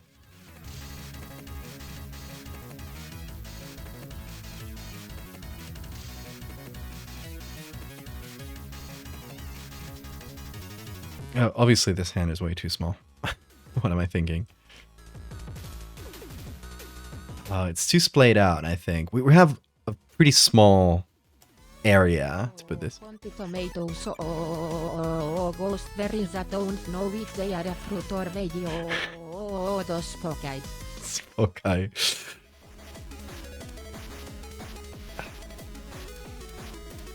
It's like this isn't bad. I like how it's like just popping out of the water.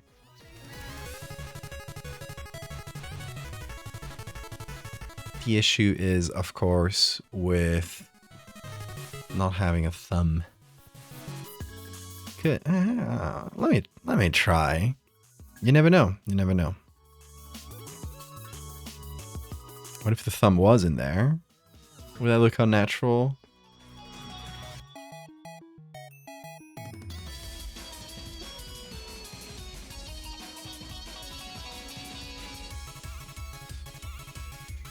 Is this kind of it?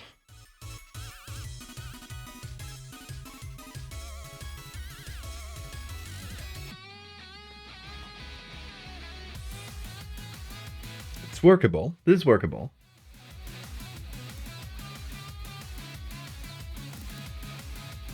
And then we add the tomatoes back in.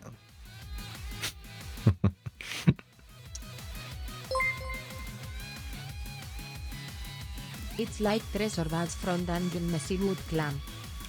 Yes, and they also parasitize you. Close enough.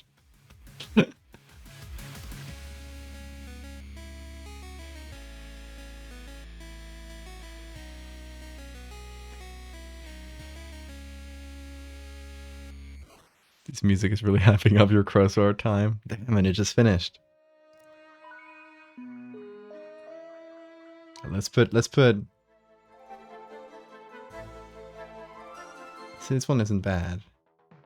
Let's put some more hype music for your crossword.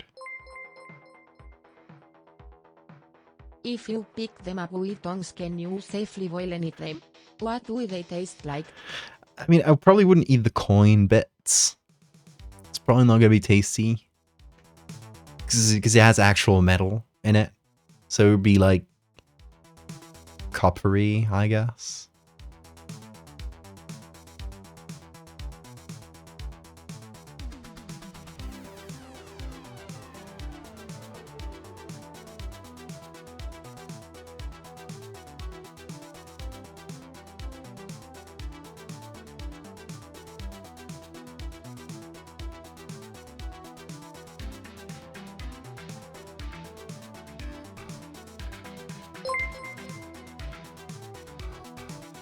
The flesh though. What do the soft fleshy bits taste like? Just like any other clam, I bet. Tell us about the flesh Val. You always want to know about the flesh.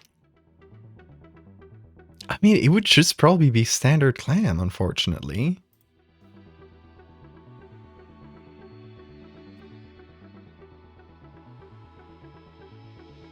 Ooh, look at this one.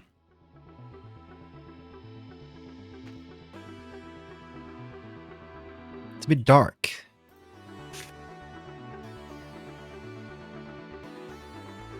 It's like it's an aggressive stance, you know, like gotta grab this coin. But it ain't bad. It ain't bad. Slightly more metallic than a normal clam. Probably.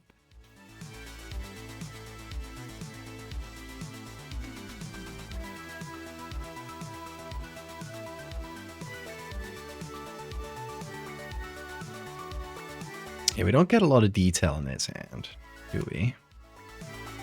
This one's a lot clearer. Still got images though, so it's still not the end of the battle. Keep looking, and maybe we'll find one that just matches perfectly. Otherwise, Tomato Hand might do, but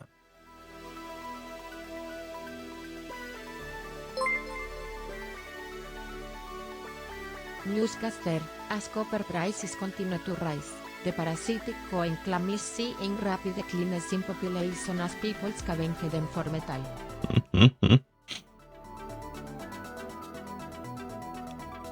it's cheaper than stripping copper wires.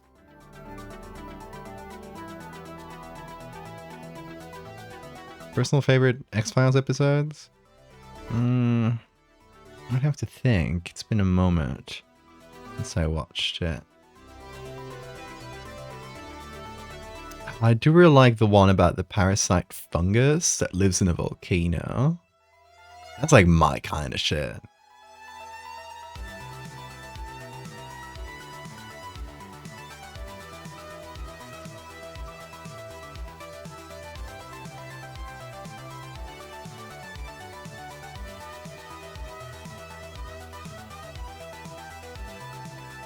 Okay.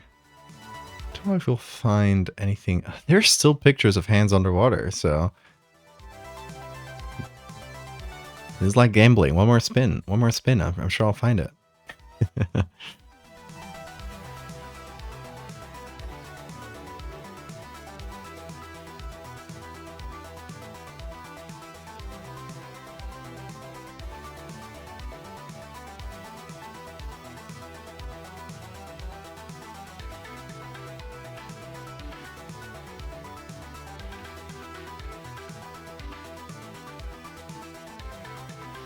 Because I'll have to find two. It's also the thing. One is not enough.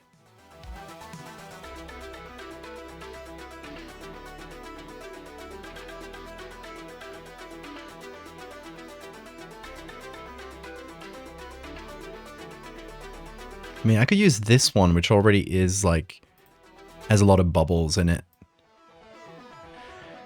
on the second one, but it is clearly a different looking hand than this one. Would people notice? Most of them probably wouldn't, but I would. My own biggest critic.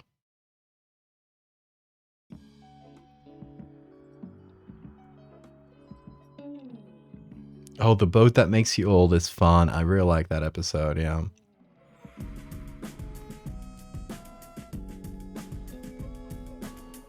The cats that eat people.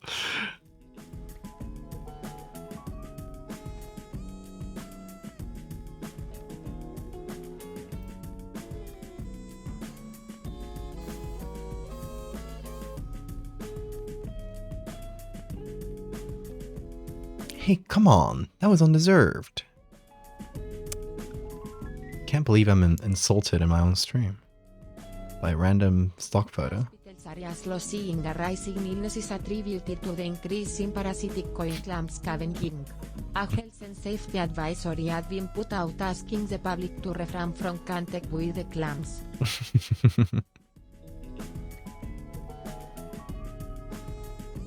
I love how Lilith is just like in the background weaving a tale.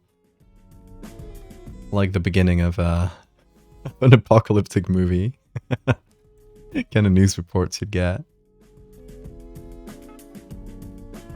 Which is, by the way, in my opinion, the best part of most horror movies.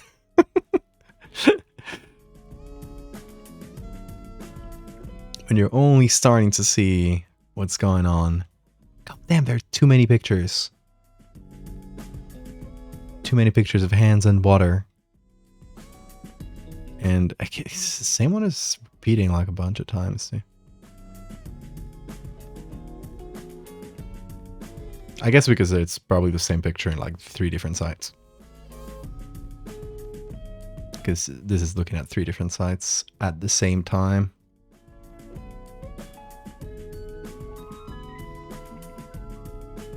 I love this picture.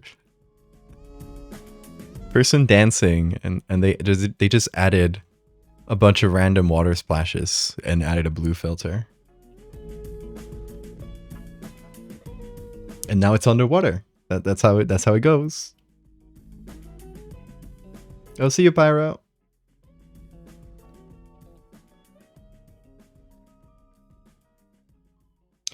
They really tried. Bring the pasta back? Was there pasta? It's too late. It's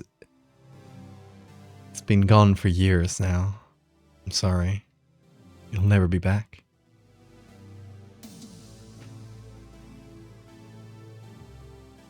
Okay, I think now for real we're starting to get just random images. That was quite a few of them. You don't often get that many pictures in a search. Or that many relevant pictures, I should say. Is this one underwater? No, that one's too wet, right? That's over water. Yeah. Because obviously things underwater don't look wet. It is wet, but it doesn't look wet like when it's outside the water. It doesn't have that reflective like sheen. It just kind of looks softer, the lights. I don't know how to describe it. That's why I want to use an underwater thing. Parasitic coin clam scavenging continues at the current rate. The clam status will be listed as vulnerable in those years. And extinct within the next decade. Environmental protesters have been demonstrating outside the metal recycling yards in the hopes of pressuring local businesses to not accept parasitic coin clam metal.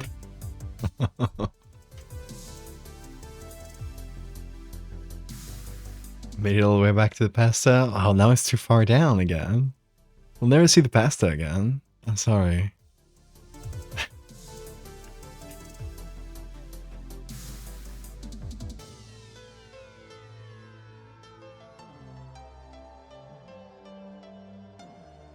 No, this is weird glass. Not the clam status. The clam status. Okay. I think this one might be the best, honestly. Tomato hand to the rescue somehow. Still not, I don't love this, but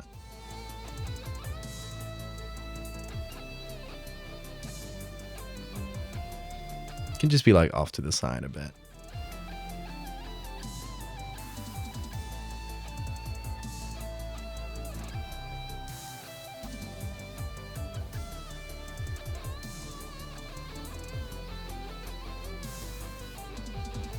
Okay, we can save this for the second image, or just kind of put it here. TMZ headline, Kim Kardashian under fire for flaunting a dress made of parasitic coin clam pieces. The tale you're weaving right now. I'm hooked. I'm hooked.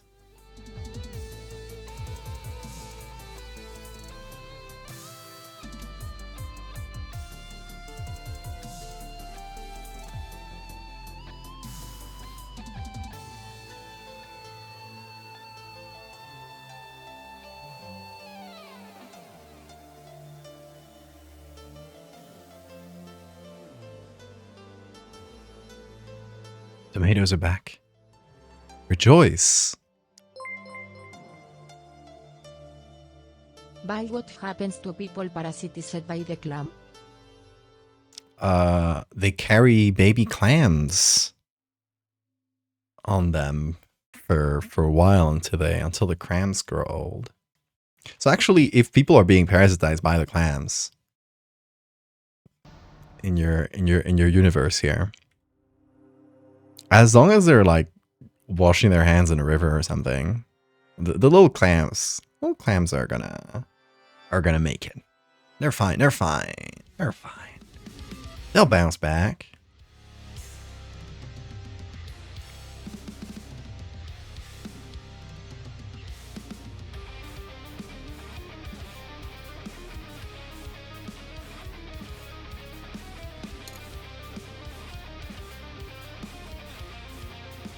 Sort of fine to be parasitized by the clam. I mean, do you like having clams growing inside your skin?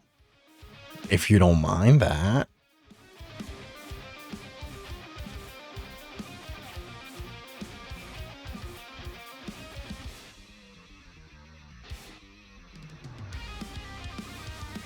Okay, let's see. Let's remove all the textures we didn't use. In the corner and seeing being just face first in the bed flaffy cozy and happy. He's so cozy. He looks like he's in a cloud on this bed too. It's perfect. Oh, nearly forgot the googlies. So goofy. I have clams in my skin right now. Right now? Oh, what are you doing with them? You're not gonna share?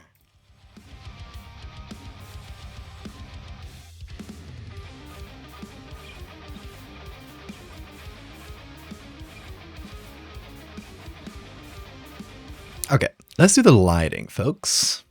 Now it's when this image gets good, hopefully. Otherwise, we're doomed. No, they are mine. Oh, come on.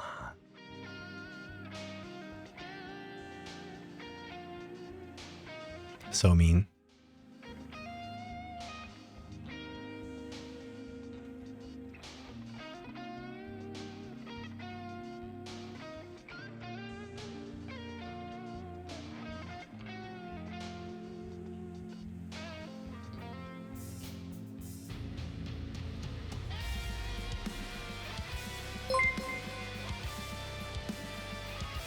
I'm just Greg so rival. You're so greedy. I can't believe the Grieg on display here.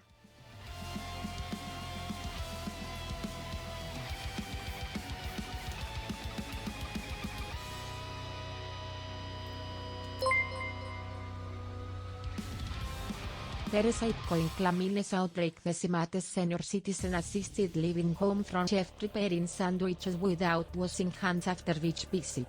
27 senior citizens were sent to the emergency room with clam infections in their gums. No, not in their gums.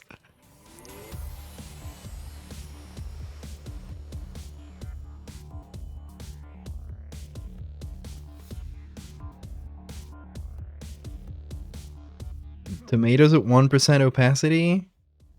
No, I'm not giving the tomatoes that level of power over me. Outland gums.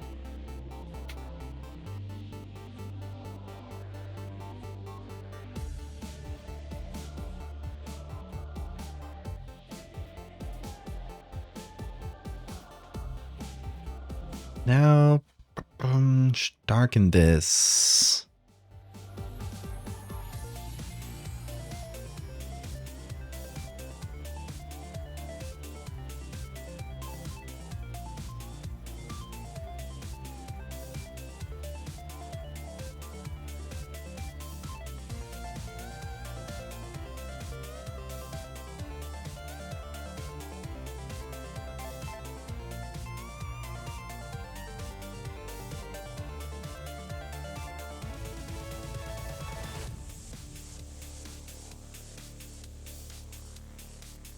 Where's the hand? Here. Realize there's a bunch of background that I caught with the hand. God damn it. I hit select subject. Selected the goddamn tomatoes. Oh, fuck off Photoshop. I hate you for that. The ghost tomatoes.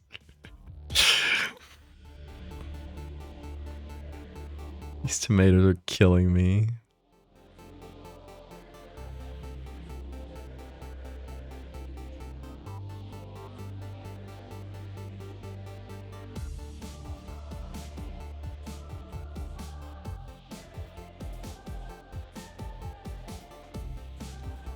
Oh, you know what's funny? Look at this red bit here. What do you think that is? That is absolutely the reflection of the tomatoes. And you know what, folks? It's staying. It's staying. I think the tomatoes deserve just that little bit of recognition.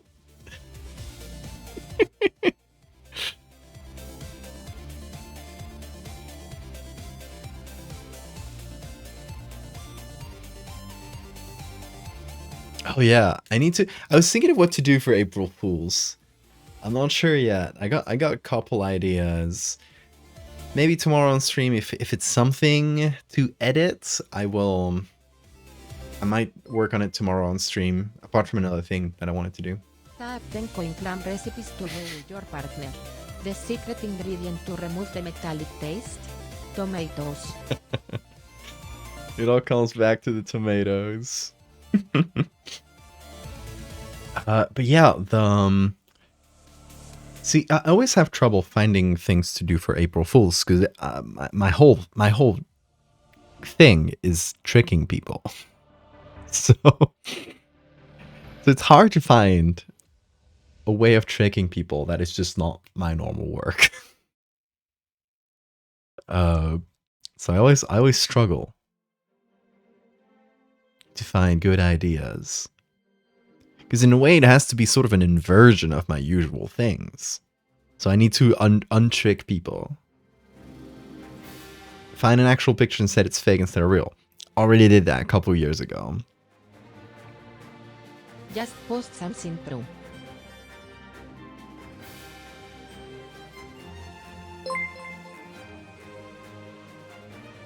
I think the only way you can prank people is to tell the truth in such a way it sounds like the most wild and true thing ever. I'll tell you, one of the ideas I got noted down here is doing like a speculative biology type post, but it's like the most normal fucking animal. Like it's a real animal.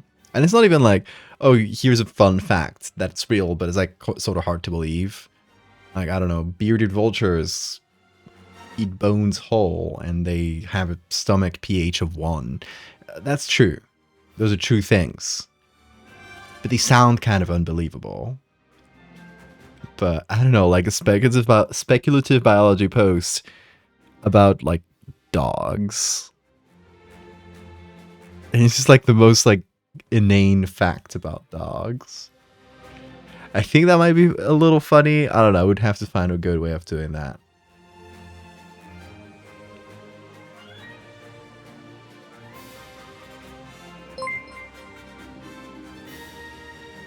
Use sanguiard fila inform animal like a binturong or one of those cousins to elephants like a rock hyrax. Rock hyraxes are so funny. Strange animals. Stream myself removing the subjects from photos. Yeah, I don't know. It's hard. It's hard to find a good way of doing it. That is also funny. I'll give it some thought over the next couple days. Still got one full day to think about it.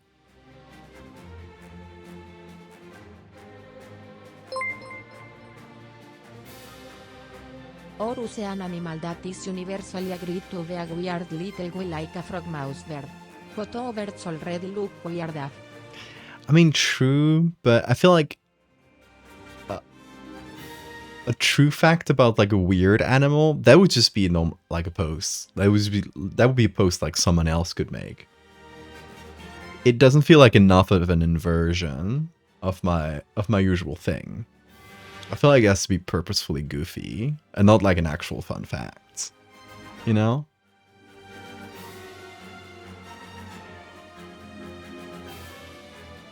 But I have to find how to like word that in a way that's funny. Like a regular fact, like an inane fact about a dog. So yeah, I don't know. I'm still not sure about that one. How about an example about blue jays?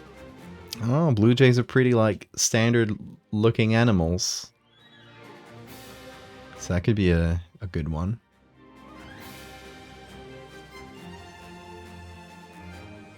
Add bean images to everything. I already do that. See, that's the thing. It's hard to find something that I wouldn't already do. Story about blue jay behavior. Tell me your wild stories. You know dogs exist. Yeah, there should be something like that. Dogs exist?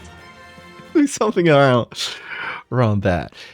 The easy thing to do for April Fools, because I still haven't posted that, is tell people the Beckett story, because that was completely 100% a stream thing. If you don't remember, Beckett last year, I think it was like about a year ago now, was the scammer that contacted me through Tumblr, and we made a bespoke horror story for him where we actually scared him, and we just kept escalating until he stopped replying. It was really funny. But I made a specific image that I've never posted anywhere. It's only been for Beckett so far. And I think, you know, it's very funny that I made this image only for this scammer. I think it's run its like it's what do you call it when like a crime is no longer valid, right? It's run its time, wherever that word is. Can't got in good with the local blue jay population due to one abundance of earth feeders in the front lawn. The blue jays, being the theater kids of the Corvid family. Corvids? A very unique gift to thanking with needles. Actual needles scattered around the lawn inside and outside the house. No, not needles.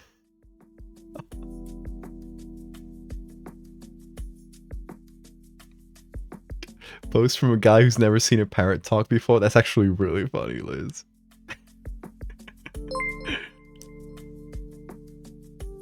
Medical needles, BTW. No! That's the worst kind of needles they could have put. Oh no, statute of limitation, exactly. That's the what I was thinking about. Yeah, I think making an edit only for a scammer has run its statute of limitations. When your cousins will crows and ravens and magpies. I guess so. I didn't know they were. A 22-year-old man has been hospitalized after attempting to ingest a raw parasitic coinclamaneter. Reports say he began choking on metallic pieces of the clan due to his highly inebriated state. He has been treated with antiparasitic medications and is expected to make a full recovery. Good, good. I hope he makes it.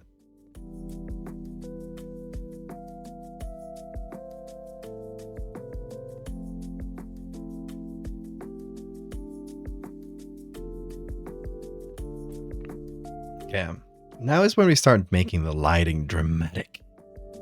Need a little drama here. This picture is very plain.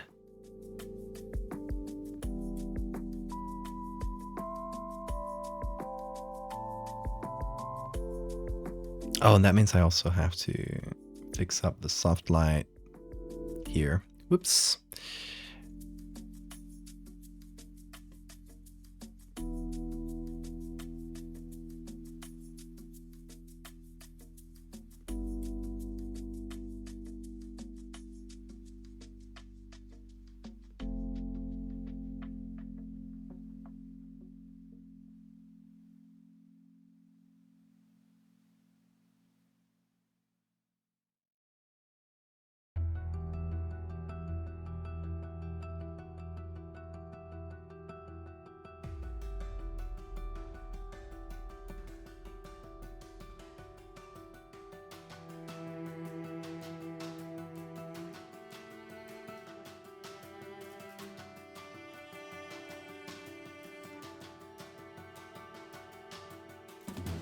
Only log in on April Fool's to share a post you made and then leave. Yeah, I mean, I should make people for April Fools, since tricking people is my whole thing. I should ask other people to use my work to trick their friends. It's always funny when that happens.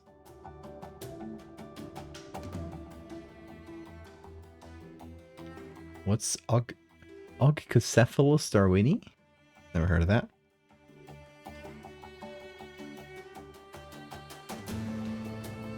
Bedtime for you, Johnny. Sounds good. Thank you so much for hanging out. You have a good sleep.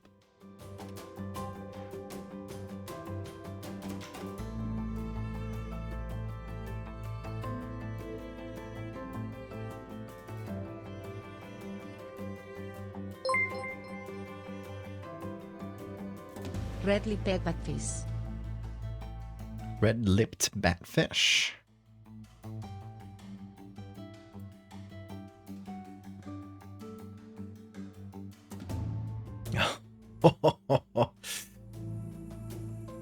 That is an absurd being. What is even going on? Why is it looking at me like that? She's a diva.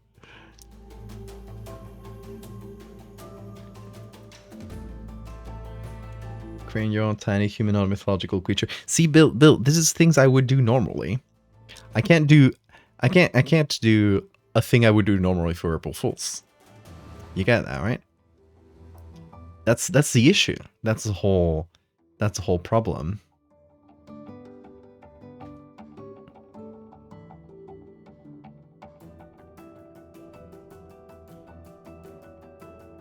Oh, I'm doing the opposite. I want to make this dark, this bright.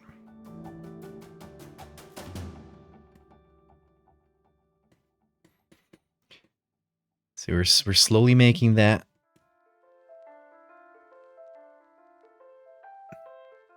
lighting a little bit more dramatic.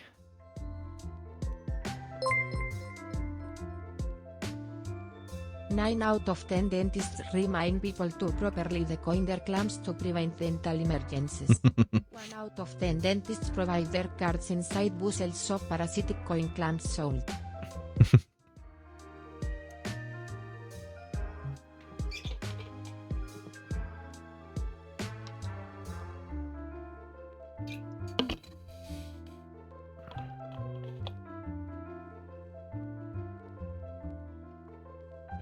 Cryptid post about cats.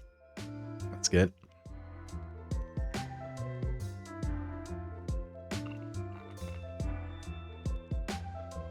Talking about cryptids, Bean. Oop, oop. Hello. Hello, Mr. Man.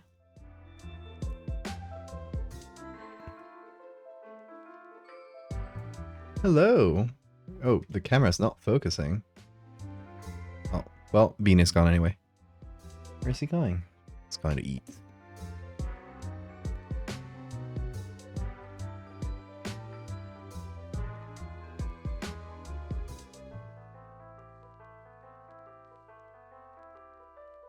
Yeah, see, Bill, that's what I was thinking about, exactly. Like speculative biology about the most common, well-known animal.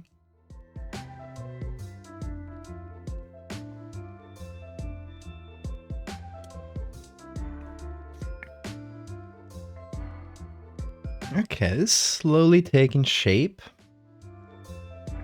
Oh, here's something I could use for lighting, and it's underwater light. Maybe something like that. Yeah, like this sort of God rays type lighting. This sort of lighting. Yeah, you see what I mean?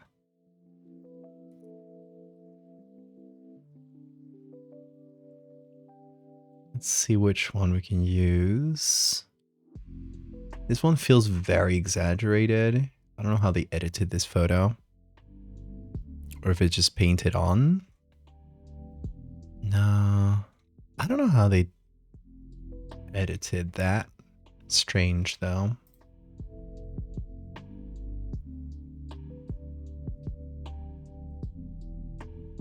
Okay, this one feels a bit messier. It's full of bubbles and reflections, and the top of the water is kind of dirty.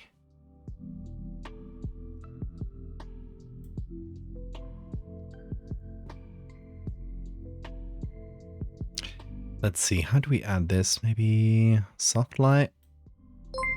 Yeah, maybe. Tomatoes. Not tomatoes.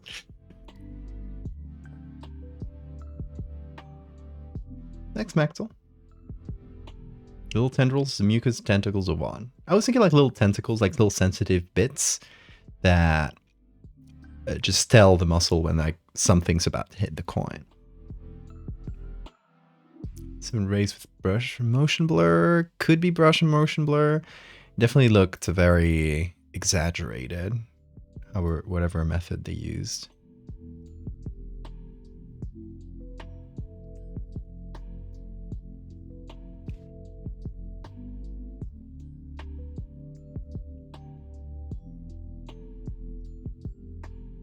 You need the tomatoes. Bring them back? Okay, only for a second. Chat.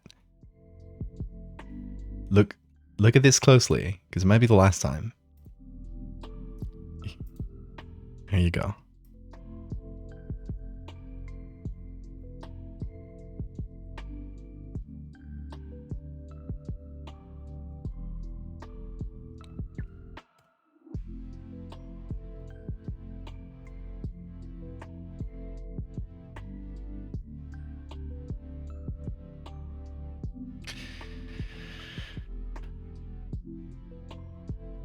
Which direction should I use for the light?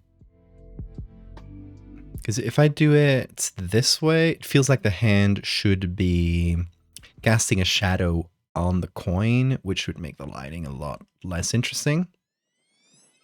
If I do it this way, then it shouldn't have a shadow down here, which feels a bit more natural. What if I didn't do high pass? What if I did this with a hard light or an overlay? No, hard light is pretty okay.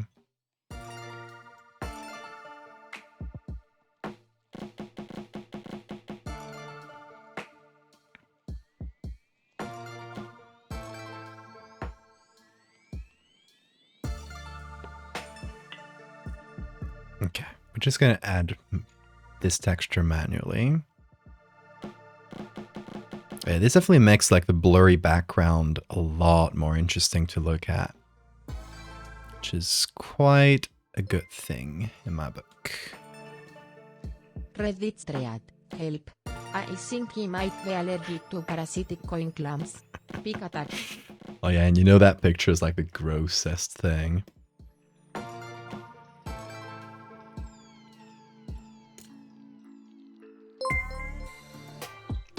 Yeah, Mechtel, that's why there's a red reflection. No.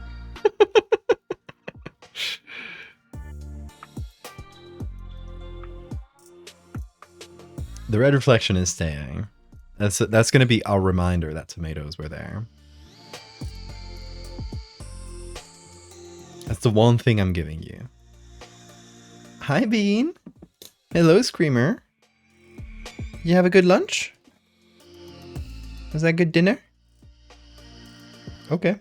He's just looking at the camera and washing his face. As one does. The camera's still a bit unfocused. Come on. Focus. Sorry, Bean. I'm just focusing the camera. You can do your thing. It's like, what's going on?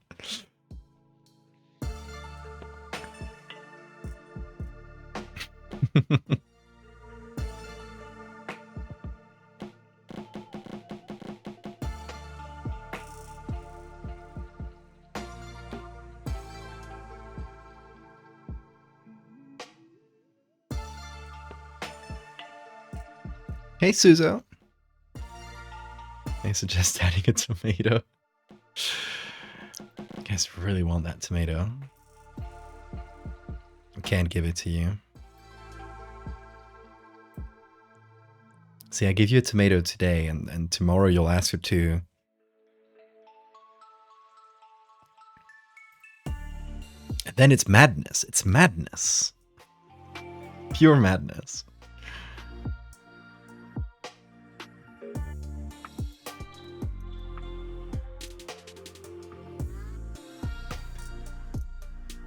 You looking at the screen, Bean? Hi.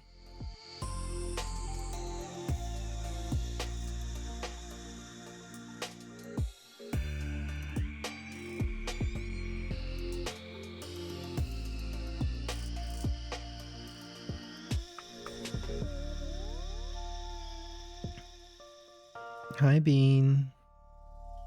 What is it? Do you want to do arts? Oh, no, he just wants to headbutt me. You just want to headbutt me. Hi, good morning. Reddit thread. My cat brought back this thing. Can someone tell me what it is? Is it a muscle? A coin? Vikung? Pikunk.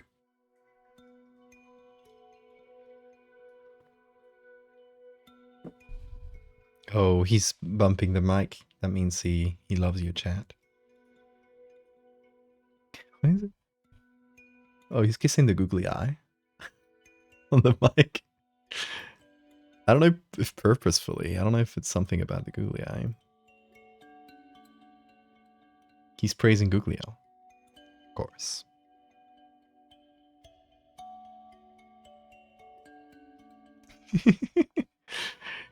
What is bro doing? Bro.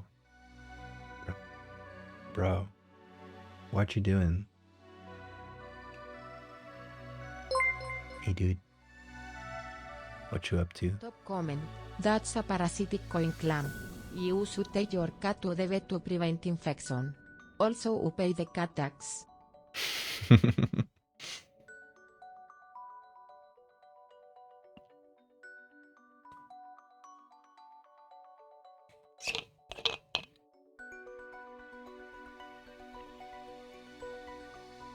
It's minorly important to me that you know I was calling Bean Sir and not you. Valid. It's valid.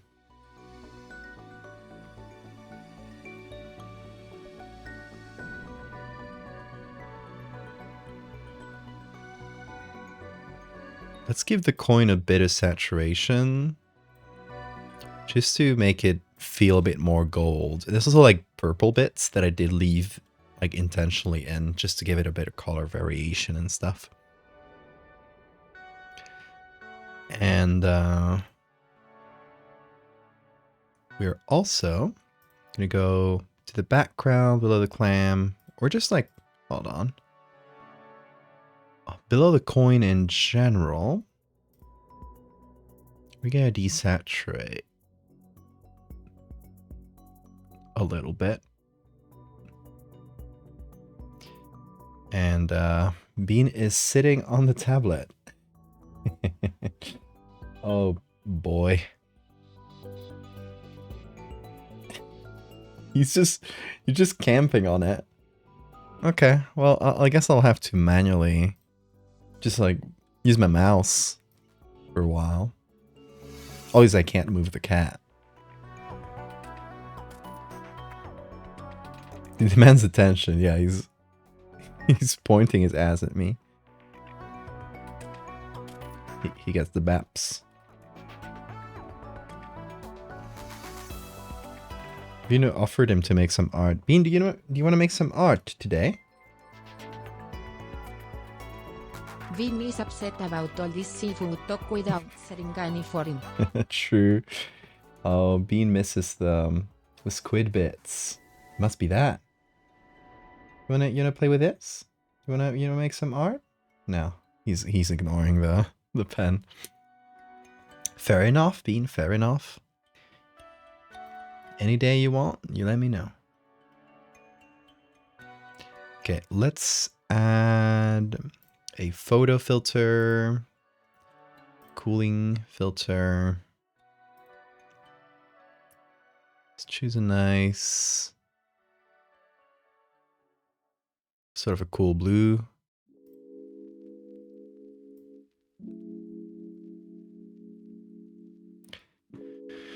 And this will give all the whole background a bit of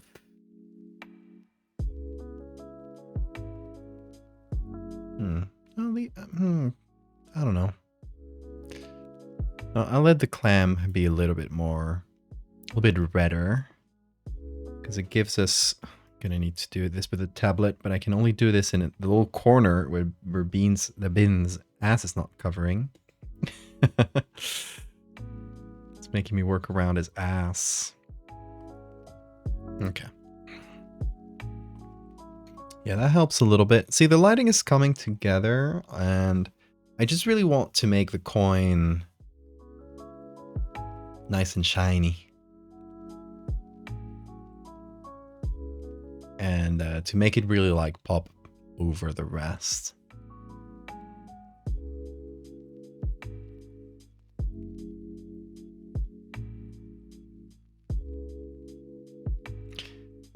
It's kind of both of those, Bill.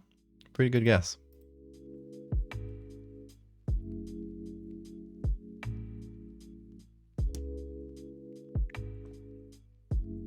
Leans more supernatural.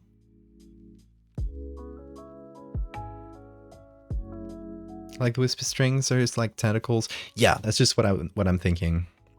They're a bit like sensitive little bits because clams can't see very well, so tells them when a hand is getting a bit too close.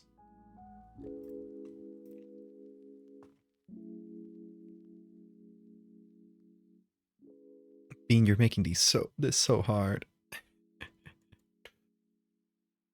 I'm making these tentacles a little lighter around here because this area is in shadow.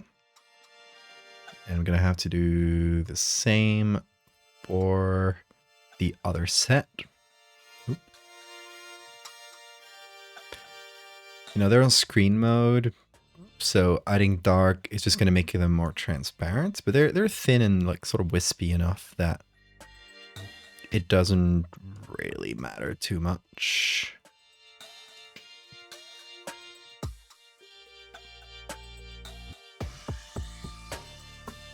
Thought we already found out ghosts were spiders. No, it's not really a ghost. It's just a creature. You'll see tomorrow. You'll see tomorrow. Patience.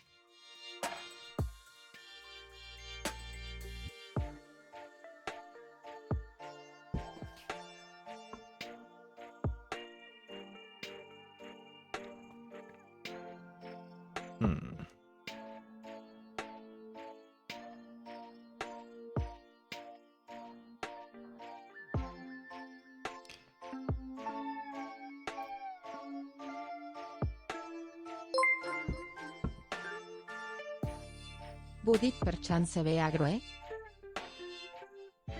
A Gru? What's a Gru?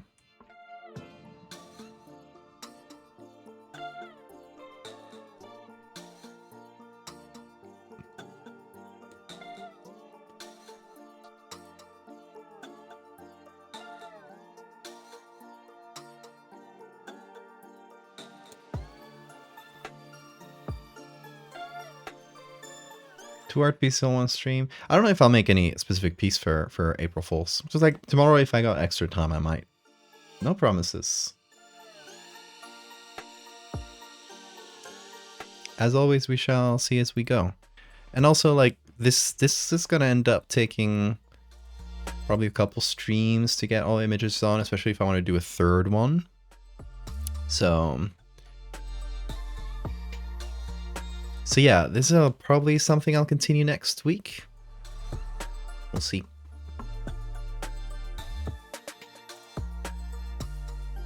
It's sort of the issue with these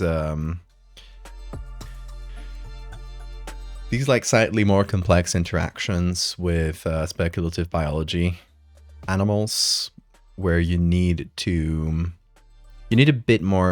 few more images to really explain what's going on. Because I could explain it in text, I could just have this and then explain the rest in text, but it just wouldn't be as interesting visually or otherwise.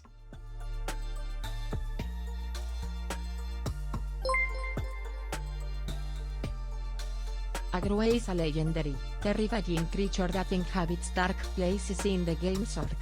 Dead adventurers who enter dark areas without light, a concept originating from Jack Vance's Danger series. Interesting. That is cool. I was not familiar with that word or concept. God, Venus making it so hard. It's okay, Bean. I'll work around you any day. You can sit anywhere you want.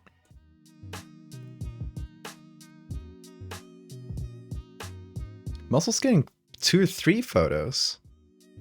Like, we got this. There's going to be a second variation of this. Kind of like the siren, right? Where we got 2 side by side. And then I'm considering a possible third one where we get the baby muscles popping out of the skin, or the mucous membrane or something a little gross, but just to kind of round it out, to get the whole life cycle.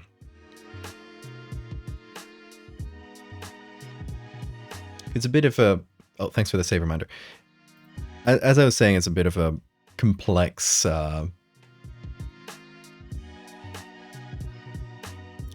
interaction. PSB, it's not that big. I guess it might be.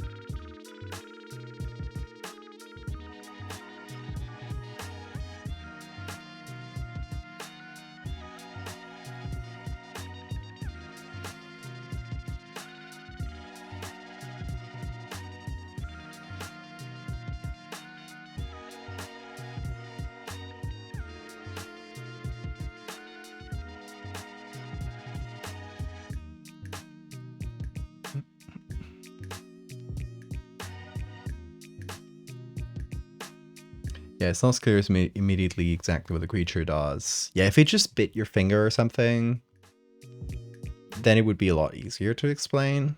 But having it use a lure to get you closer so it can spit babies at you, and the babies are parasites, and then they stay with you for a while. It's the whole thing.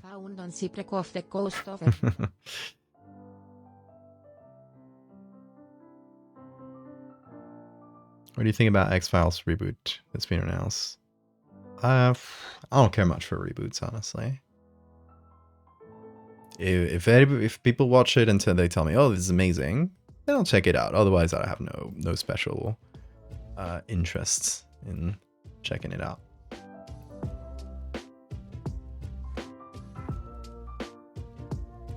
Like they can call it X-Files, but it's a whole other thing, right? It's not.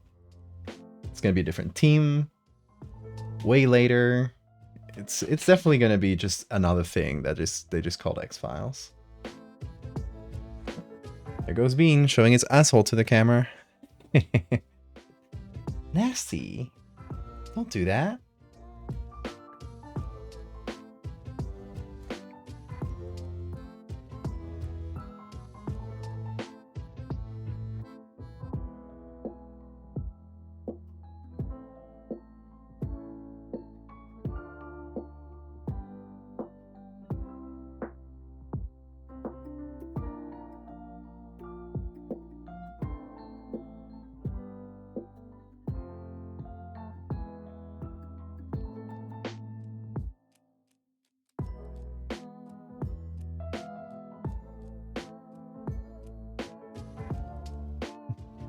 Putting the mic thing right in front of the Bean cam was not my brightest idea, was it? I still need to move things around in this setup. It's still too early. Still haven't quite figured it out.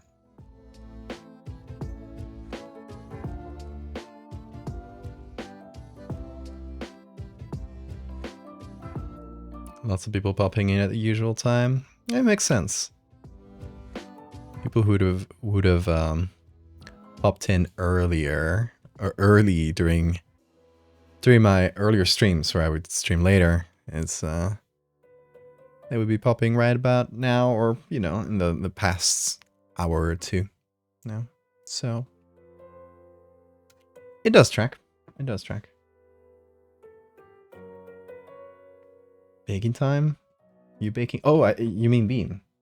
Bean is always baking. He's always cooking up something good. Look at that. I used to have, in my old setup, I used to have more mobility with the Bean cams. Now, just because of the length. This clam uses ITS coin like appendage as a lure to infect hosts with ITS babies. ITS babies. Yeah, just because of the length of this camera here, the length of the USB, I need some kind of extender so I can like actually put it wherever I want. Oop.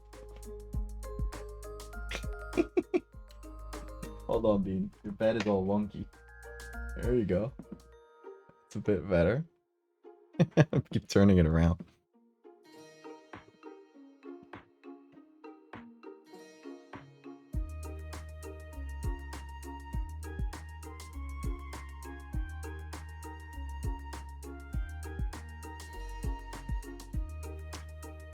All right, I think that's more or less the lighting I wanted to have, but let's put everything together as usual and see what it looks like.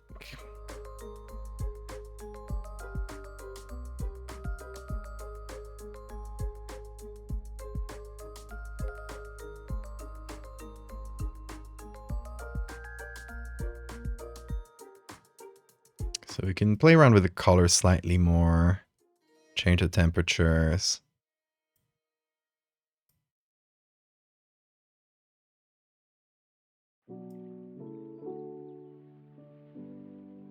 Can turn the white like really high and the highlights a little lower, which will just make the contrasts pop up in the highlights a bit better.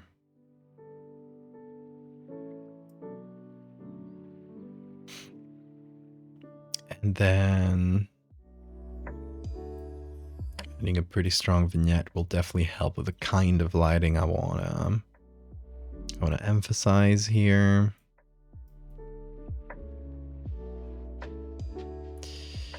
Adding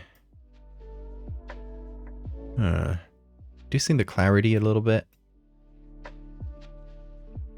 Just making everything a bit hazy. Well, I got an idea.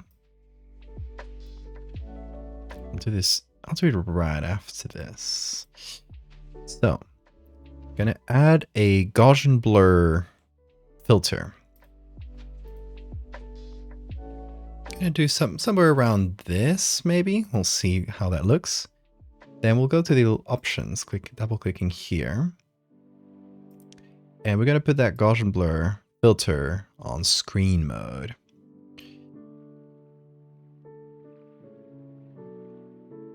Which is just gonna make things shine quite a bit. And maybe screen, maybe lighten works better.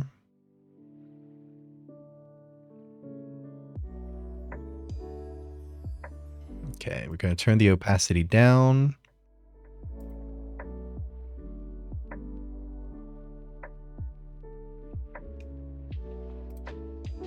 And we just want to give things a bit of a glow.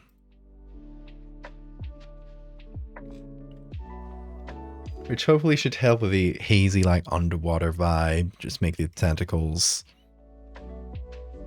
glow in the sun a little bit more.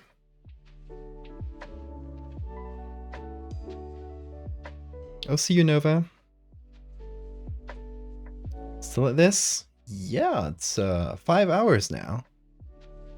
I think I got this one pretty much nailed down right now. Still missing a couple little things, but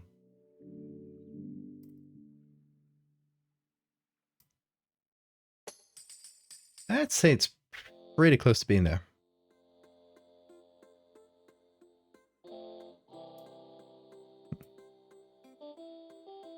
Thank you, Aspen.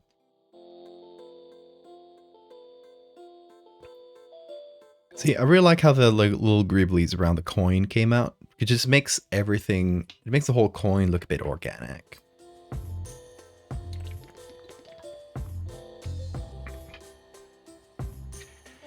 Okay, colors. We can paint the shadows a little darker? No, a little bluer. Maybe slightly greenish. But since our highlight and our coin here is in the yellow, slightly leaning towards orange, that's in the highlights. Right, we can add a little bit of gold to the highlights, but it's also going to add it to the water, so maybe I don't want that. But our highlights are definitely there. So I think our shadows should be in between this sort of range, right? Like these blues. So we can apply these to shadows and midtones. Oh, mollusk. Mollusk. Are these guys natural predator of greebles? No, they'd probably parasitize the greeble if it landed on them.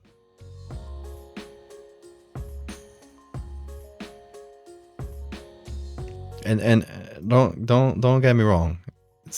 I'm not calling these greebles. I'm calling them greeblies, which is a different thing from greebles, the psychology thing. It's a word I made up, but it's very scientifically sound and accurate. Okay, we're adding a bit of saturation to the yellows, touch to the oranges. Again, that's giving that coin a little bit of kick. We can also make the background like pretty desaturated, but I don't think we need to.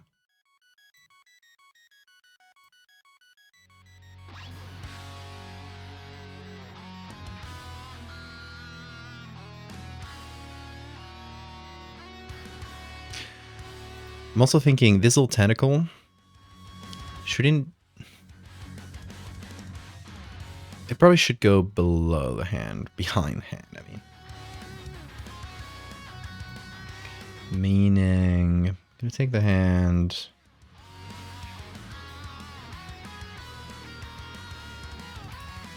And its own shadow. call it hand. Gotta push that up.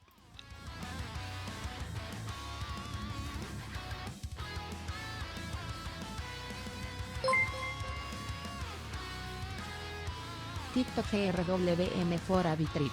On ice I had to tell you about the time I was 50 I picked up one of those coin clamp things. I thought it was gold but when it hit it was all flesh and bumpy. Gag. My mom literally had to drive me to the hospital cause it like turns out I am allergic to their sting or something. Anyway ever since that day I haven't been able to eat shellfish. Anyway this is the finished look, is it cute?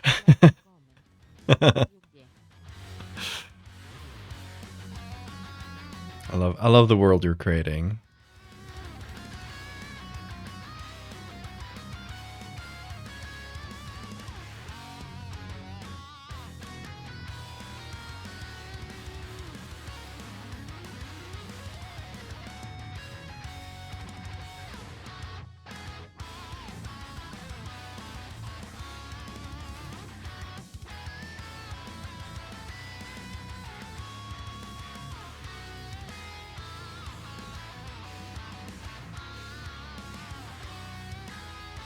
Maybe this needs a bit of a bluish filter as well, the hand. It feels very... Put this over here, okay. Oh, you know what I can do? I can do the photo filter. The same I apply it to the background. Or is it here? Put that over the hand as well. Ooh, yeah. It's definitely quite a bit better.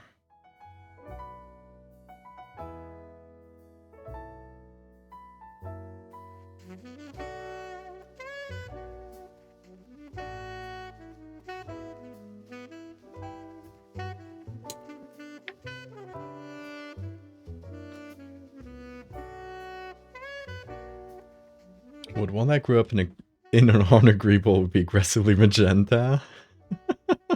Or cyan, I like that.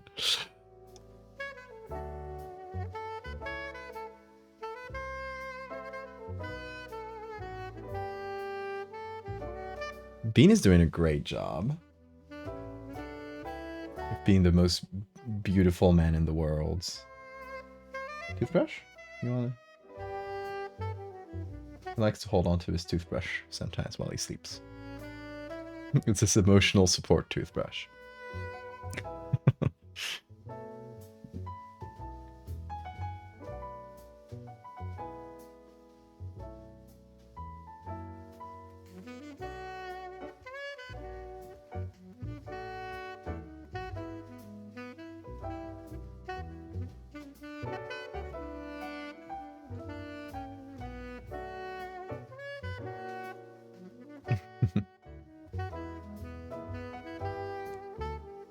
He has great dental hygiene. He loves to clean. He actually, like, if you give him the toothbrush, he'll do this to his teeth. I didn't teach him this. He knew instinctively that dental hygiene is very important.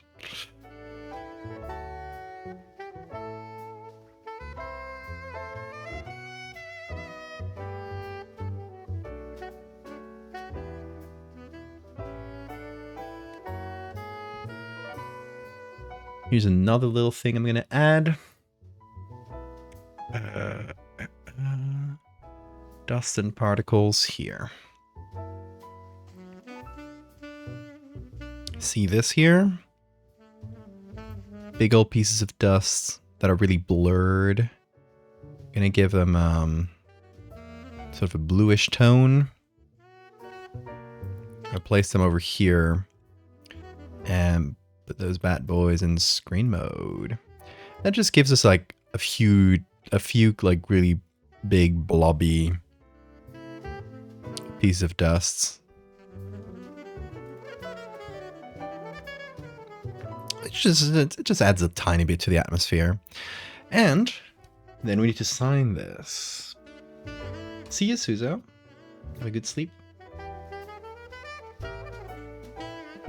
Yeah, I think I'll sign this, and since it's been a 5-hour stream, and I'm streaming tomorrow, we'll just do this one image today. Because the second one is just going to be a variation of this. But it's still going to be a fair amount of editing. So there's probably going to be another stream next week where we do the second one of this. And then if we got time, the third one completely, or at least the start of the third one. And hopefully we should get that done. But first, we need to sign. Could we get an emotional support browser? Emotional support browser.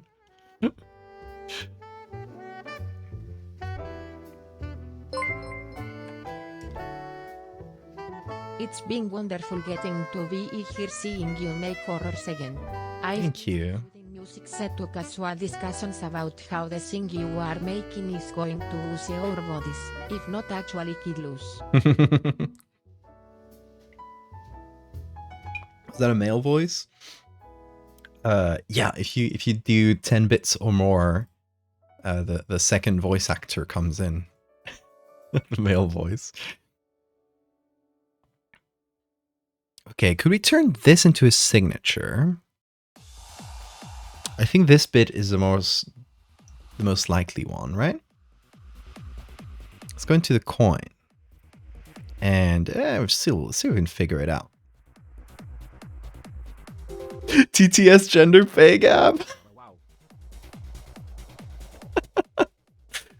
Not the TTS gender pay gap.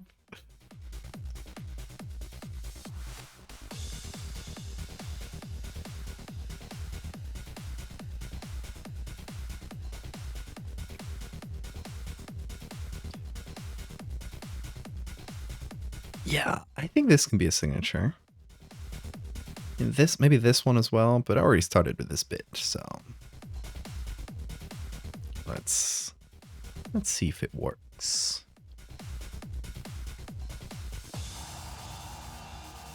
Okay, now we need a diagonal one. And then a horizontal one. Just gonna get this bit. And then do this.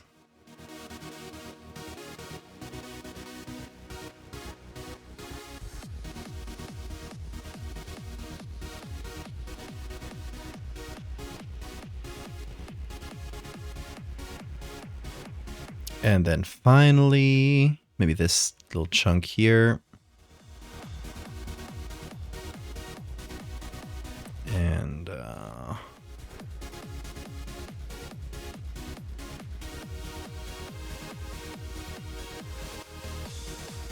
oh, Bean is snoring the tiniest snores perhaps ever to exist. Thank you, Aspen.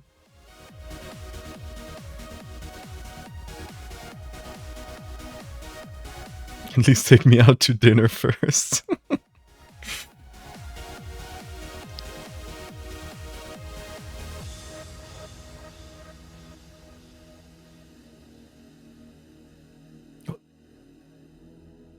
Yeah, Photoshop is sometimes flashing to my desktop.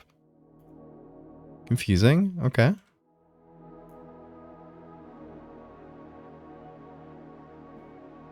Yeah, at first I thought I was like pressing a key wrong or something. But no, it just flashed like mid me using the brush. Very odd.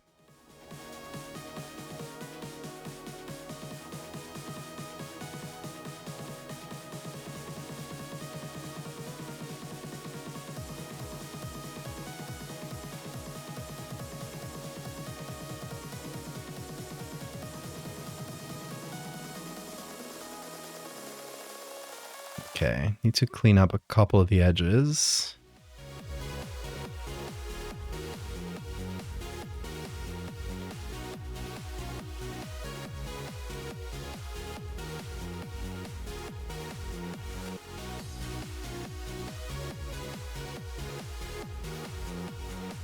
But that should about do it.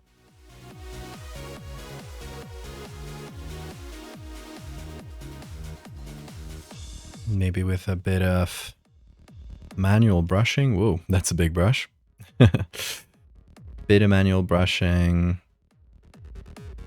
Just to get all the shapes locked in correctly.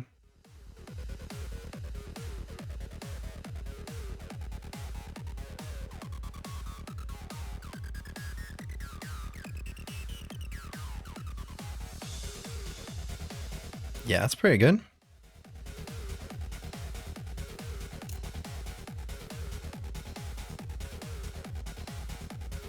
Bean is like a celebrity to me. He's possibly the most famous cat in the world. I haven't checked.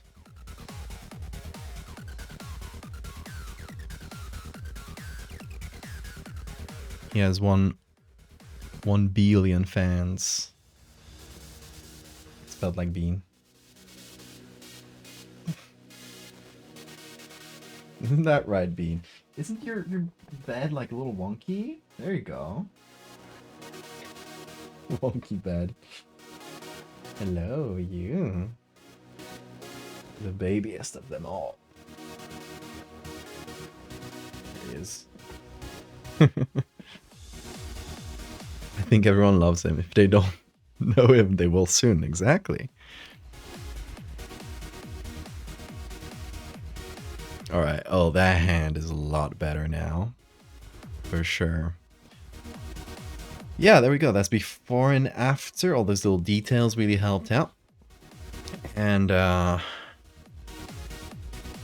yeah, so what would be left would be a second image where the hand is a bit closer, but it's like in a cloud of particles, which are the clam babies that have just been sprayed at it. And the clam is the coin in the clam is like opened up as like to show the siphon, right? And yeah, that would be the second image. So just a variation of this. We don't need to change the background. We only need to like move the particles around, obviously move the tentacles around, and then do the main thing, which is the opened up coin and the hand sort of reeling back. And then the third image would be somebody with like either like a wound or like a zit that opens up and that has like a little clam inside. Or if we don't want to go that gross, maybe it's just like the clam right after attaching. So it's like a really big, a really tight close-up of the skin. And we get the clam like attaching, like kind of digging inside or something. Or if we're going to go like oral, where it's like it gets into your hand and then it just stays on there until you put your hand in your mouth or something. Then we can have like an inside of the mouth sort of gross image, which is always a good gross image to make. I don't know, lots to think about. But that would definitely be someday next week, I believe. Yeah, maybe like next Wednesday or something. We'll do sort of the second part to this. And hopefully the conclusion, if we get to do it all in one stream, depends on our rhythm. Today we've been pretty slow because we spent like the first couple hours of the stream mostly yapping. But we did get this done. So at the end of the day, that is what matters. The clavies, the clarvae, yes. X-ray of clam. We do love yapping in this here stream. Yeah. But yeah, that will be all for today. This is what do you think of this fake coin? Does it work? Would it work on you? It would work on me if I saw this like on the riverbed, like just walking around. I would go pick it up. I would be fooled. I would be the first one to be parasitized by my greed.